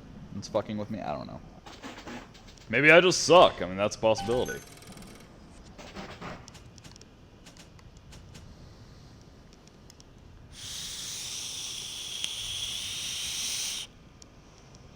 Oh god, I miss LAN parties.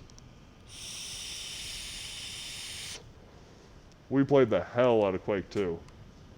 Quake 2, we did a lot of, that other game. Oh, fuck, I just had it.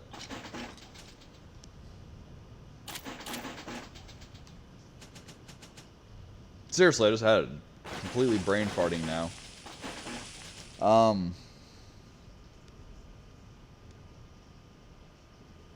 StarCraft.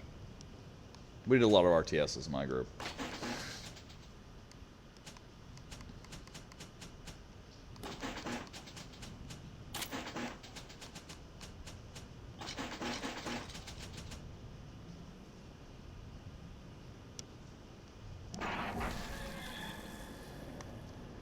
Quake 2 was awesome. Especially with all the mods they had for it. I mean, the character mods were kind of bullshit, because, like, we played a lot of this one mod called Action Quake. Where it's like if you took damage in your legs, then you walked slower. If you got shot, you would start bleeding out until you stopped to bandage yourself, things like that. And, the, headshots were like one-shots, regardless of weapon. What was the other things for? That was the big thing, though, was like they did a bunch of character mods where you could use different character models. So one of them was like, for instance, you could play as Kenny from South Park. And if you played as Kenny, then your head was officially pretty much untouchable because it was actually above where the character model said the head should be. Because it didn't actually change the model, it just changed the appearance. See, we had a rule with StarCraft that no one was allowed to attack for like the first 30 minutes, or not 30 minutes, but the first few minutes, so we could have time to everyone to build their army and build their base, so we could have these huge, epic, drawn-out battles.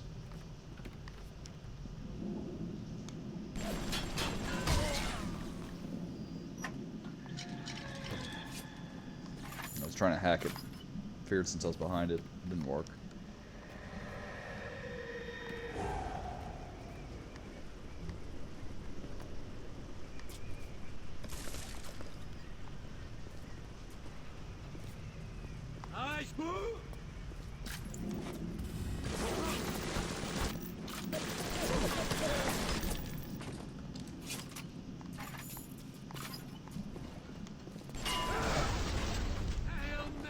I actually thought that was the guy.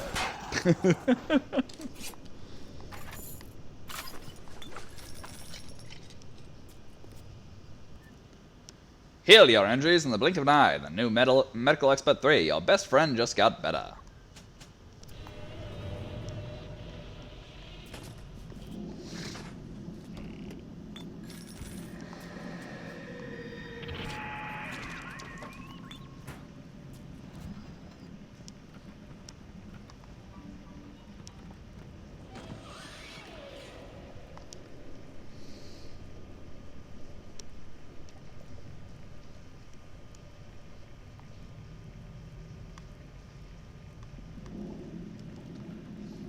Yeah, there's a certain magic that I feel is missing from most modern games.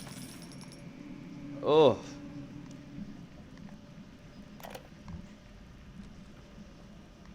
Clinical trial protector system, plasmid lot 255. Dr. Suchong, client Ryan Industries. Very frustrating day. I can't seem to get the damn big daddies to imprint on the little brats. The protection bond is just not forming. Anyway, maybe if I modify the genetic sequence to... Shush! The sequence to allow for... Get away, you filthy little shit! What? What are you doing? Get back! Get back! Hey, Suchong, your experiment worked. Congratulations. Anyway. Yeah, I remember distinctly back in the day there was a game, Zone of the Enders, on PS2, which was a phenomenal effing game. But if you knew what you were doing, you can beat it in like an hour, maybe 2, and it caught all worlds of shit for that. Suchong's drugs should have no hold on you. Check the bathysphere to Point Prometheus. It is time for this matter to be settled. But nowadays, it's like the average game length is like 4 hours, and everyone's okay with it. It's like, what the fuck happened where all of a sudden we're okay with short games? You pay $60, you're paying more than we used to, and you're getting less game.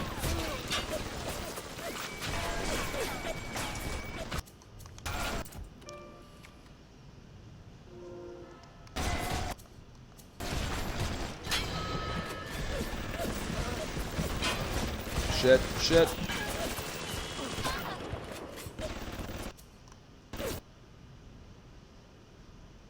There you are.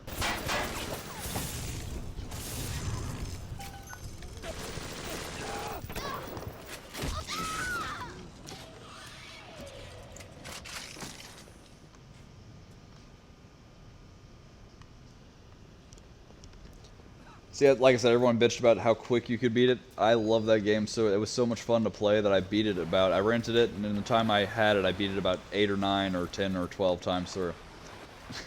Never got to play part 2, though. I heard it wasn't as good. There was one thing about Zone of the Enders that really weirded me out, and that's, why did the robots have giant penises, and why did I ride inside the penis? It's a little creepy. It's just not right. There's something wrong with it. I don't know. I mean... I heard that.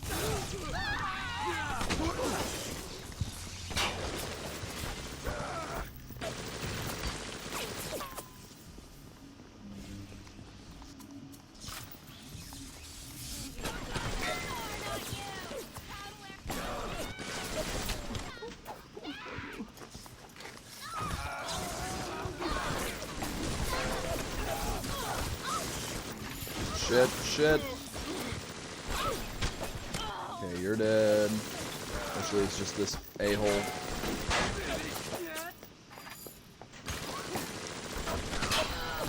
Hold still. Please.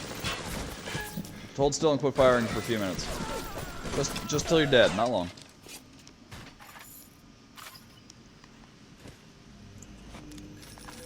Yeah, I used to work with we had an off-duty OPD officer at the last security job I had, whose big theory was that the Japanese had just been stuck on an island with each other for too long.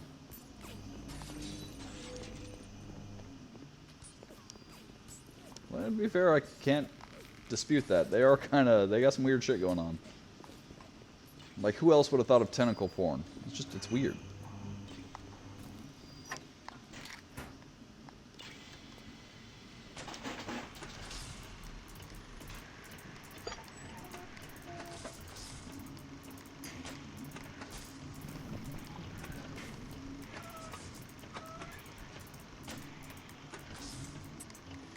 Too late now.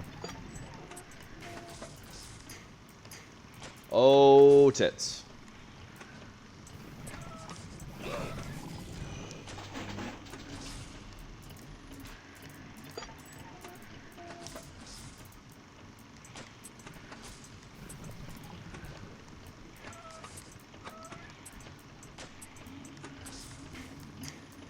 That figures. That there, and that there.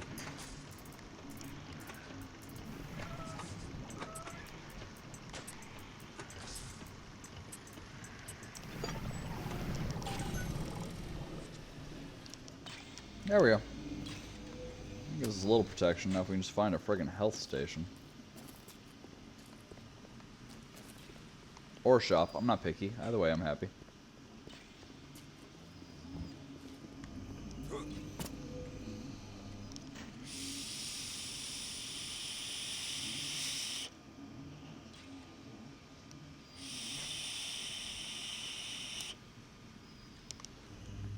So there actually is a reason for it besides just rampant, bizarre perversion.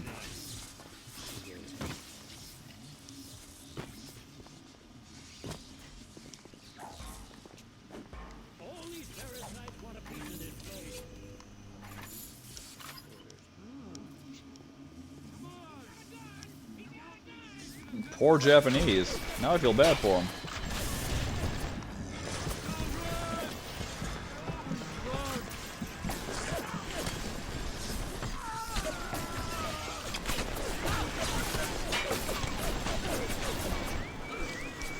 Thanks, guys.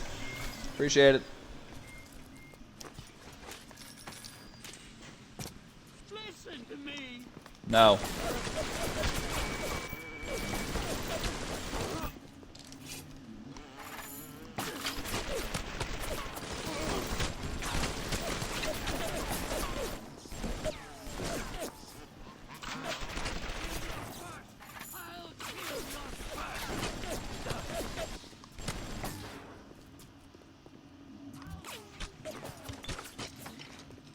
Where'd this other guy go?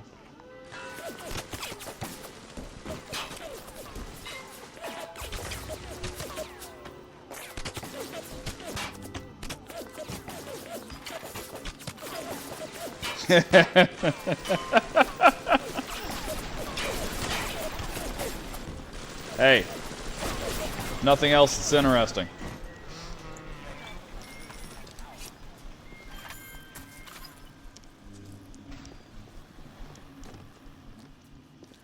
And why is it that everyone has that one friend who's like, dude or chick, depending on your gender, you have to watch this, and then it's tentacle porn.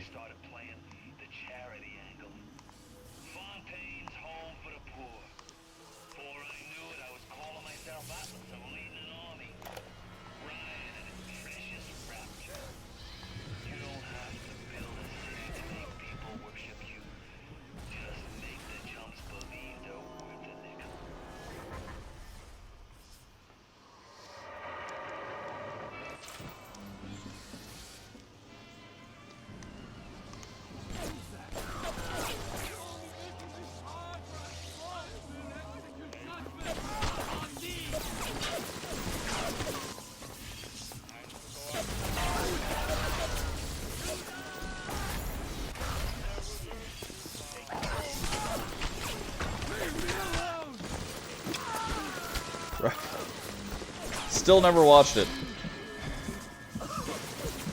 I've got this general rule, whenever anyone says, dude, you have to watch this, my natural response is, no I don't. The fact that you stated it that way means I don't fucking want to either. Oh shit.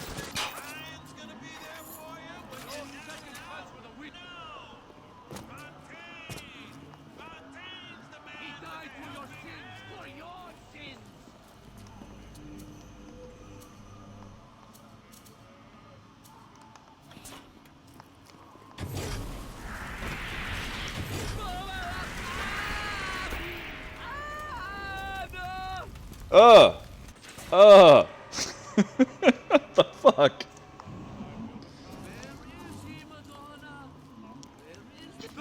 See, part of my thing with videos like that is people watch that shit and they laugh at these people, and I feel bad for them. Like, what went wrong in your life that you're okay with someone doing this to you?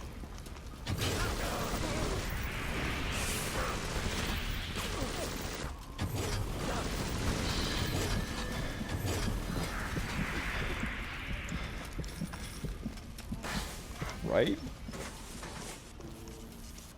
Well, like my brother one day was like, dude, you have to watch this, and it was a video of some chick bent over in a bathroom. I'm like, why? Why are you showing me porn? He's like, no, just watch.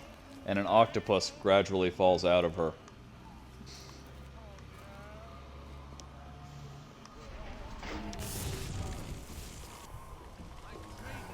Just like, God damn, dude, what is wrong with this world?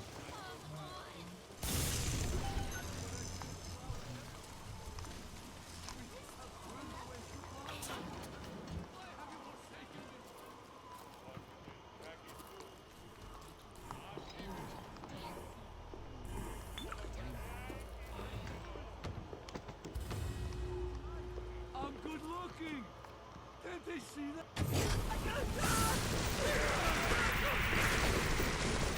And just for future reference, brudda, if you have to tell people you're good looking, you're probably not.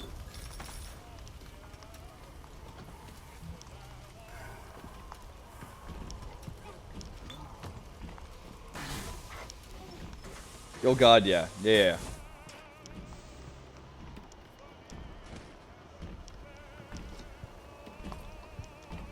It's kind of like there's literally a porn star out there somewhere who, like, when she's dressed up, she looks like she's 12, and she has a massive fan base and a massive following.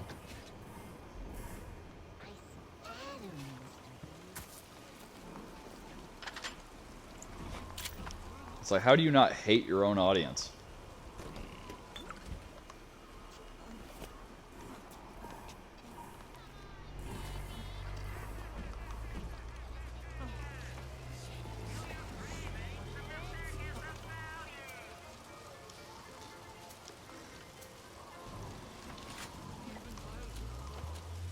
We're gonna die a lot here.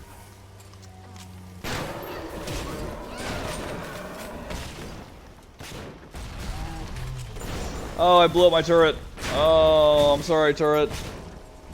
It's my bad, homie. I didn't mean to. Oh.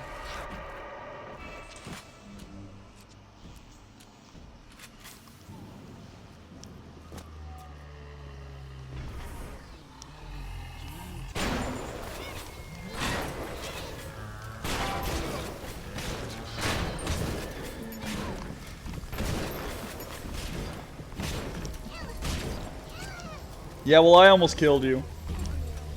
You're on the way.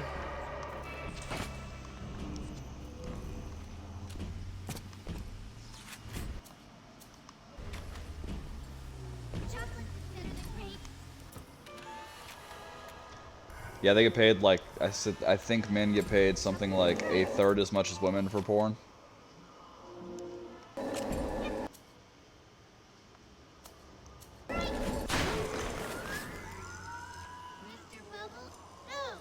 It's okay, child.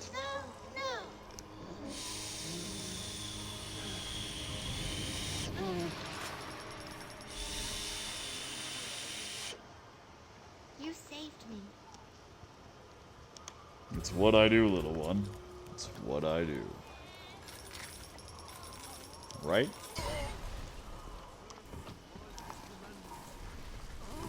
One, like I'm all about pay equality, right? So don't take this to mean anything negative, but like it tickles me that no one ever brings that up when people argue about pay equality. Like, I wouldn't get paid as much for porn.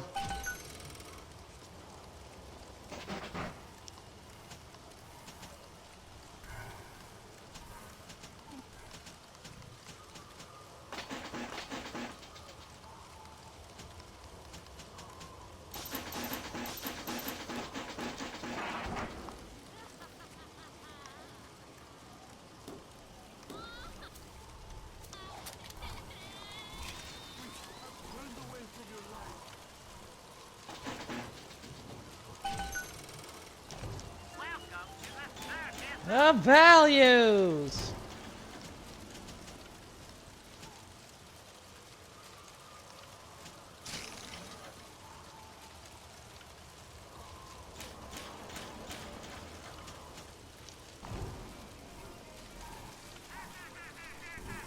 Nah.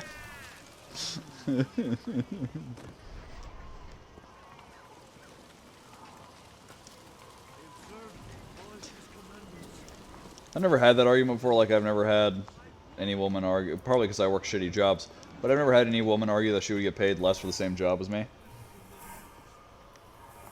But if they do, I'm going to use that.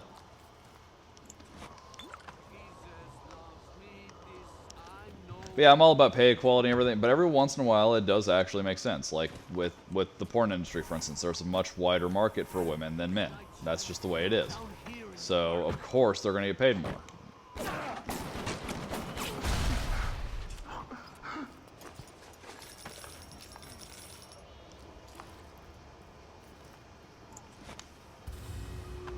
But of course, you also can't pass laws that are based on, you know, logic and knowledge base, because then every asshole misogynist will try to make arguments for why his particular job should pay more for men.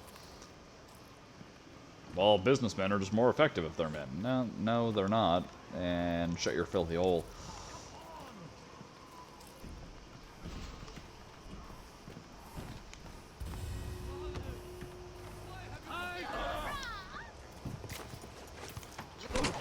Stay down. Ow. Uncool, bro. Uncool.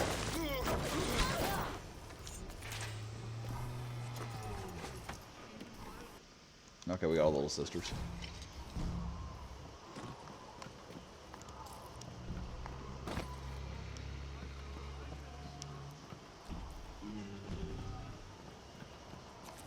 I just flashed on a cartoon show, I forget which one, where they were talking about Jesus loves me, he loves me a bunch because he put Skippies in my lunch.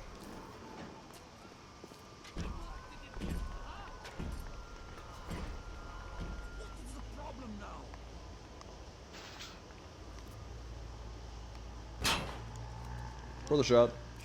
Get it? Shot? No? No.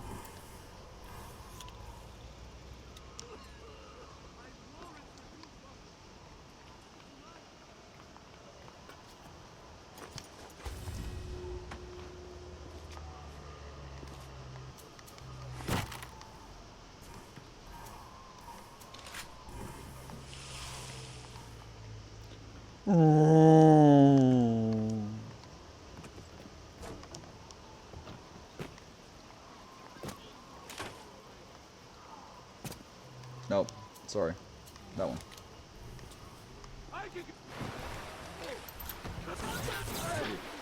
Yeah.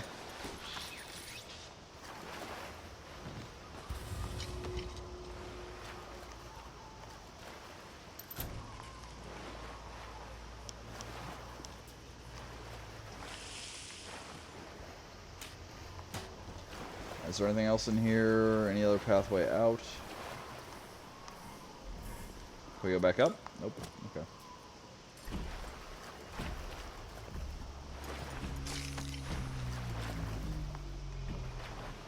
If I can't fit out the window, then how the fuck do I get out?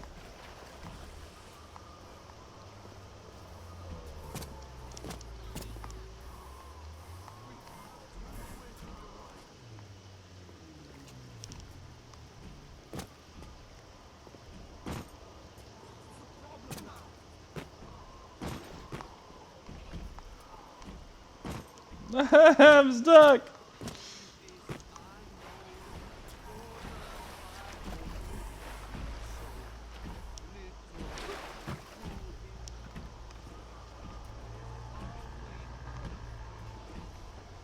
Ah. When you think about it, who needs ankles?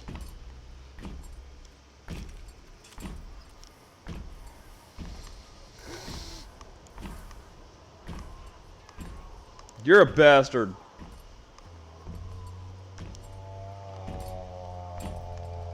They just seem so sad without their little sisters.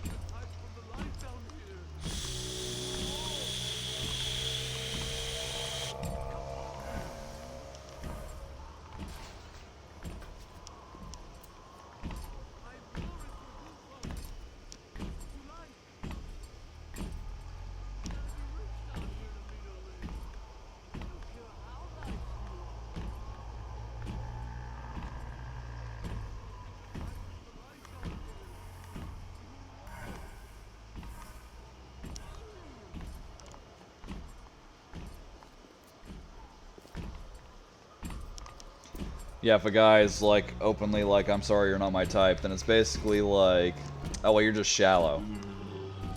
What about when you did it to Steve over there?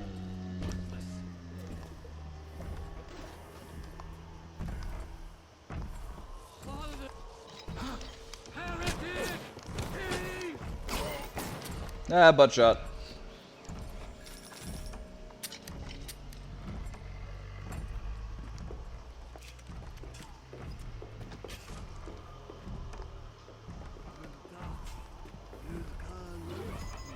Uh-oh.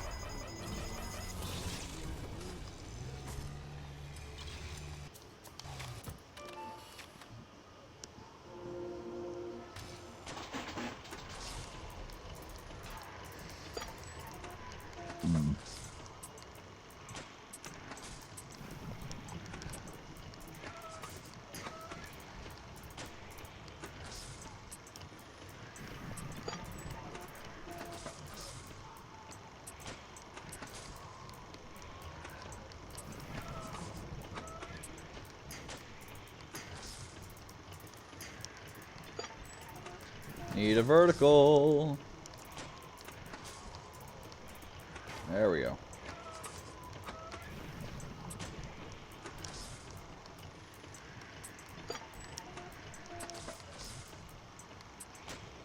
And done.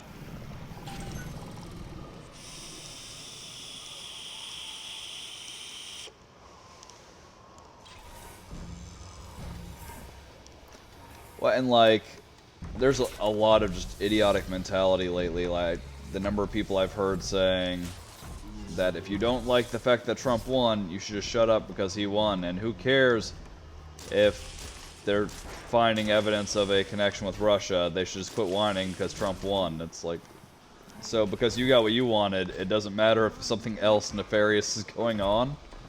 Like, that argument holds no merit.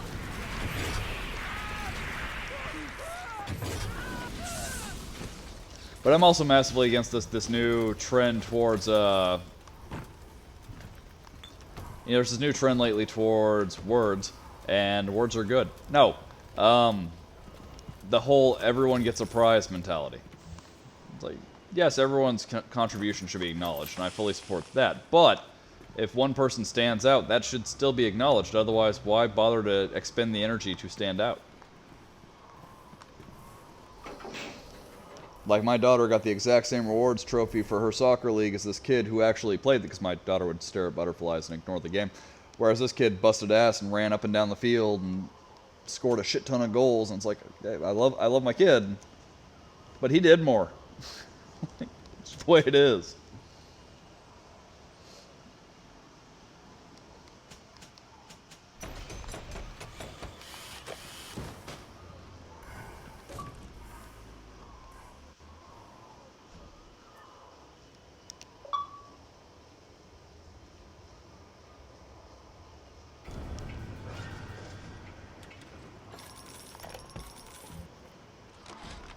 Never play a man for the short con when you can play him for the long one.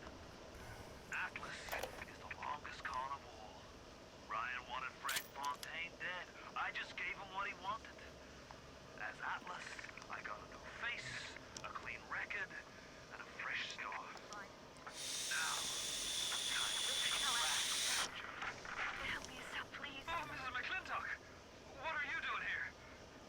Let me just turn this off.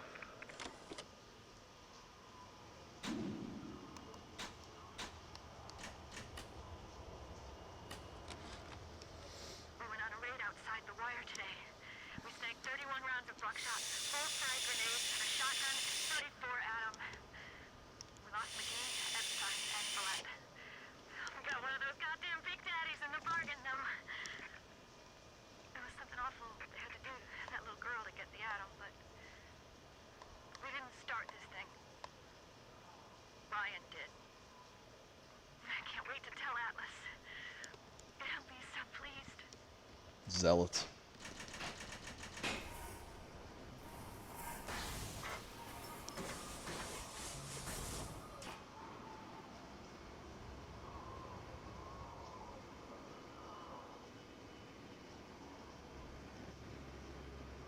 Right? Well, and it's like, I mean, you see the problem spreading out everywhere. Like, the other day at work, there were these two kids who came in for a training seminar, so they just gotten hired at some part of the park, I don't know where. but they parked in the wrong section.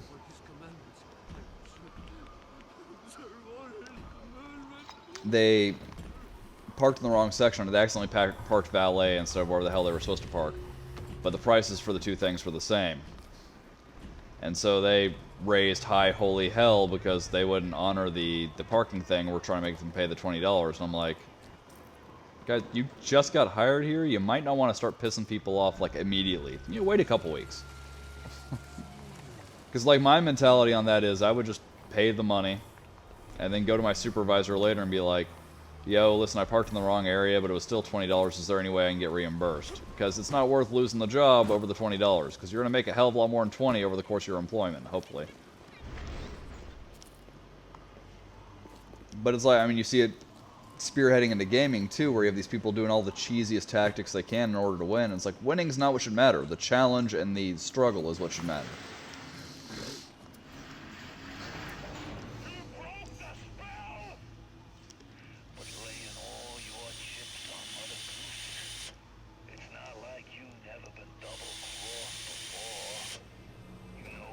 Says the double crosser.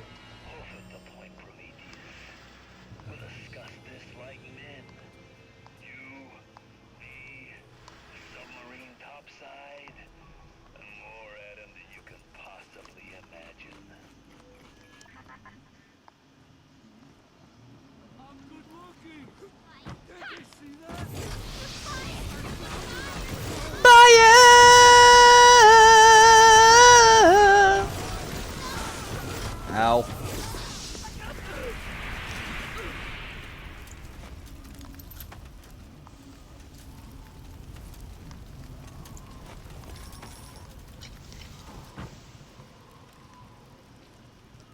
Right?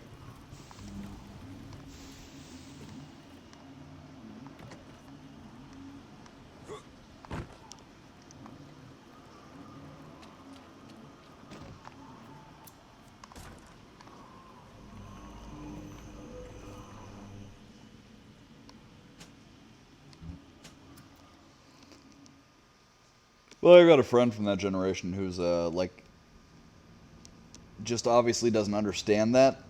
Because, like, we were arguing about how a lot of the multiplayer games today just, they don't have good balance.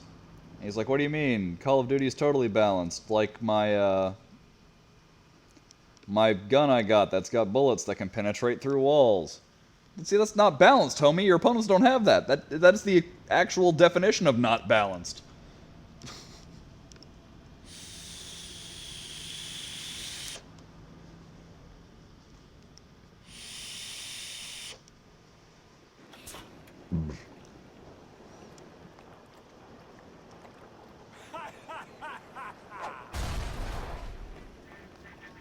Uncool.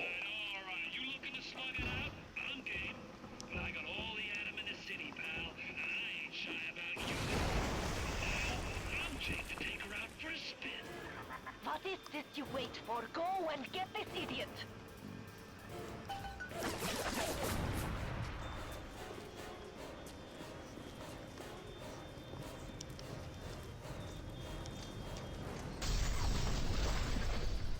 No, it's cool. I'll wait. Yeah, I need my laptop. I love her, but she's 5 years old and slowly dying. But if I can get the money for a rig, I'm going to get a desktop just so I can improve the quality of the streams.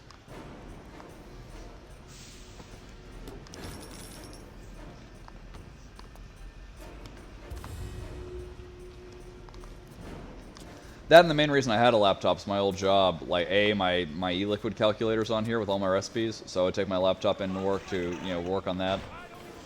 And I'd gotten it for school purposes. Well, because my ex-wife, when she left, decided she didn't have to babysit so I can get to class or help me pay bills, I got kicked out of school. So I don't need it for that purpose anymore. And I don't really need a laptop for work security.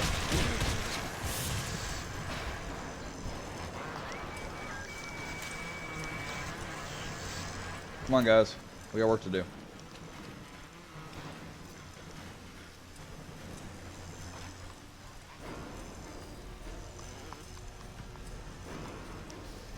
Yeah, Battlefield, I played the the beta for Battlefield 1, and it seemed rather well balanced. It's just not my style of gameplay. I'm more into like the Halos and the, you know, the weird ass weaponry.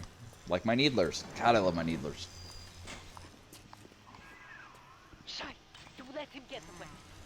I didn't let him do shit. Need a moment for thinking. Of course. This will be no problem. Find a Big Daddy and search his body. I would suggest you to be finding a dead one.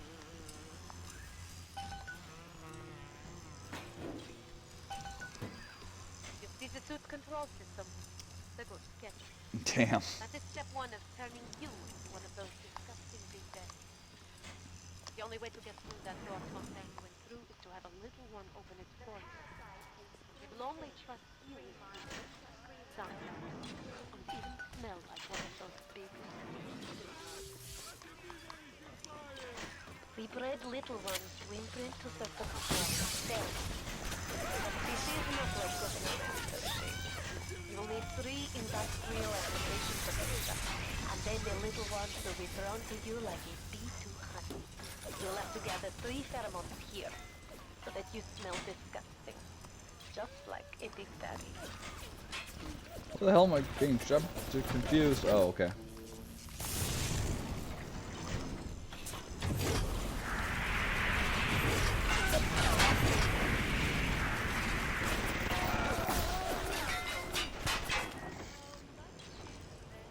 Where the hell am I supposed to go?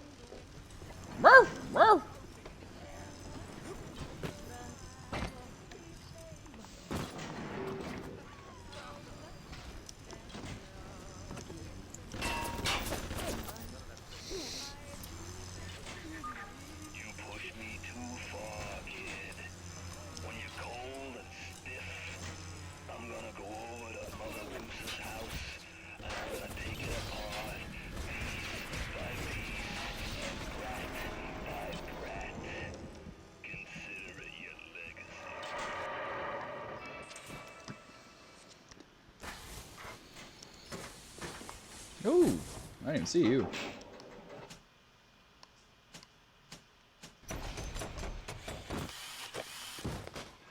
Where do you think you're going?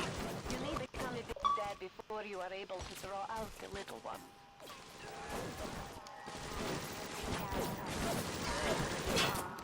Oh god, my aim's gone to shit.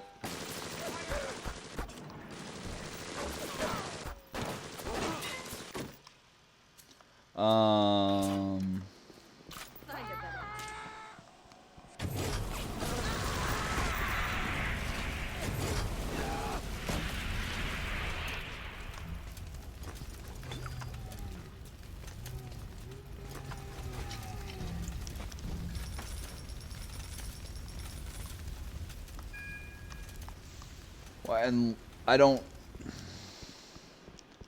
on the fence in terms of the way it does the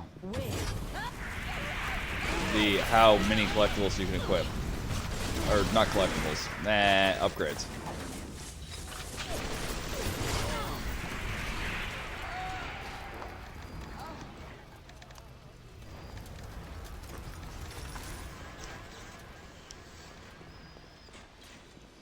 Optimized eugenics.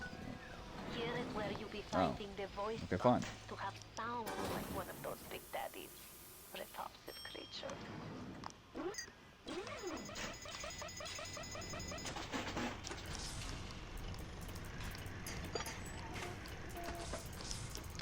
I love how she keeps talking trash about how horrible the Big Daddies are when she helped create them.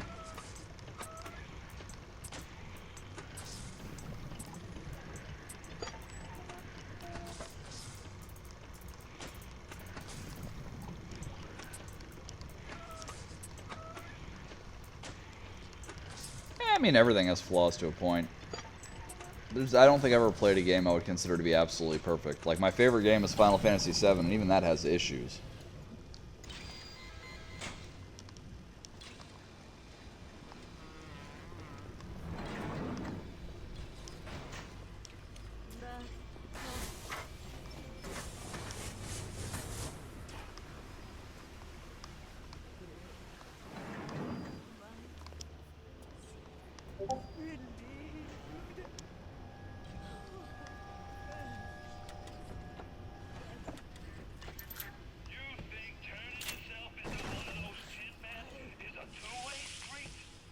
No.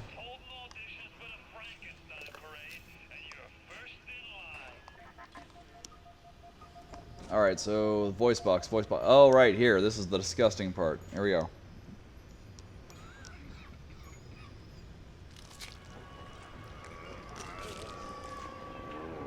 One down, 2 steps to go. Now, you need only to be finding the bodysuit and the pheromones from the other lad. What you wait for? Engraved invitation. I mean, it would be nice.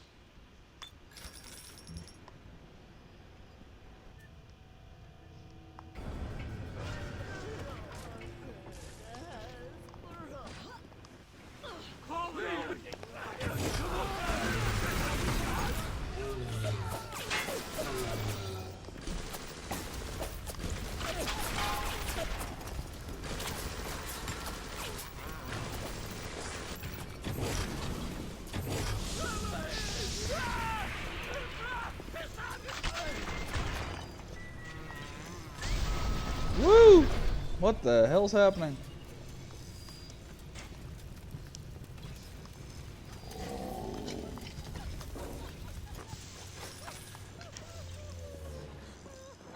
Oh, it was a damn fine game. Yeah, the character models are a little bit off. No shit. Fuck it.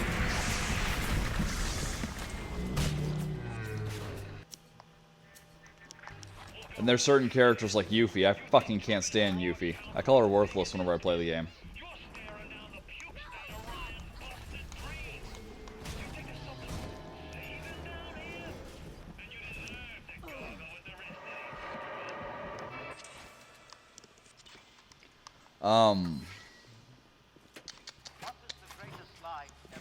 Where are we?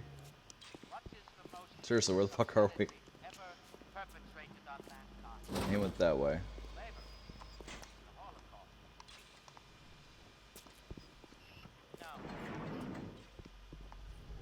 I want to get back to the Big Daddy.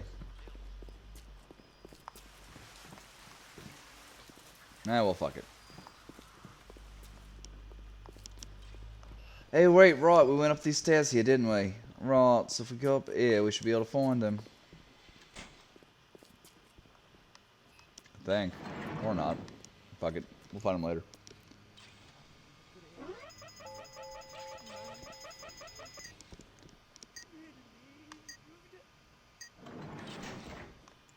Yeah, I liked Vincent because of the background he gives you on Sephiroth, and you know some of his abilities are pretty chill. She was, I just didn't see the point in her. I thought she was completely useless. I also hated, fuck, what's his name? I always call him Worthless.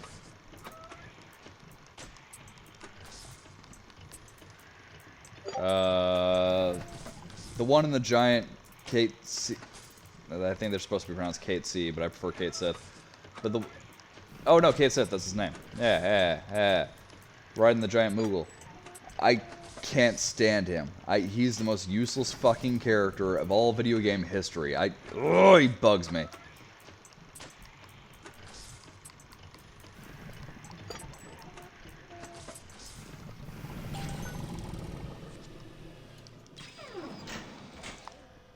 And then they reused him in other games and whatnot as if they were trying to force us to think he was worth a shit. Oh, there's a turret back there. Haha.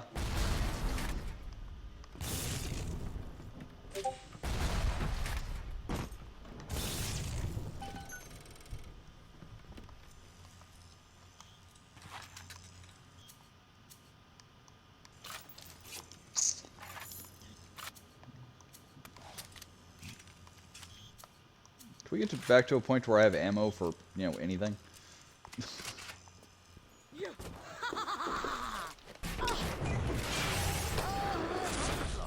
Via these boots here, there should be in fail-safe armored escorts.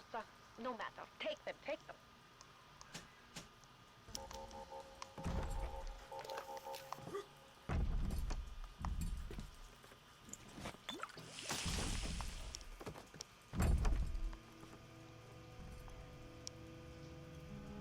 Right? He was so, like, story-wise, yeah, they tried to, but he was such a useless guy. His abilities were useless.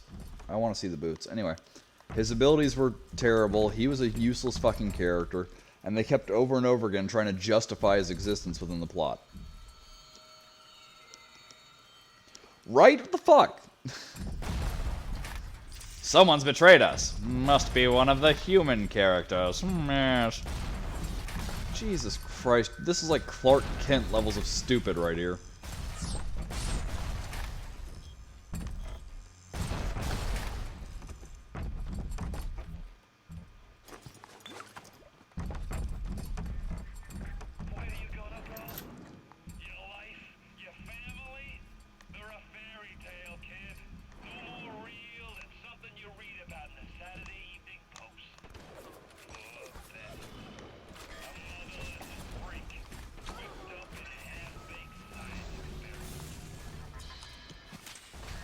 Dude, shoot it. Thank you. Goddamn.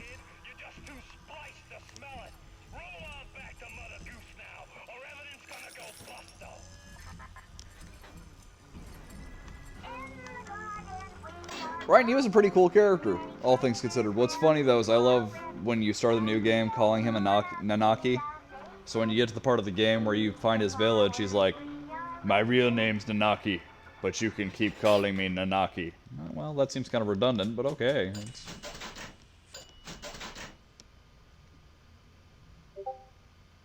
Yeah, I'm on Beam right now, too. I do a multi-stream on Beam, Twitch, and Twitch, YouTube, and Hitbox. Although Hitbox is about to get, or just got bought out by a Zubu, so I have no idea how the hell that's going to play out.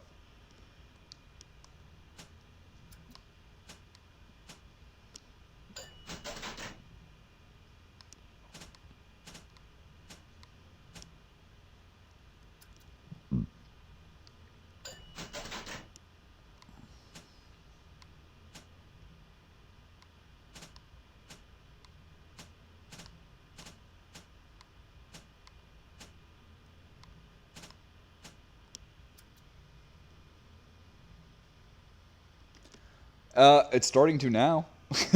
But I've been streaming for over a year, and my average viewer was like 3. So I figured, screw it. Let's try everything and see if anything sticks. But also, I kind of like the idea of working it out to where it's like a contest, more or less. You know what I'm saying? Like, I call it the Stream Wars. And when I remember to, I announce a winner at the end, based on viewership and active chat and all that between the 4 sites.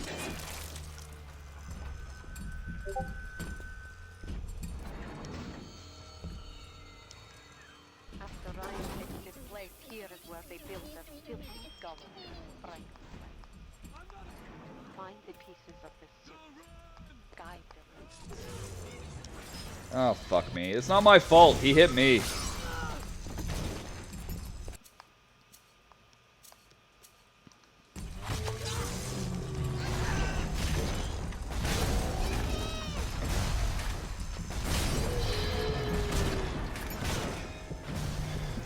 Not great. I've had good days. I've gotten rated once over on Beam. But yeah, I've had good days and bad days on Beam. From what I hear from a lot of the other Team MZ members who are on Beam, they like it way better because just the people there seem to be nicer. So you talk to people and, you know, pop in their streams and they'll pop in yours and kind of pay you back for it.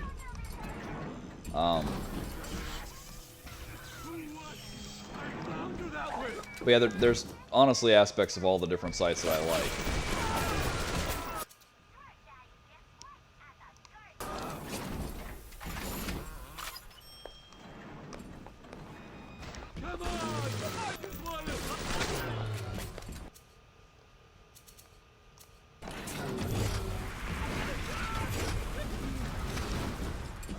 Alright.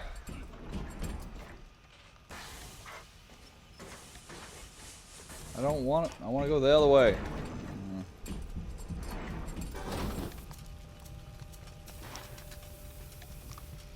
Whoops! Oh, that was a waste of a rocket.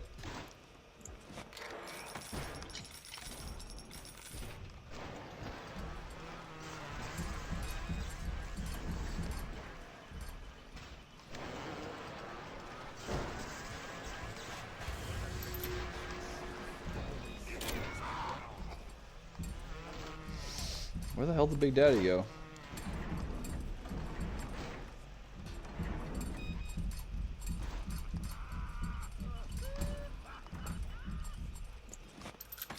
I know your ass was over here somewhere.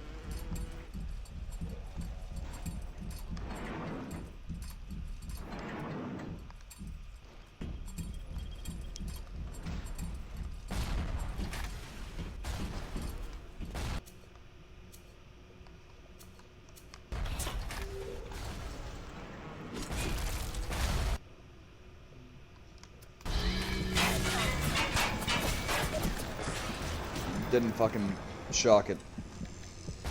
Oh, I need ammo! And health. And pretty much everything else. Now I need to find that Big Daddy too, because I almost wrecked his ass.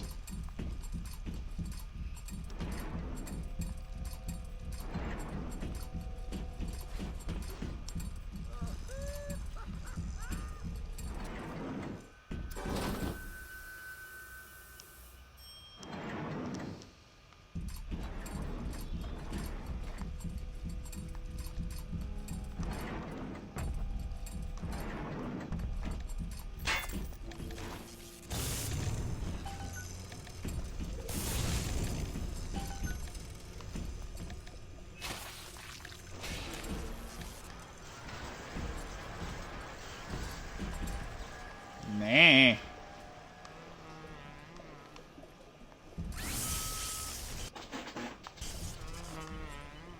I'm assuming one of my turrets just died.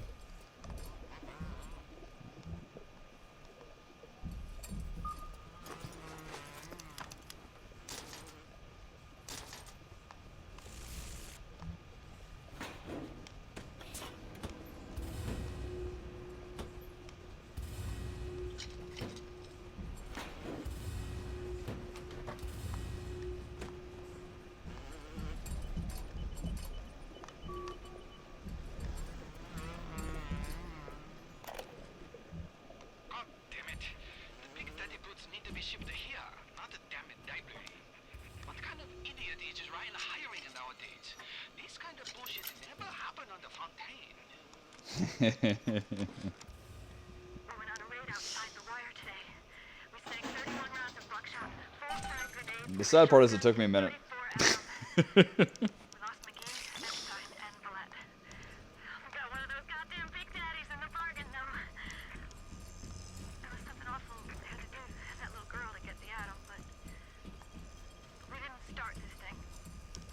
We didn't start the fire. I can't wait to tell Atlas. He'll be so pleased. Oh, no, I didn't. Oh, fuck, I'm drunk. Oh, I'm gonna vomit. Oh, it's too much. I drank too much. Fall over.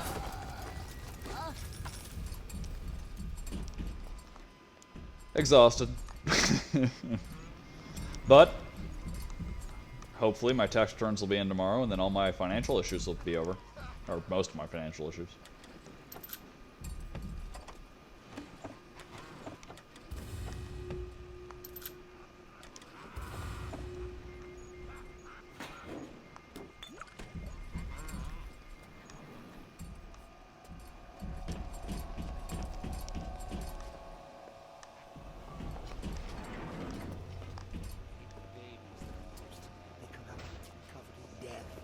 Right?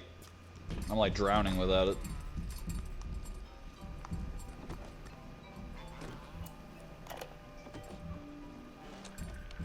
Could I have made mistakes? One does not build cities if one is guided by doubt. But can one govern in absolute certainty? I know that my beliefs have elevated me just as I know that the things I have rejected would have destroyed me.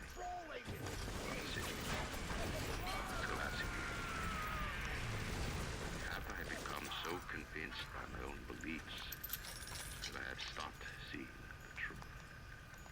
Perhaps. But Atlas is out there, and he aims to destroy me and to destroy my city. To question is to surrender. I will not question. There we go. I mean, technically you can do all the services on PS4, as well as the multi-streaming that I'm doing. Japanese kill every man in my city, except for Sejong. Sejong have opium. Very good opium. This war, terrible thing too. But not for Sejong. Everyone's scared now. Everyone need Adam. More than little sisters can make. Good news is war makes lots of corpses. Sejong knows a way to recycle Adam. This is where you find bodies. Hold still, dude. Go running. That's pretty smart.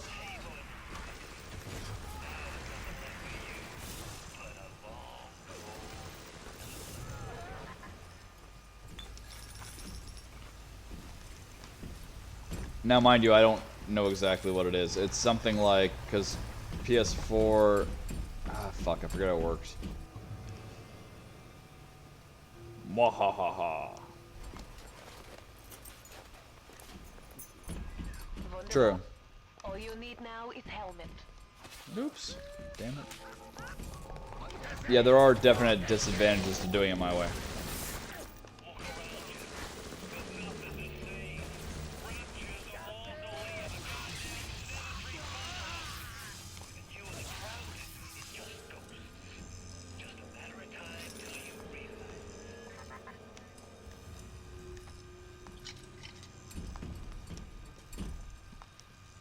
Yeah, there's definitely different. There's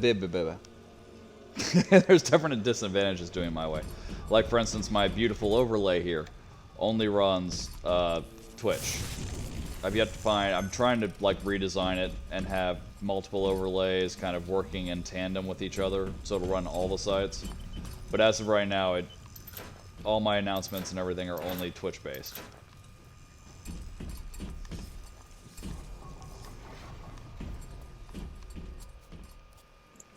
And plus, when I first go live in the morning, I had to do 4 or 3 separate tweets. I don't really advertise my YouTube. Mainly because I don't know how to link it.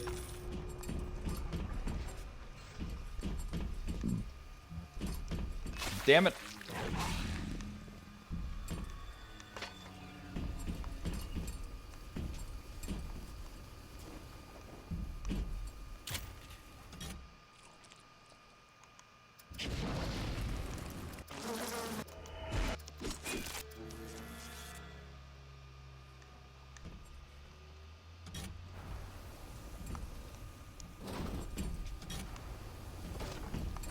Burn, baby, burn. Your ass is on fire! Well, that's what I was telling him, is technically you can set... I don't know exactly how to do it. You have to do a little bit of research. But technically you can set up your PS4 to stream to Beam.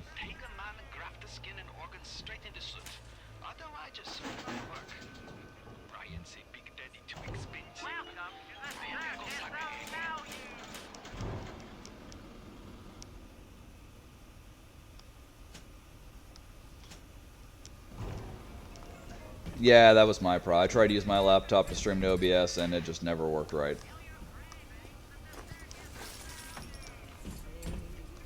But yeah, it's something where you enter it into your PS4 and your stream settings, and you do some words and some faces, and then there's some people involved, and then things happen, and it's cool.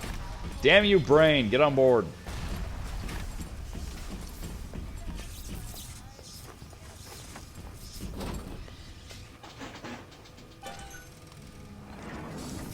Oh, but instead of giving it your stream key for Twitch, you give it the restream stream key, and then you can do multi-streams straight off the PS4. There's also a way to do it where you, on your PS4, you stream to YouTube instead of Twitch. But you use like a dummy YouTube account that you don't want people watching. And then you do blow that up full screen, do a screen cap with OBS with all of your overlay and everything on it, and then stream that to, do the OBS stream to either your main Twitch account or to Restream.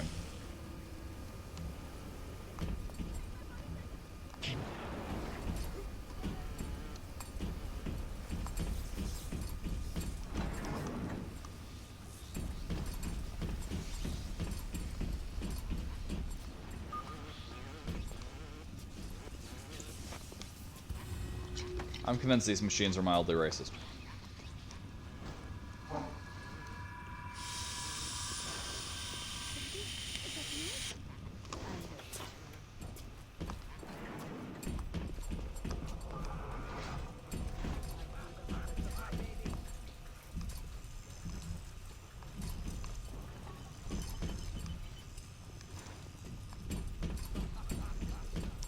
So presumably this is where they were building the Big Daddies. Also, I've already been here, so this doesn't help me.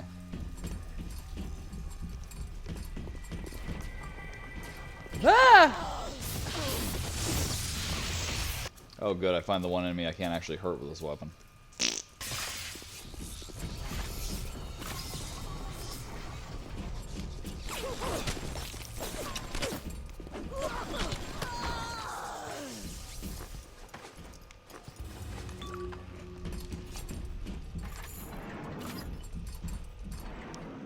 Candidate induction. Helmets?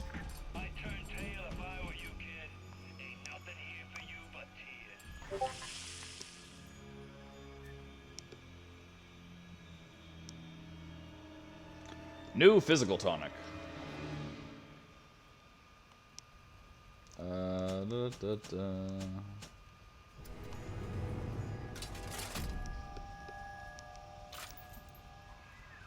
Look at you. We will make Big Daddy out of you yet, I think. There is only one piece missing, the pheromone. Go to the Little Waters educational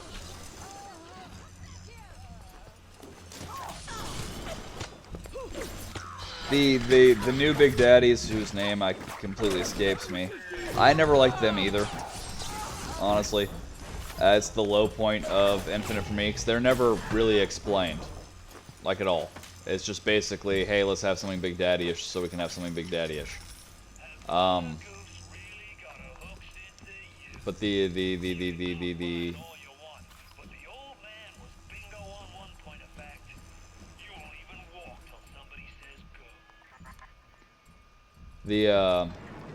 they're like not even remotely explained. Their motivations are not explained. What they were before they are Mr. Handies is not explained. They're very nebulous creation. I'm not a fan of them. I like shit that's over explained, or at least explained enough to get your appetite whetted, so to speak.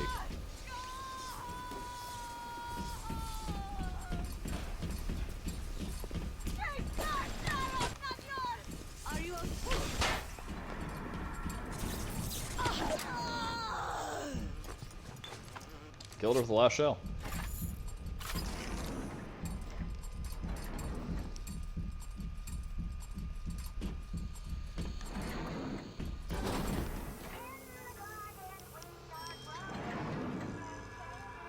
Yeah. And when they have the still beating heart inside of them, so part of them is taken from the humans. But why?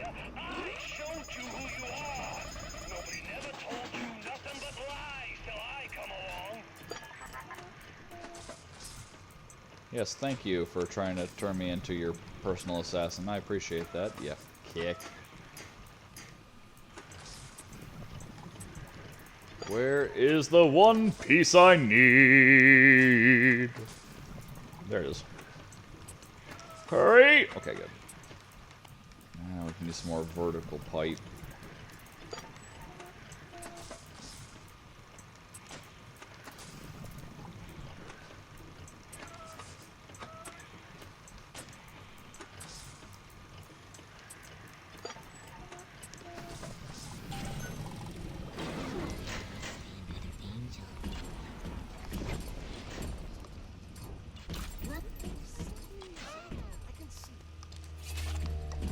Where is he?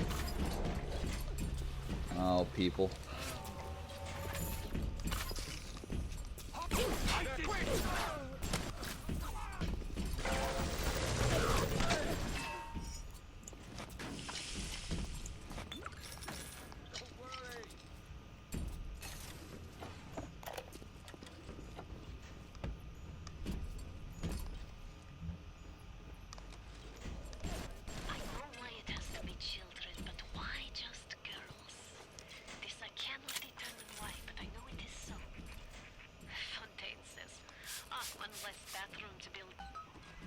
can only be glad I am nowhere near you and that awful. I was listening to that. Why the little ones are drawn to the smell of those pheromones is beyond anything I can understand.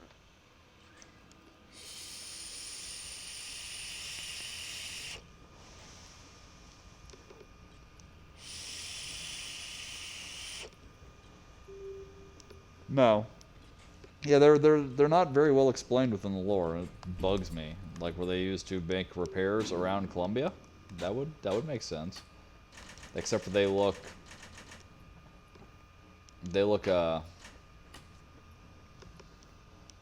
clumsy.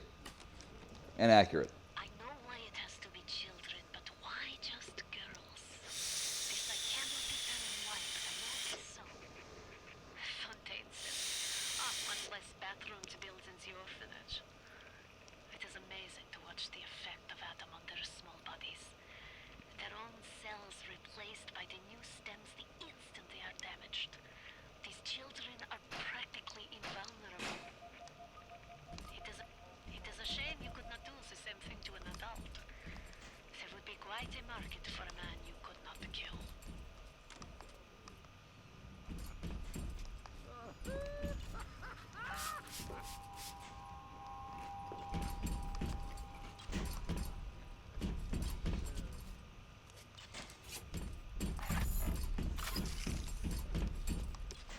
I love how you don't have any, like, you're wearing the suit and everything, but you're not wearing gloves, and you're still got that lame sweater on. Nothing on your arms whatsoever.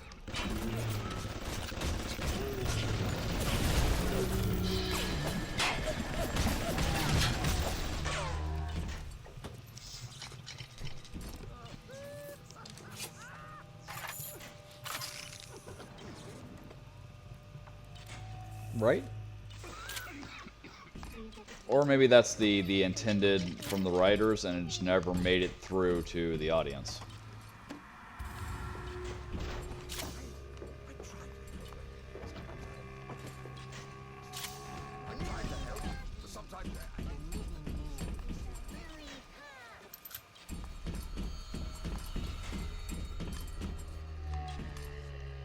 The hell am I looking? All right, I'm looking for pheromones.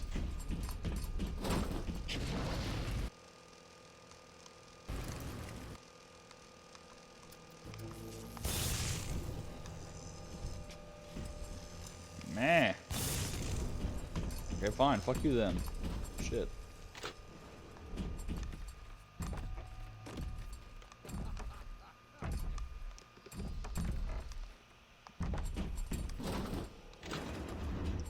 Yeah, there's a lot of ways they could have integrated it that would have been super cool.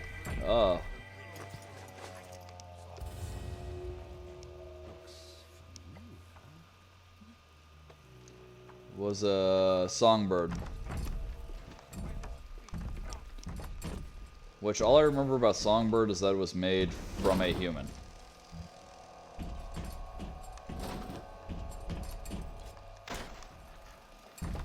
I don't even remember which. Oh, wasn't it a. Oh, never mind, can't say it. Never mind. We're good.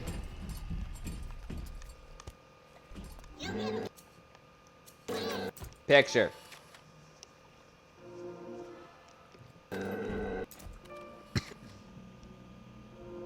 God, I'm so close to that upgrade.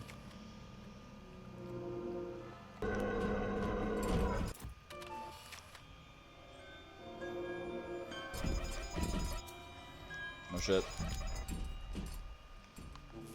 I'm gonna try to zap that camera, cross the room and hack it, and then fight this thing.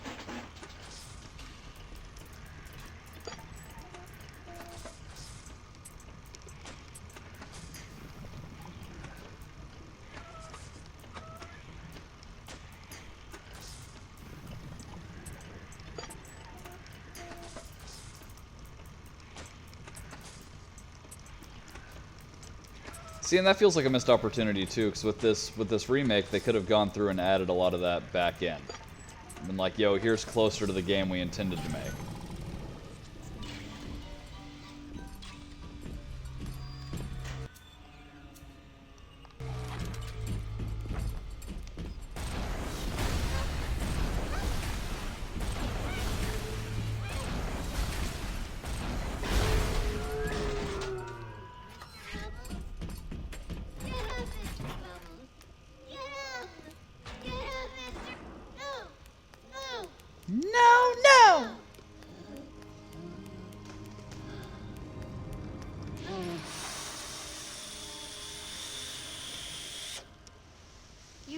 questioning.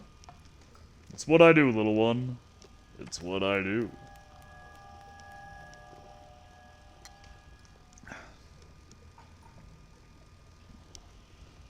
Right?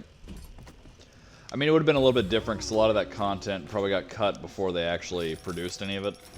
And so they would have been, like, making it from scratch. But still. Labor of love, people. Plus, it would have sold the shit out of this game.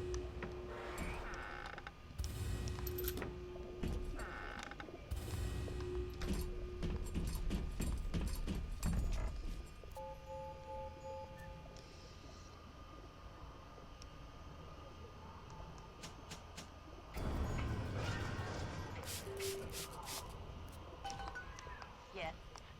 Now this is a big daddy. Are you ready? Now go to the little sister vent by the proving grounds. I got Rapture now. I got the Atom now. You think that pill suit's even half enough to put Right? the fear in me? Patients ask so many questions. Sometimes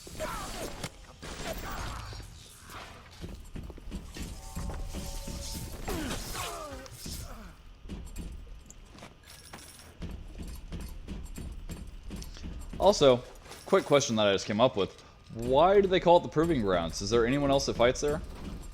I mean, I was under the impression this is pretty much just me.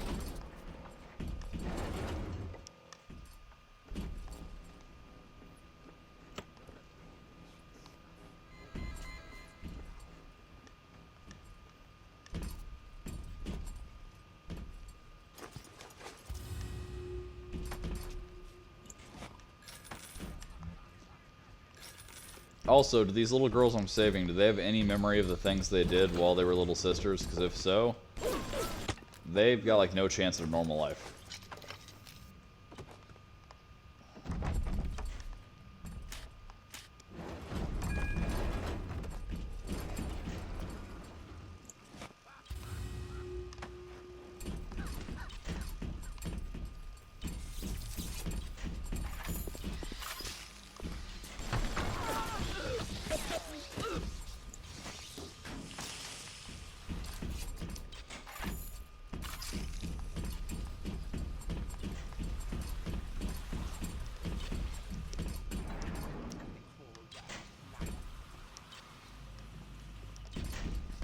Oh, they explained that. She gave him a plasmid.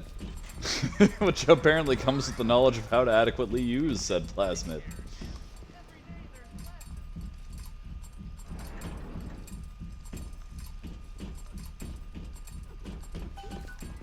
You need to bring them out of hiding and then they'll let you in the door. Go on, hit the vent with your wrench. Oh, there it is.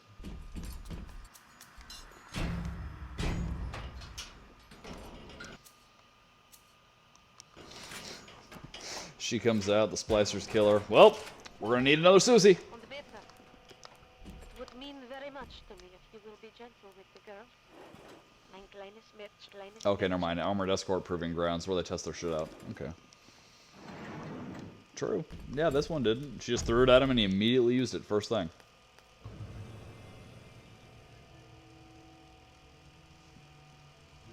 Ah, crap.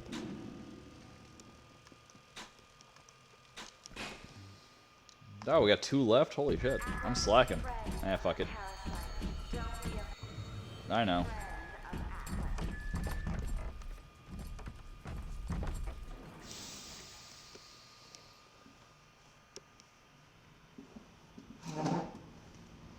We're gonna make it after all.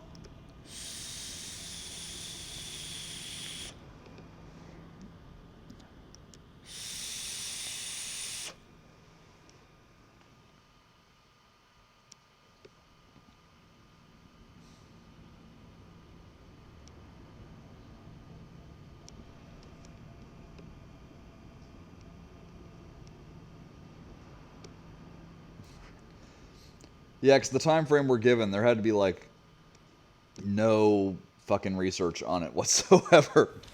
Oh, look, we can make people spit fire. How do you think that'll affect them long term? protect them. Angels don't wait for slowpokes. Whatever, kid.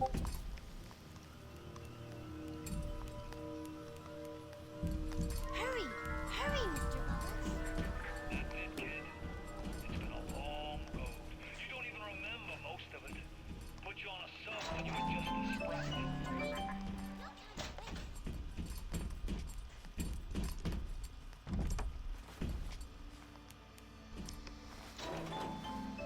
Hurry, Mr. B! I can see the angels dancing in the sky. You're an odd child.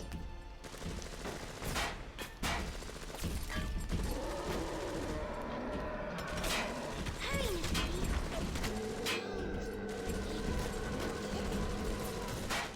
B! You hurry. I hear automatic gunfire and I want to run.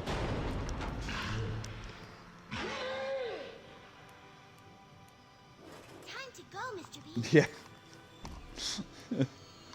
Or like the video for telekinesis. If your neighbor's throwing grenades at you, why the fuck would my neighbor be throwing grenades? What the hell kind of city is this? I really wound you up with that wife and child bit.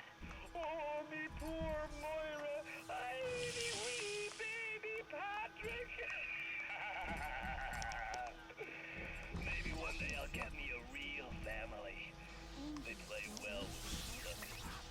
I didn't mean to hurt anyone!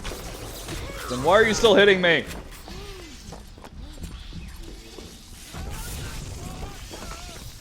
on! I just want to talk!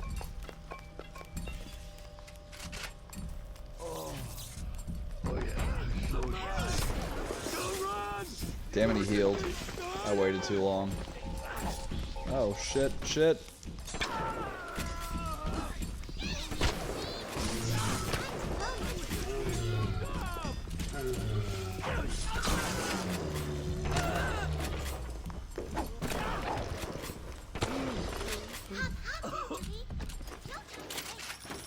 Quit getting yourself hurt.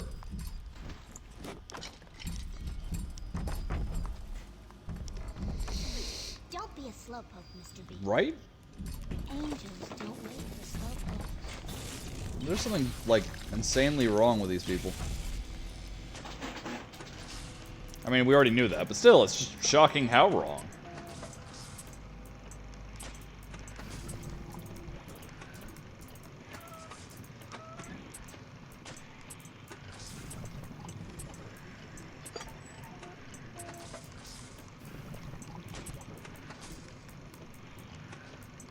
One more, one more, one more.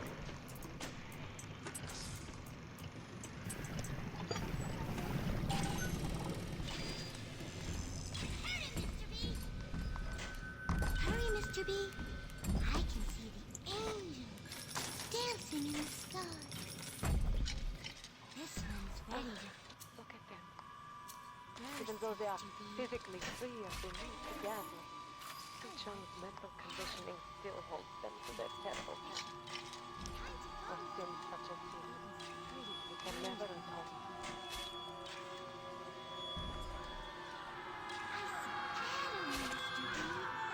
I hear bad things.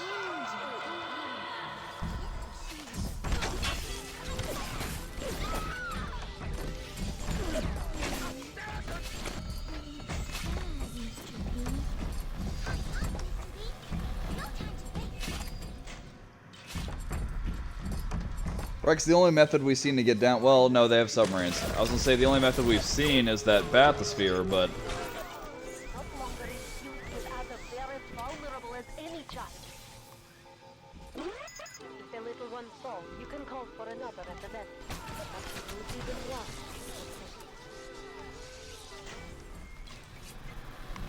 Where's the vent?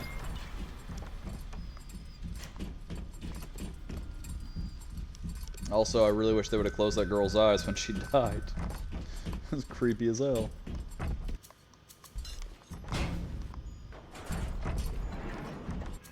Only the little ones can open these doors. You must protect them. Come on, kid. We got shit to do. Where the fuck are you going, homie? This way. Come on. Why do you move at half the speed of smell?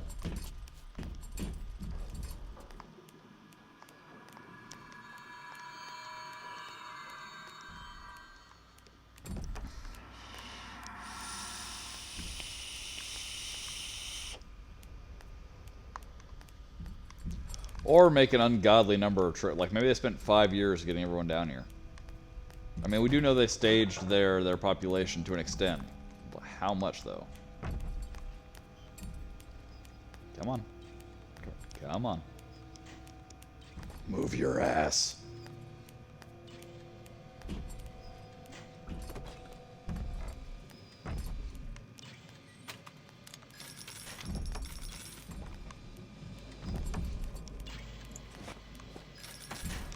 Well, at least now I got something to huff.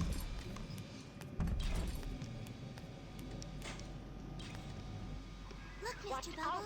For certain, their haunting will draw the attention of this flight.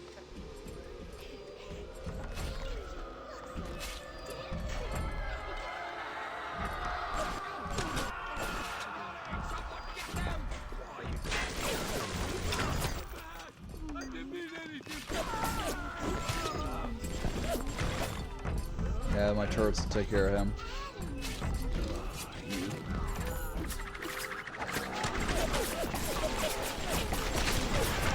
You know, you'd think I'd eventually quit forgetting about that health station.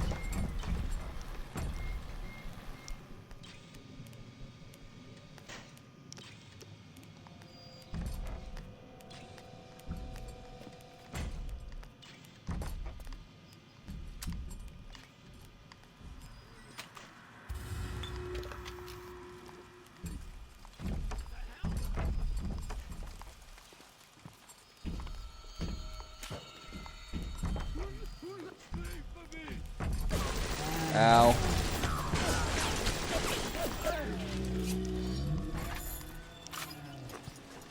Well, it's also a shame that all the BioShocks are set in the early to mid 1900s. So even if they do a new one, like I would like to see a version of a world like this set up with today's level of tech and whatnot.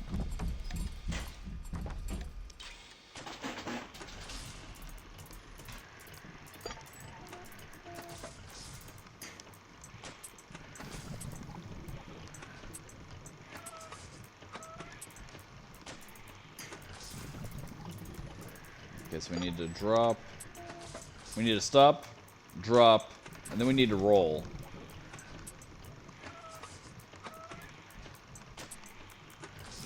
There we go. Yay!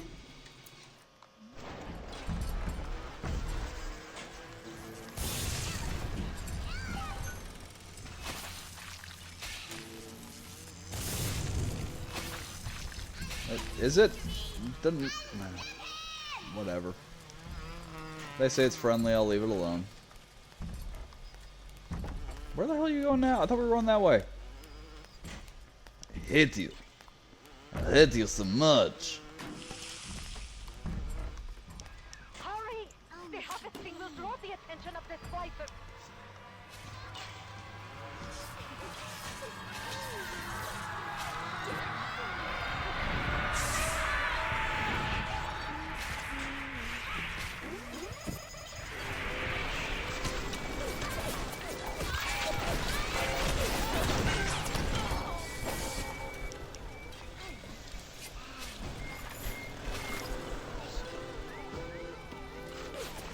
Oh, they must have come from the other hallway.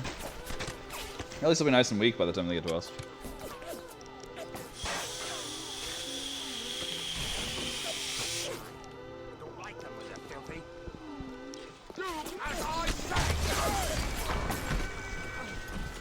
Trying to vape, dick. God.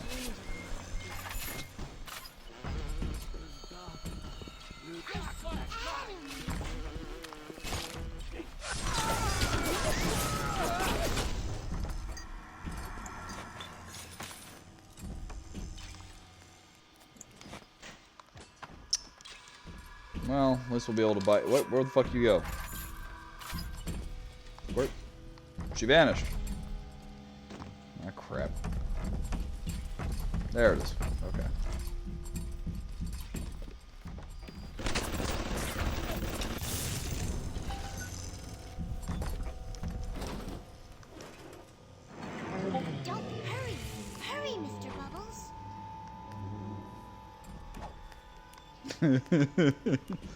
I don't know. If they did some work with that coast play, they could be pretty badass.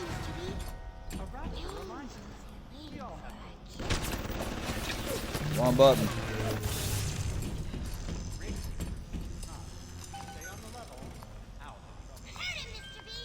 Don't be a slowpoke, Mr. B. Shut up. Angels don't wait for slowpokes.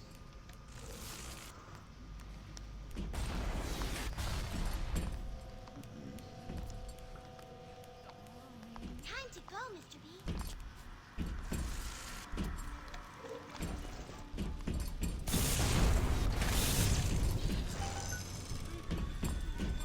Hop, hop, Mr. B. No time to wait.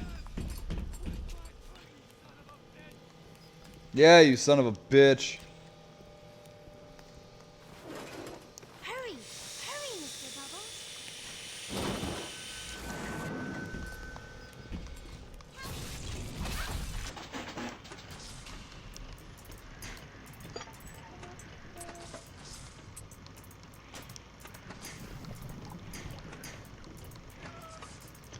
Shit. Nope, too late.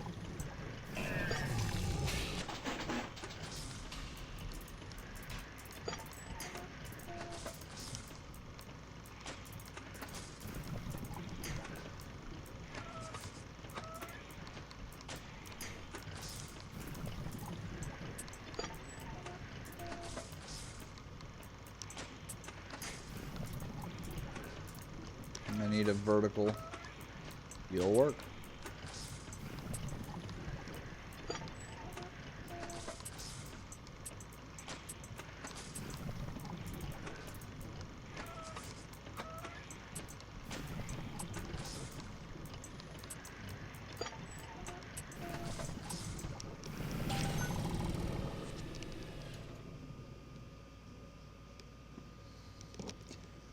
Yeah, I mean that would work for me too, because I can't afford games. Like I would love to stream some Halo Wars, but I can't afford it.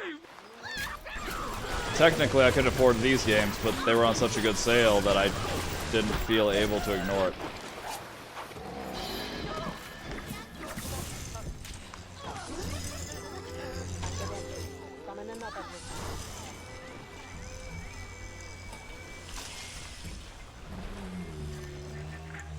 What I was thinking. Never spliced up once the whole time I was down here in this aquarium. Figured it was bad to mix business with pleasure, but Oh, she died. all the nose candy and floor polish I've been wasting time with. This stuff is the mother's milk. That's a disturbing term to me. This is the mother's milk, meaning this is awesome, but gotta say I've never been even remotely interested in going back to mother's milk. Come on. God, you're slow.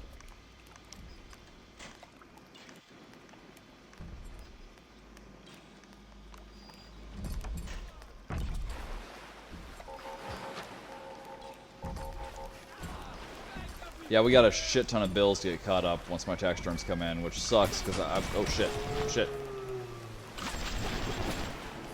Sucks because I would love to get, like, for instance, a new webcam so my green screen wouldn't be all fucked up.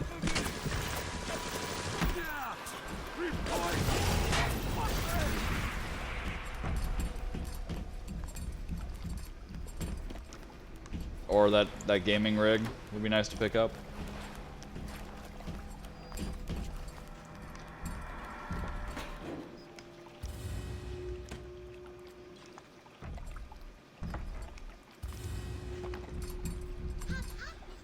I'm hopping. Oh god damn it! Quit. Fuck.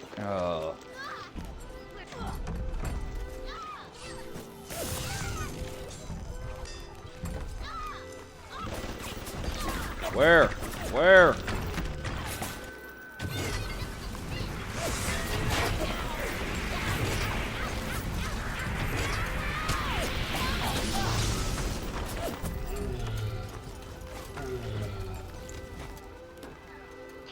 She gonna die.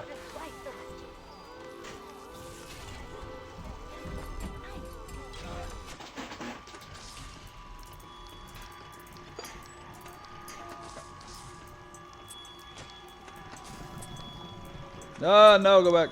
Okay. Let's see. We'll do this. That seemed a little bit pointless, but whatever. So I just need the downturn.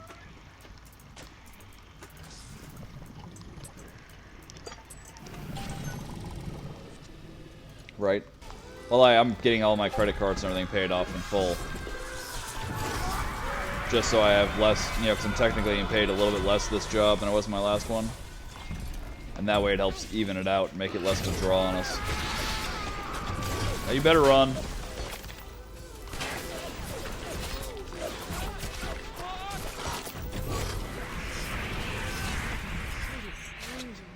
Right?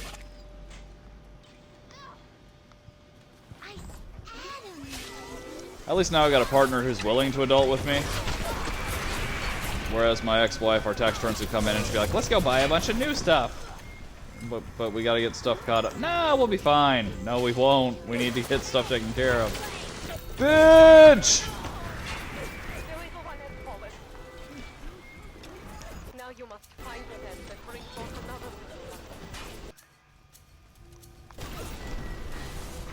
Now there is one selfish thing I plan on buying. It's because I keep seeing them on sale and I really want one. I had to get the Xbox One S because my original Xbox fried on me. And I really want to play with the 4K support. So since they keep going on sale, I'm going to buy myself a nice big 4K TV. That's my one selfish purchase. I'm going to love that TV too.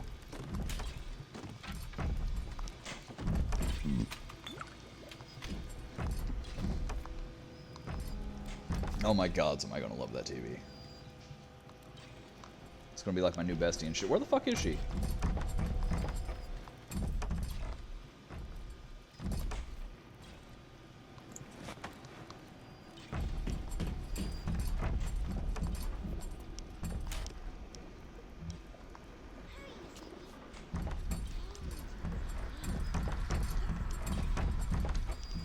I mean, it's a little bit faster than the day one Xbox One, but there's not really a huge difference between the two. However, it does have the 4K support, and that's sexy, so I want to play with it. Oh, goody, goody.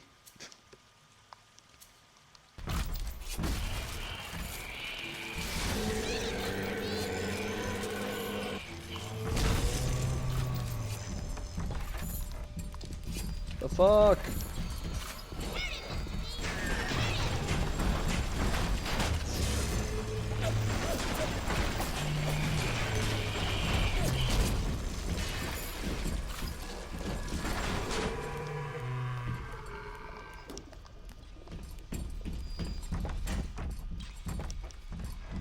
Better for the girls to be with you.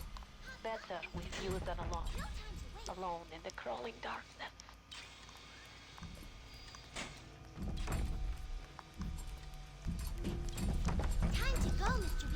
That could be true, and that might be one of the reasons why my hard drive fried out on me.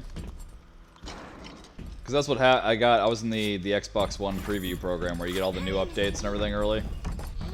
And the program fried my hard drive. And then they claimed it wasn't their fault, so I had to pay for a new Xbox, and I was supremely pissed off.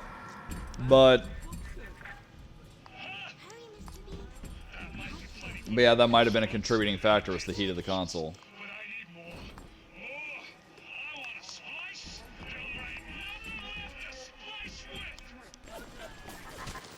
I think it's fair to say that he would like to splice and dice.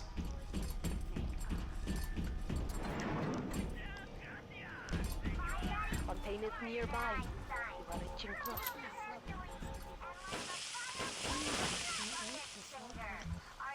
Yeah, this ain't ominous at all. All the ammo!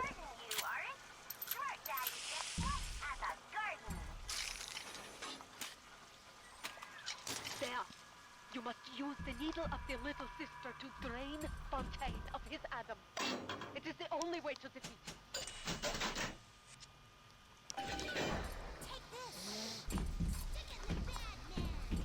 Yeah. I'll leave that one alone.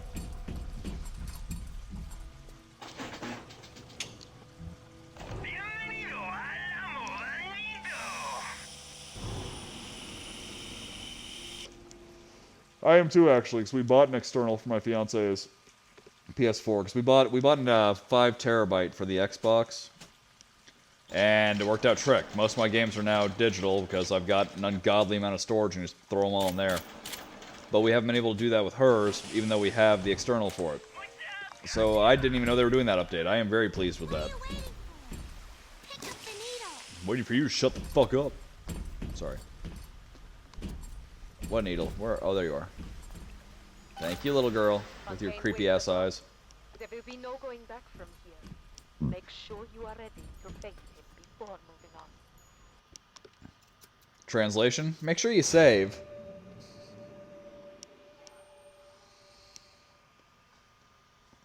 But yeah, I think we bought a 5 terabyte specifically for the PS4 to use as an external storage device so we'd quit running out of hard drive space, and haven't been able to do it. We bought it, we got home, we plugged it in, and it's like, oh, you can do pictures. Well, fuck, that's not what we want it for.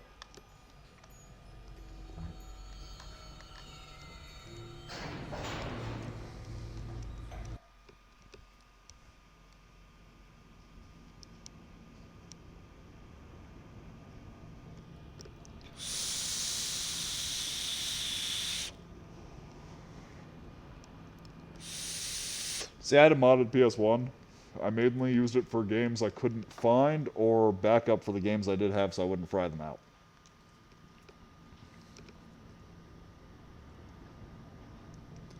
I had friends who used it for the import games, and I always made fun of them because I'm like, yeah, it's cool that you can play games that otherwise you can't play here in the States, but at the same time, do you have any clue what the fuck's happening?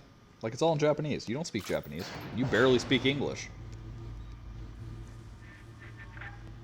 I remember when me and the crowd put you in that sub. You were no more than 2. You were my ace in the hole. But you were also the closest thing I ever had to a son. Aw. And that's why this hurts. Betrayal, kid. Life ain't strictly business. What? I actually forgot it was Wednesday. Yeah, buddy.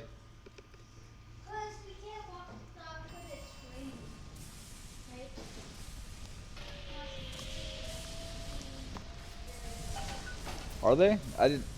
Because that was the whole law, was as long as you own the original copy, you were fine. That's lame. You said yes to get the guitar? Yes.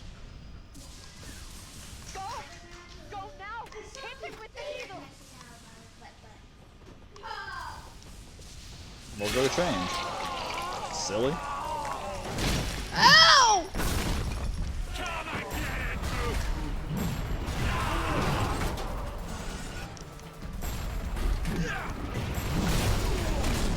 Oh, God.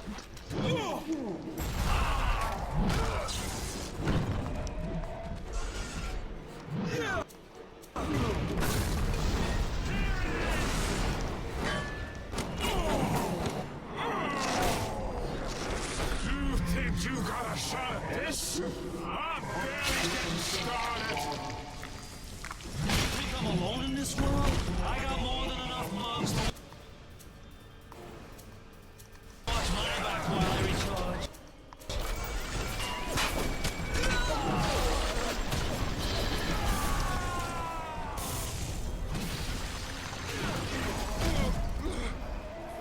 Jerk.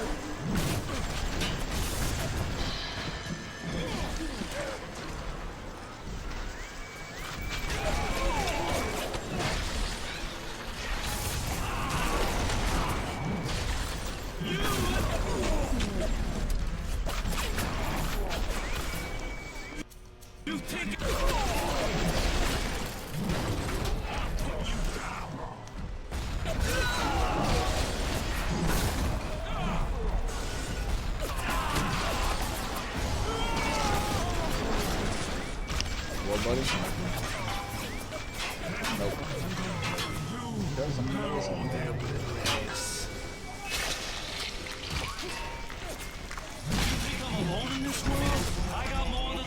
Why are they giving me all this Adam at the end of the game?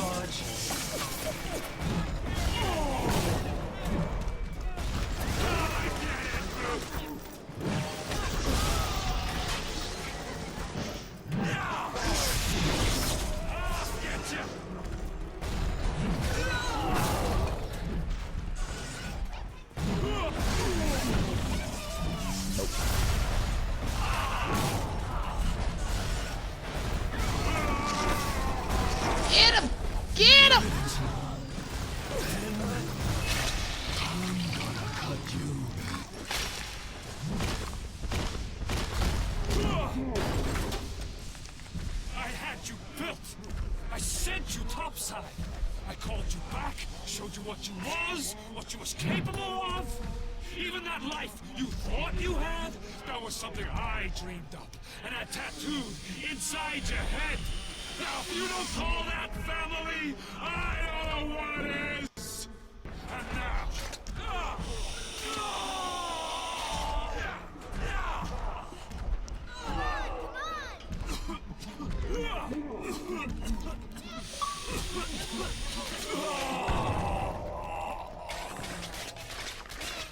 Yeah, but Nintendo's always been anti-piracy regardless of whether it affects them as a company or not. That's why they started doing the classic remakes for DS and Wii and all that, is because now they're making money on them again, so even under the old law, they're now illegal. They offered you everything, yes. And in return, you gave them what I have come to expect of you. Brutality. What? I only killed one, it was an accident!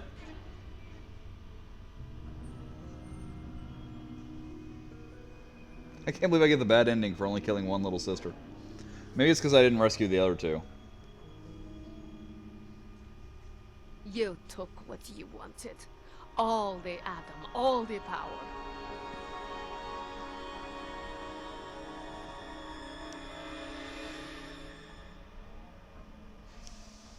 And the Rapture trembled. But in the end, even the Rapture was not enough for you. Your father was terrified. I know, I'm a to monster. try to steal the secrets of his city.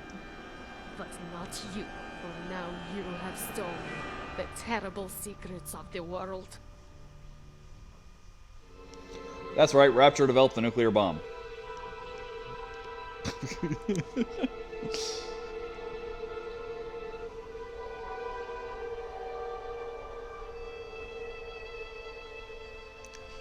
I'm just saying, that seems kind of wrong. I get the bad ending when I only killed one little sister.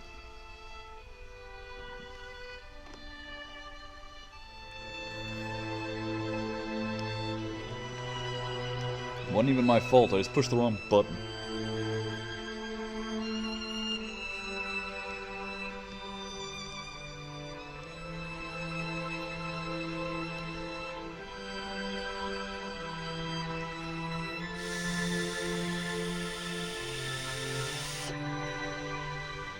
Rapture view of the apocalypse. It's like Terminator, but instead of robots, it's splicers.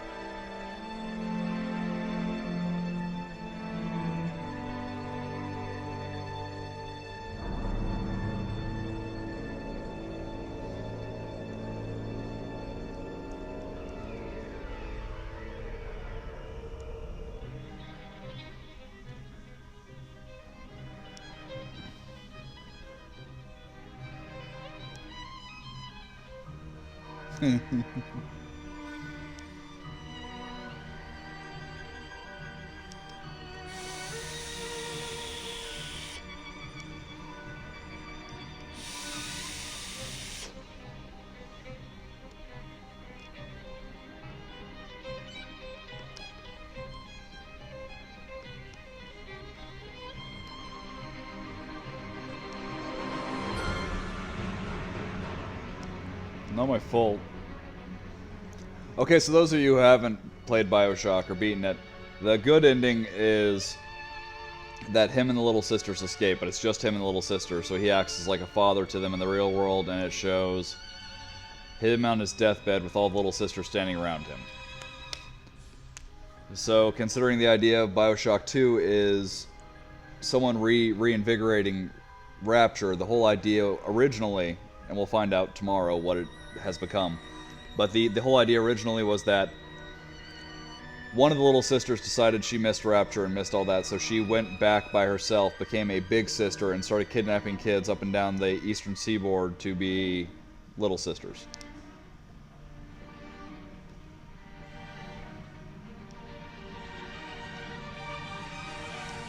Ooh! Or it's like giant ones of the security drones. Which just sound like lawnmowers with machine guns attached. Which actually they might be.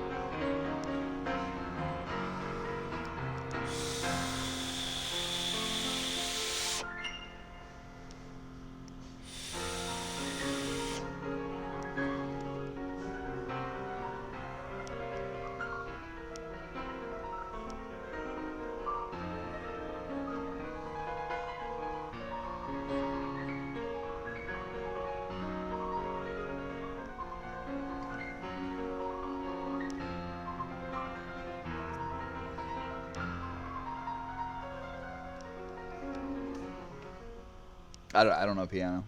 I don't.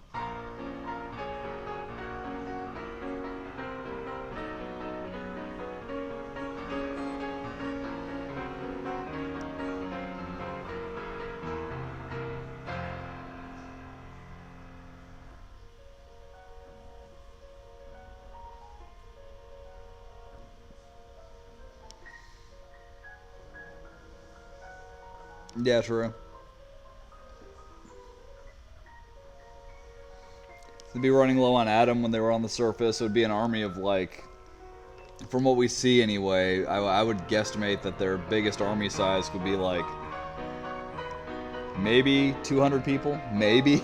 That's being quite generous against the rest of the world. It's like they'd nuke one, maybe two cities.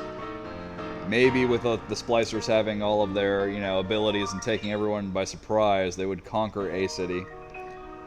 But then, like, immediately the world would be able to prepare for it and come in and crush them. So yeah, it wouldn't be. And I would say, like, maybe if they had someone like, you know, Demon Fontaine at the end there pressing through, maybe they could make some headway, but, like, he kind of went down pretty easy. Wasn't that tough.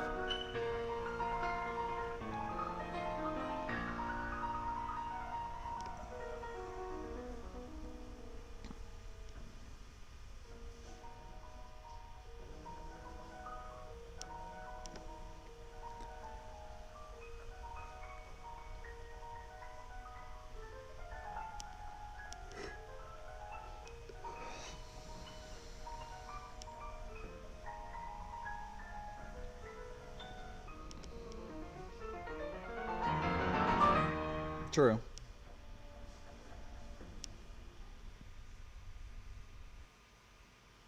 Right. People with actual training with the weapons. That would go over a lot different, I think.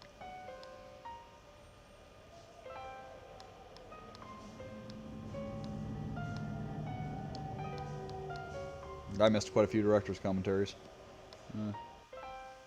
Might have to do something about that later.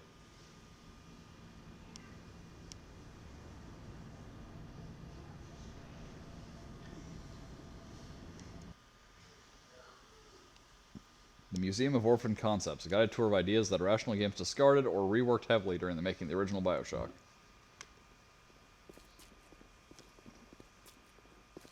Ooh.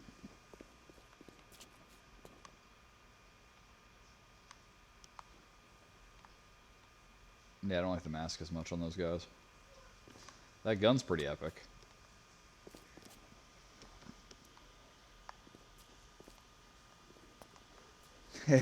Boxing Big Daddy. That's actually pretty damn horrifying.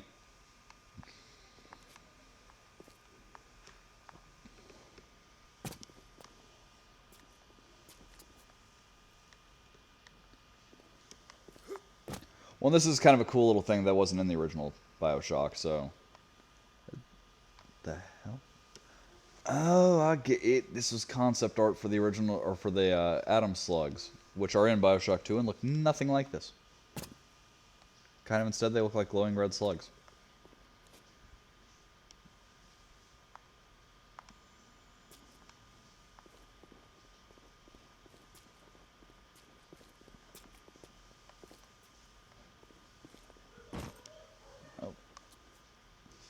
Not as much as a cut concept as an Easter egg for observant museum visitors, these sea creatures can be seen swimming past the player's view during the bathysphere ride down Rapture in BioShock's opening sequence.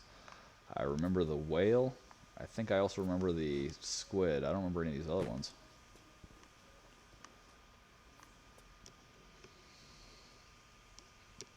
Hey, Nadnerb, what's up, bud? Yeah. I don't know, the concept of it just being a normal slug that humans, you know, that's... Okay, I'm glad they didn't use that concept for the Big Daddy, because that looks like a villain from Scooby-Doo. Old Man Winter! Hey, it's an early concept for Rosie.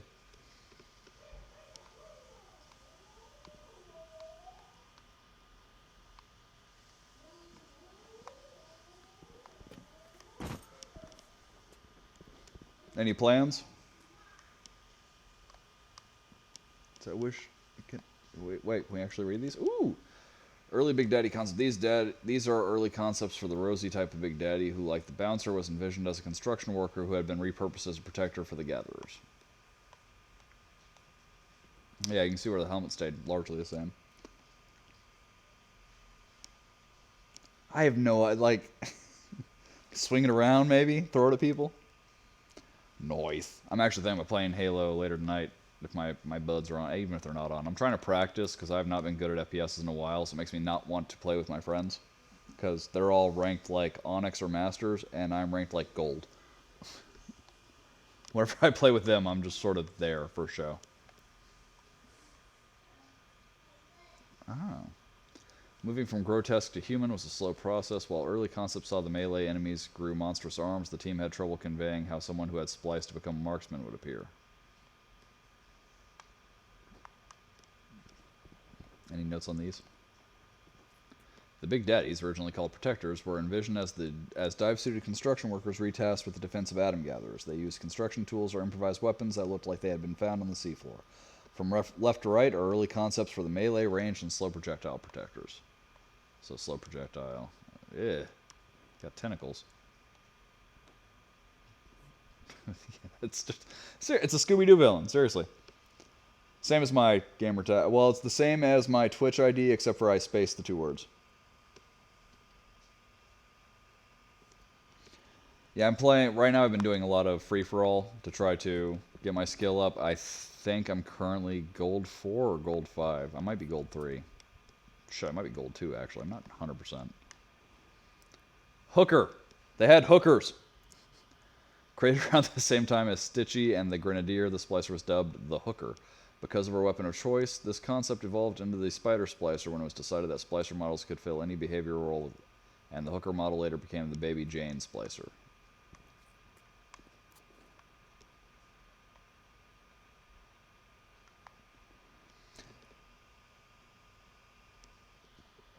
I'm okay with that. Gives me a chance to try out my game. Dude, like we were saying earlier, though, this game totally could have been a horror game. Look at that shit. That looks like something out of Hellraiser. It's a Cenobite.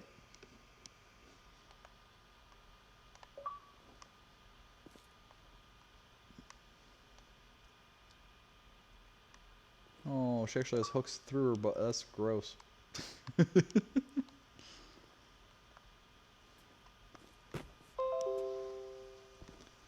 see what we got here.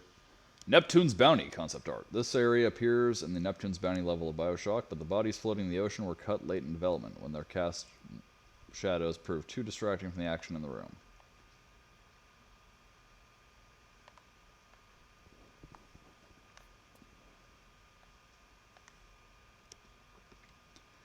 The location depicted here was built from the Vision demo of BioShock, a small level demonstrating several of the key elements of the game, such as the Big Daddies and Gatherers.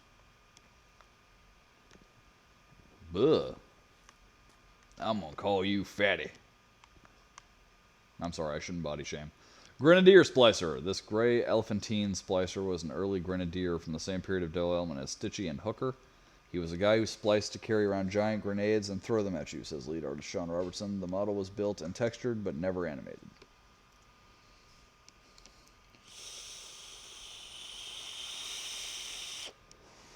That's one of the things I've been working on. Also the AR. It's because I love the AR. I used to be baller with the AR in 3. But I have not been good at a Halo game since 3. Everyone else continued to get better. I got much, much worse.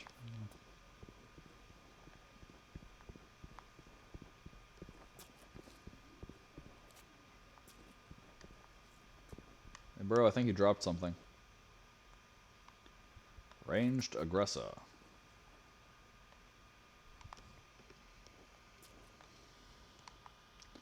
BR's fun. DMR is not my gun. Oh, here's Stitchy. Now we know what they've been referencing. The first splicer that Irrational created for BioShock, Stitchy was used in many early concept demos and was fully functional in-game with kinematics, hit reactions, and voiceovers. It took us that long to realize he wasn't a good model, says lead artist Sean Robertson. This is probably the worst abortion that Irrational has ever made.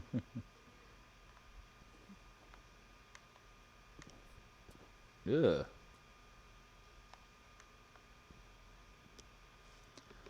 These are some of the first concept sketches to show BioShock's enemies moving in a more human-like direction. Artists coupled that approach with the idea that Adam deformed the body in a way that related to its intended function. For instance, a giant grotesque arm on a melee enemy.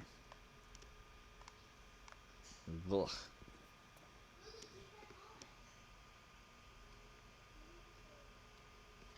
There was special endings on every Halo game, actually. If you beat it on Legendary, you get like a little booster. My favorite one is Halo 1. If you beat it on Legendary, you get a scene of who would become the Arbiter and Johnson on the back of the Pillar of Autumn having a fist fight. And as the engines cycle up, they look down, realize everything's about to blow up. And he's like, "Hold me!" And then they hug each other as the ship explodes.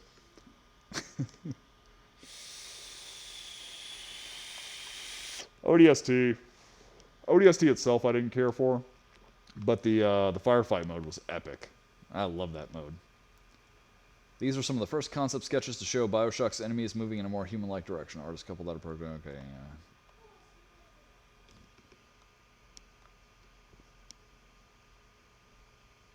Ah, I didn't know that. I might have to do that. I had started a playthrough on stream, but that was when I was a young baby streamer, and just nobody was watching Halo, so not the campaign anyway, so.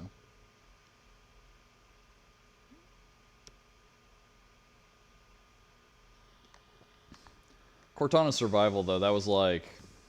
It was like Halo 4, everyone's like, oh, she's dead. No, she's not. They won't kill her. Okay, that makes it slightly more difficult.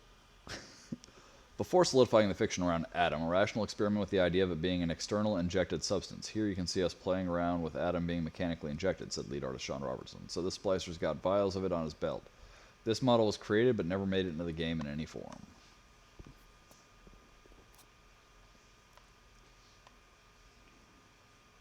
Yeah. I don't like that. I like it better the way it worked in the end.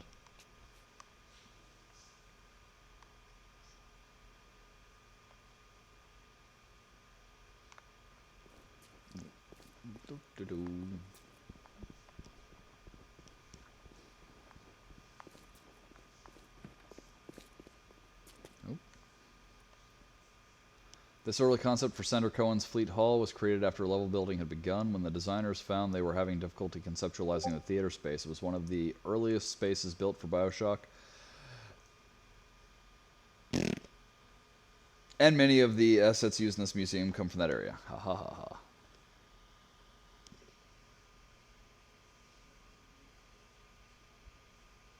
Yeah.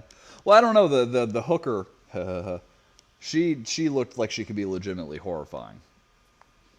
But several of these look like the decisions they made to change from them were really good decisions, because they look like they belong in some B-rated friggin' Lovecraftian type game. Charlie likes us to do this. Okay.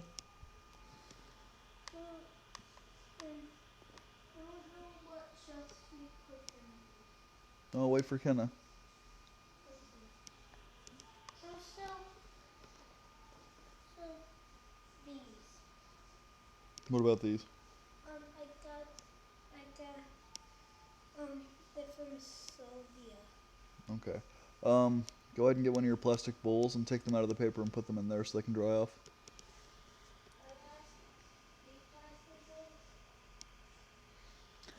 I don't know, but I'm glad they did it. Yeah, just get them out. This was the first image that really captured all the visual elements that made BioShock BioShock. A large view of the ocean, the aquatic lighting scene, and the elegant Art Deco design elements. Without this image, BioShock would have been a radically different beast. I would not be surprised also if that statue is where they got the idea for Atlas, since that is the statue of Atlas. Also, I think that exact room is in BioShock 2.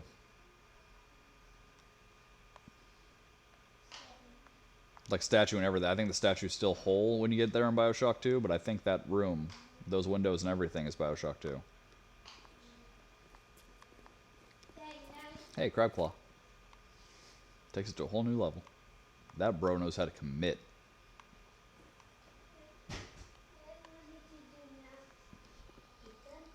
No, just let him dry off. You can go lay down and wait for Kenna to finish. And then you guys can work on those dishes. Thank you, buddy. Exhibit Yam Hand. Yam Hand.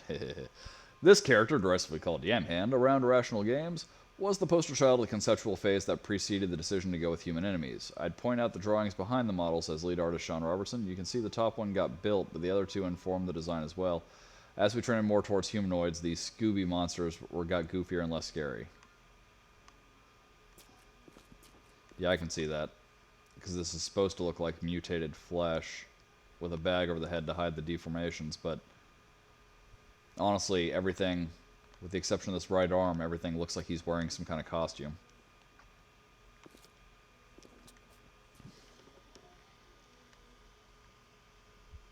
True. Yeah, okay. Good point. Fine, you win. God, just prove me wrong on my own stream. Yeah, I got that too. I mean, you kind of can't avoid it on some of these. Some of them are still decent for, you know, like I said, I like the hooker. The hooker, I think, works. But yeah, this one just looks like something kind of cartoonish. Like, this kind of looks like a papier-mâché arm. And that might have been graphical limitations of the day, but I haven't played in a long time. I just started playing it again. So when I have time and I don't have to work and I can do nightly streams, I'm thinking about starting to do Halo just so I can try to practice and get back into shape. I used to play all the time. I used to play Destiny all the time too. Actually, Destiny took over Halo's slot. These were some of the earliest pieces done for BioShock, from back when Irrational was still working on SWAT 4. The only concrete ideas at that point were an undersea city and biological experimentation, so early concepts focused on those themes.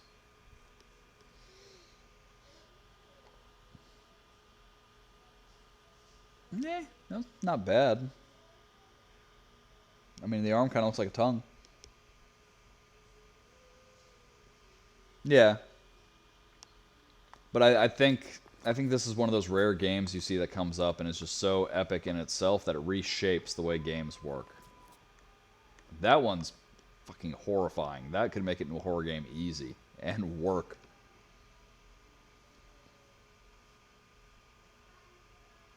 Me too, actually, yeah. When I play with my friends, it's like I'm trying to prove something, and then my game goes to crap. That's probably the same tag, yeah.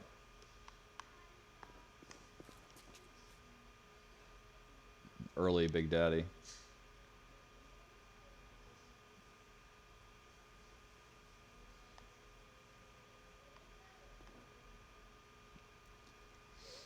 This was the fourth Protector concept. Originally created with an organic slug attached to it, a model was started but never completed as the team narrowed their focus to 3 and finally just 2 Big Daddy types. I still like this as a Protector, says artist Rob Waters. We started modeling and I really pushed to get it in, even as just a static model on the floor, but it never made it.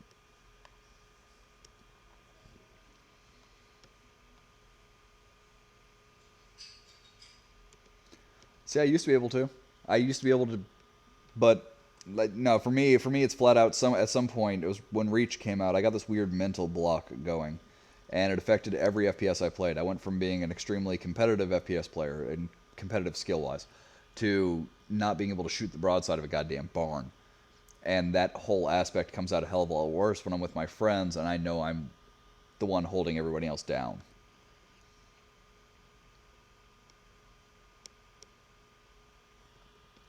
Well, yeah, it kind of makes sense for them to sidestep the modern trends, too, because with the 1950s/60 aesthetic, you know, the 1950s/60, like, this looks like something out of a generic 90s shooter. And it's got a lot of 90s inspiration to it, between the pants and the one glove, which I still don't understand. it kind of doesn't fit within that mold of here's a city built in the 50s and you're fighting in it in the 60s.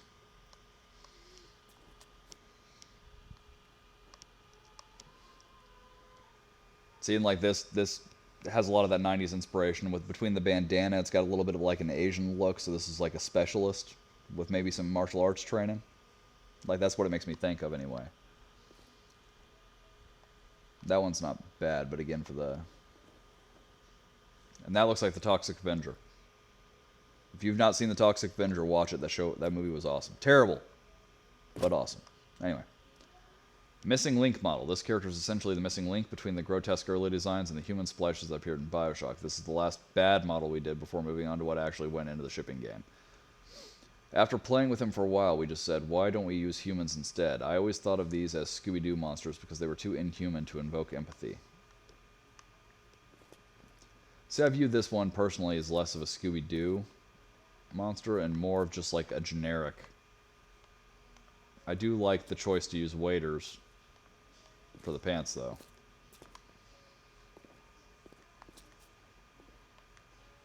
Hey, Subway and their subs. Get it? Get it? Anyway.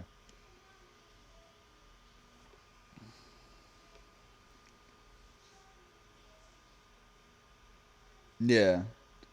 Yeah, and I like the idea better that it's just normal people that, you know...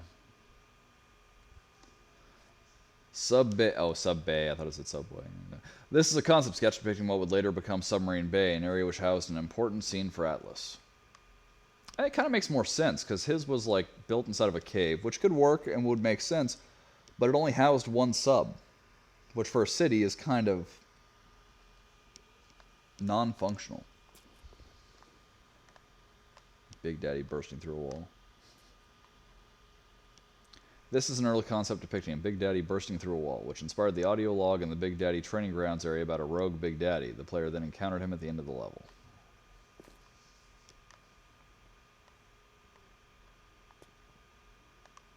Is there anything to the skeleton or is... Oh, can I... Oh. Ooh. We didn't look at that one. Can we read a tag for it?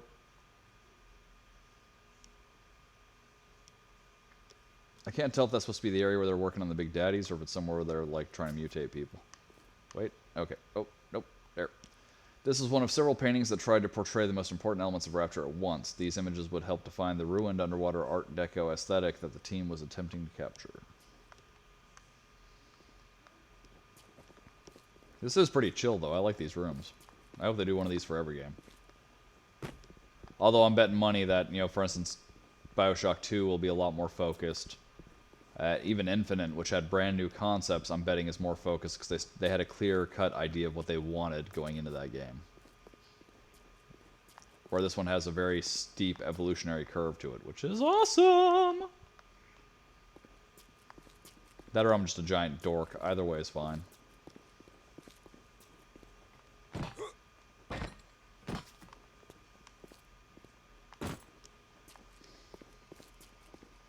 I'm never satisfied. I want more.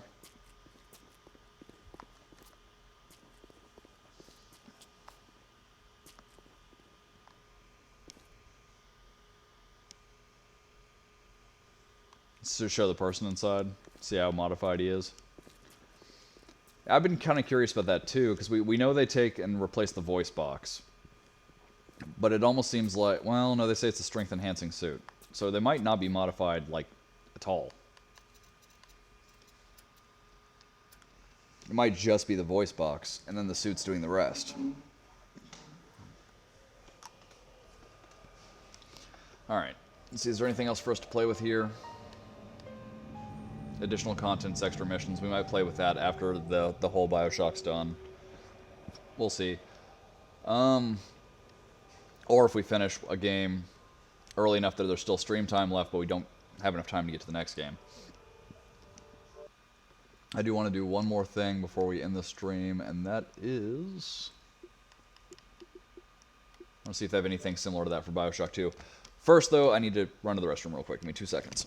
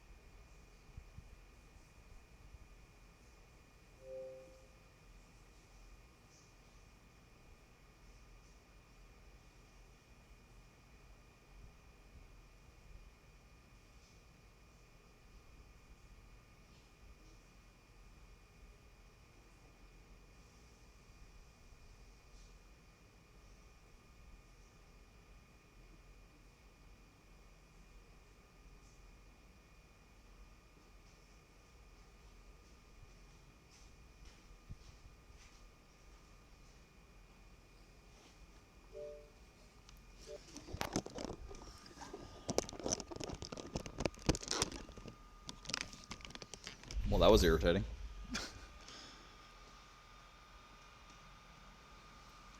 That's possible. What would be kind of cool, like we were talking about, how they could make this into a horror game. What would be kind of cool is to like have a horror game remake, and then when you see the Big Daddies walking around, you can see the face through the lenses and the mask, and so like he's walking, and you just see that the ghost of a face turn and look at you.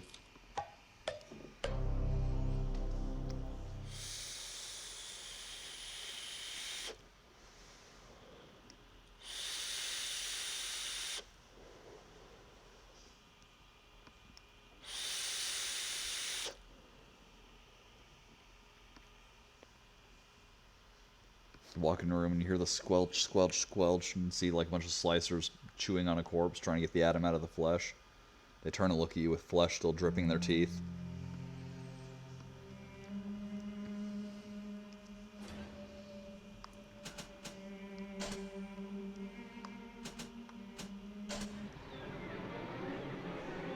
I have no idea what this is.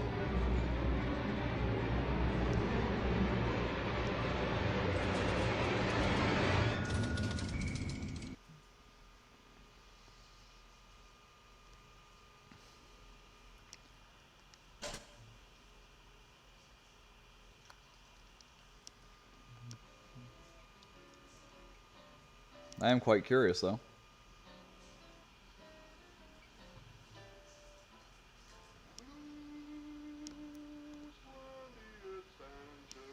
I'm assuming it's not what we were hoping for, and it's not going to be.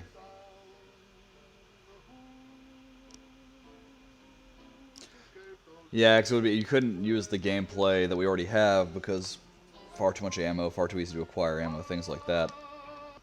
God, it would be cool. Be more CG oriented, like the old Resident Evils. Oh, we're not going to play this. I just realized what this is. This is DLC.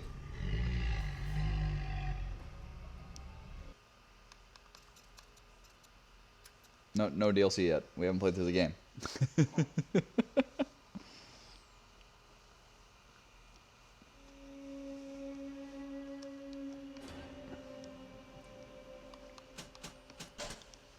Protector's Trials, I think that was like a horde mode. So maybe if we're lucky when we beat the game, they'll be like... Yeah, there was one DLC story, which was Minerva's Den, and then Protector's Trials, if I remember right, was like horde mode where you have waves of splicers pouring in on you.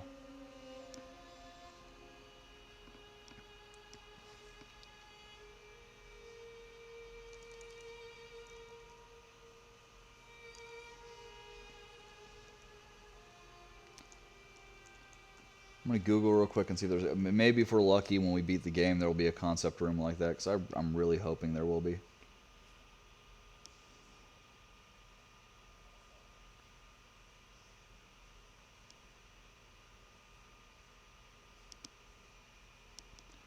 Oh, apparently the Museum of Orphan Concepts was DLC for BioShock 1. I am too. And we will get there. That is one thing in this playthrough I do plan on doing. Like the challenges from BioShock 1, I'm leaving alone. Maybe we'll get back to it afterwards if people want to see it. We are going to go through the DLC and get all the story-related content, though. That's definitely happening.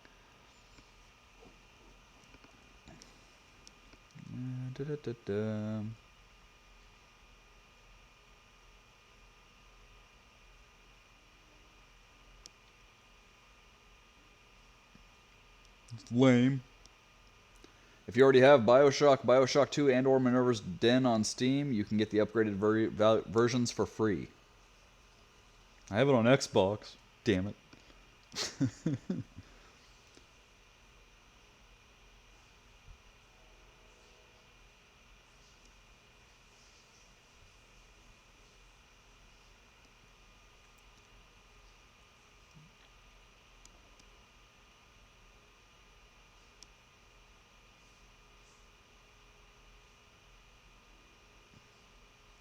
Combat Protector Trials, combat challenges, and mini campaign Minerva's Den.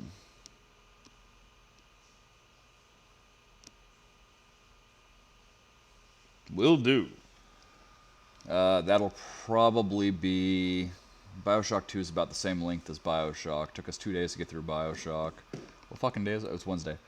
So, probably Friday afternoon, or Friday... Yeah, afternoon or Saturday morning, one of the two, is when we should be at Minerva's Den. That's my guess. That's my best guess. But I will update on Twitch. And try to learn how to do tags. Oh, the Clash in the Clouds DLC. And the Columbia's Finest Pack pre-order bonus upgrades. BioShock Infinite is not being remastered on PC because it already meets current gen console standards and runs smoothly on high visual settings. Anyway.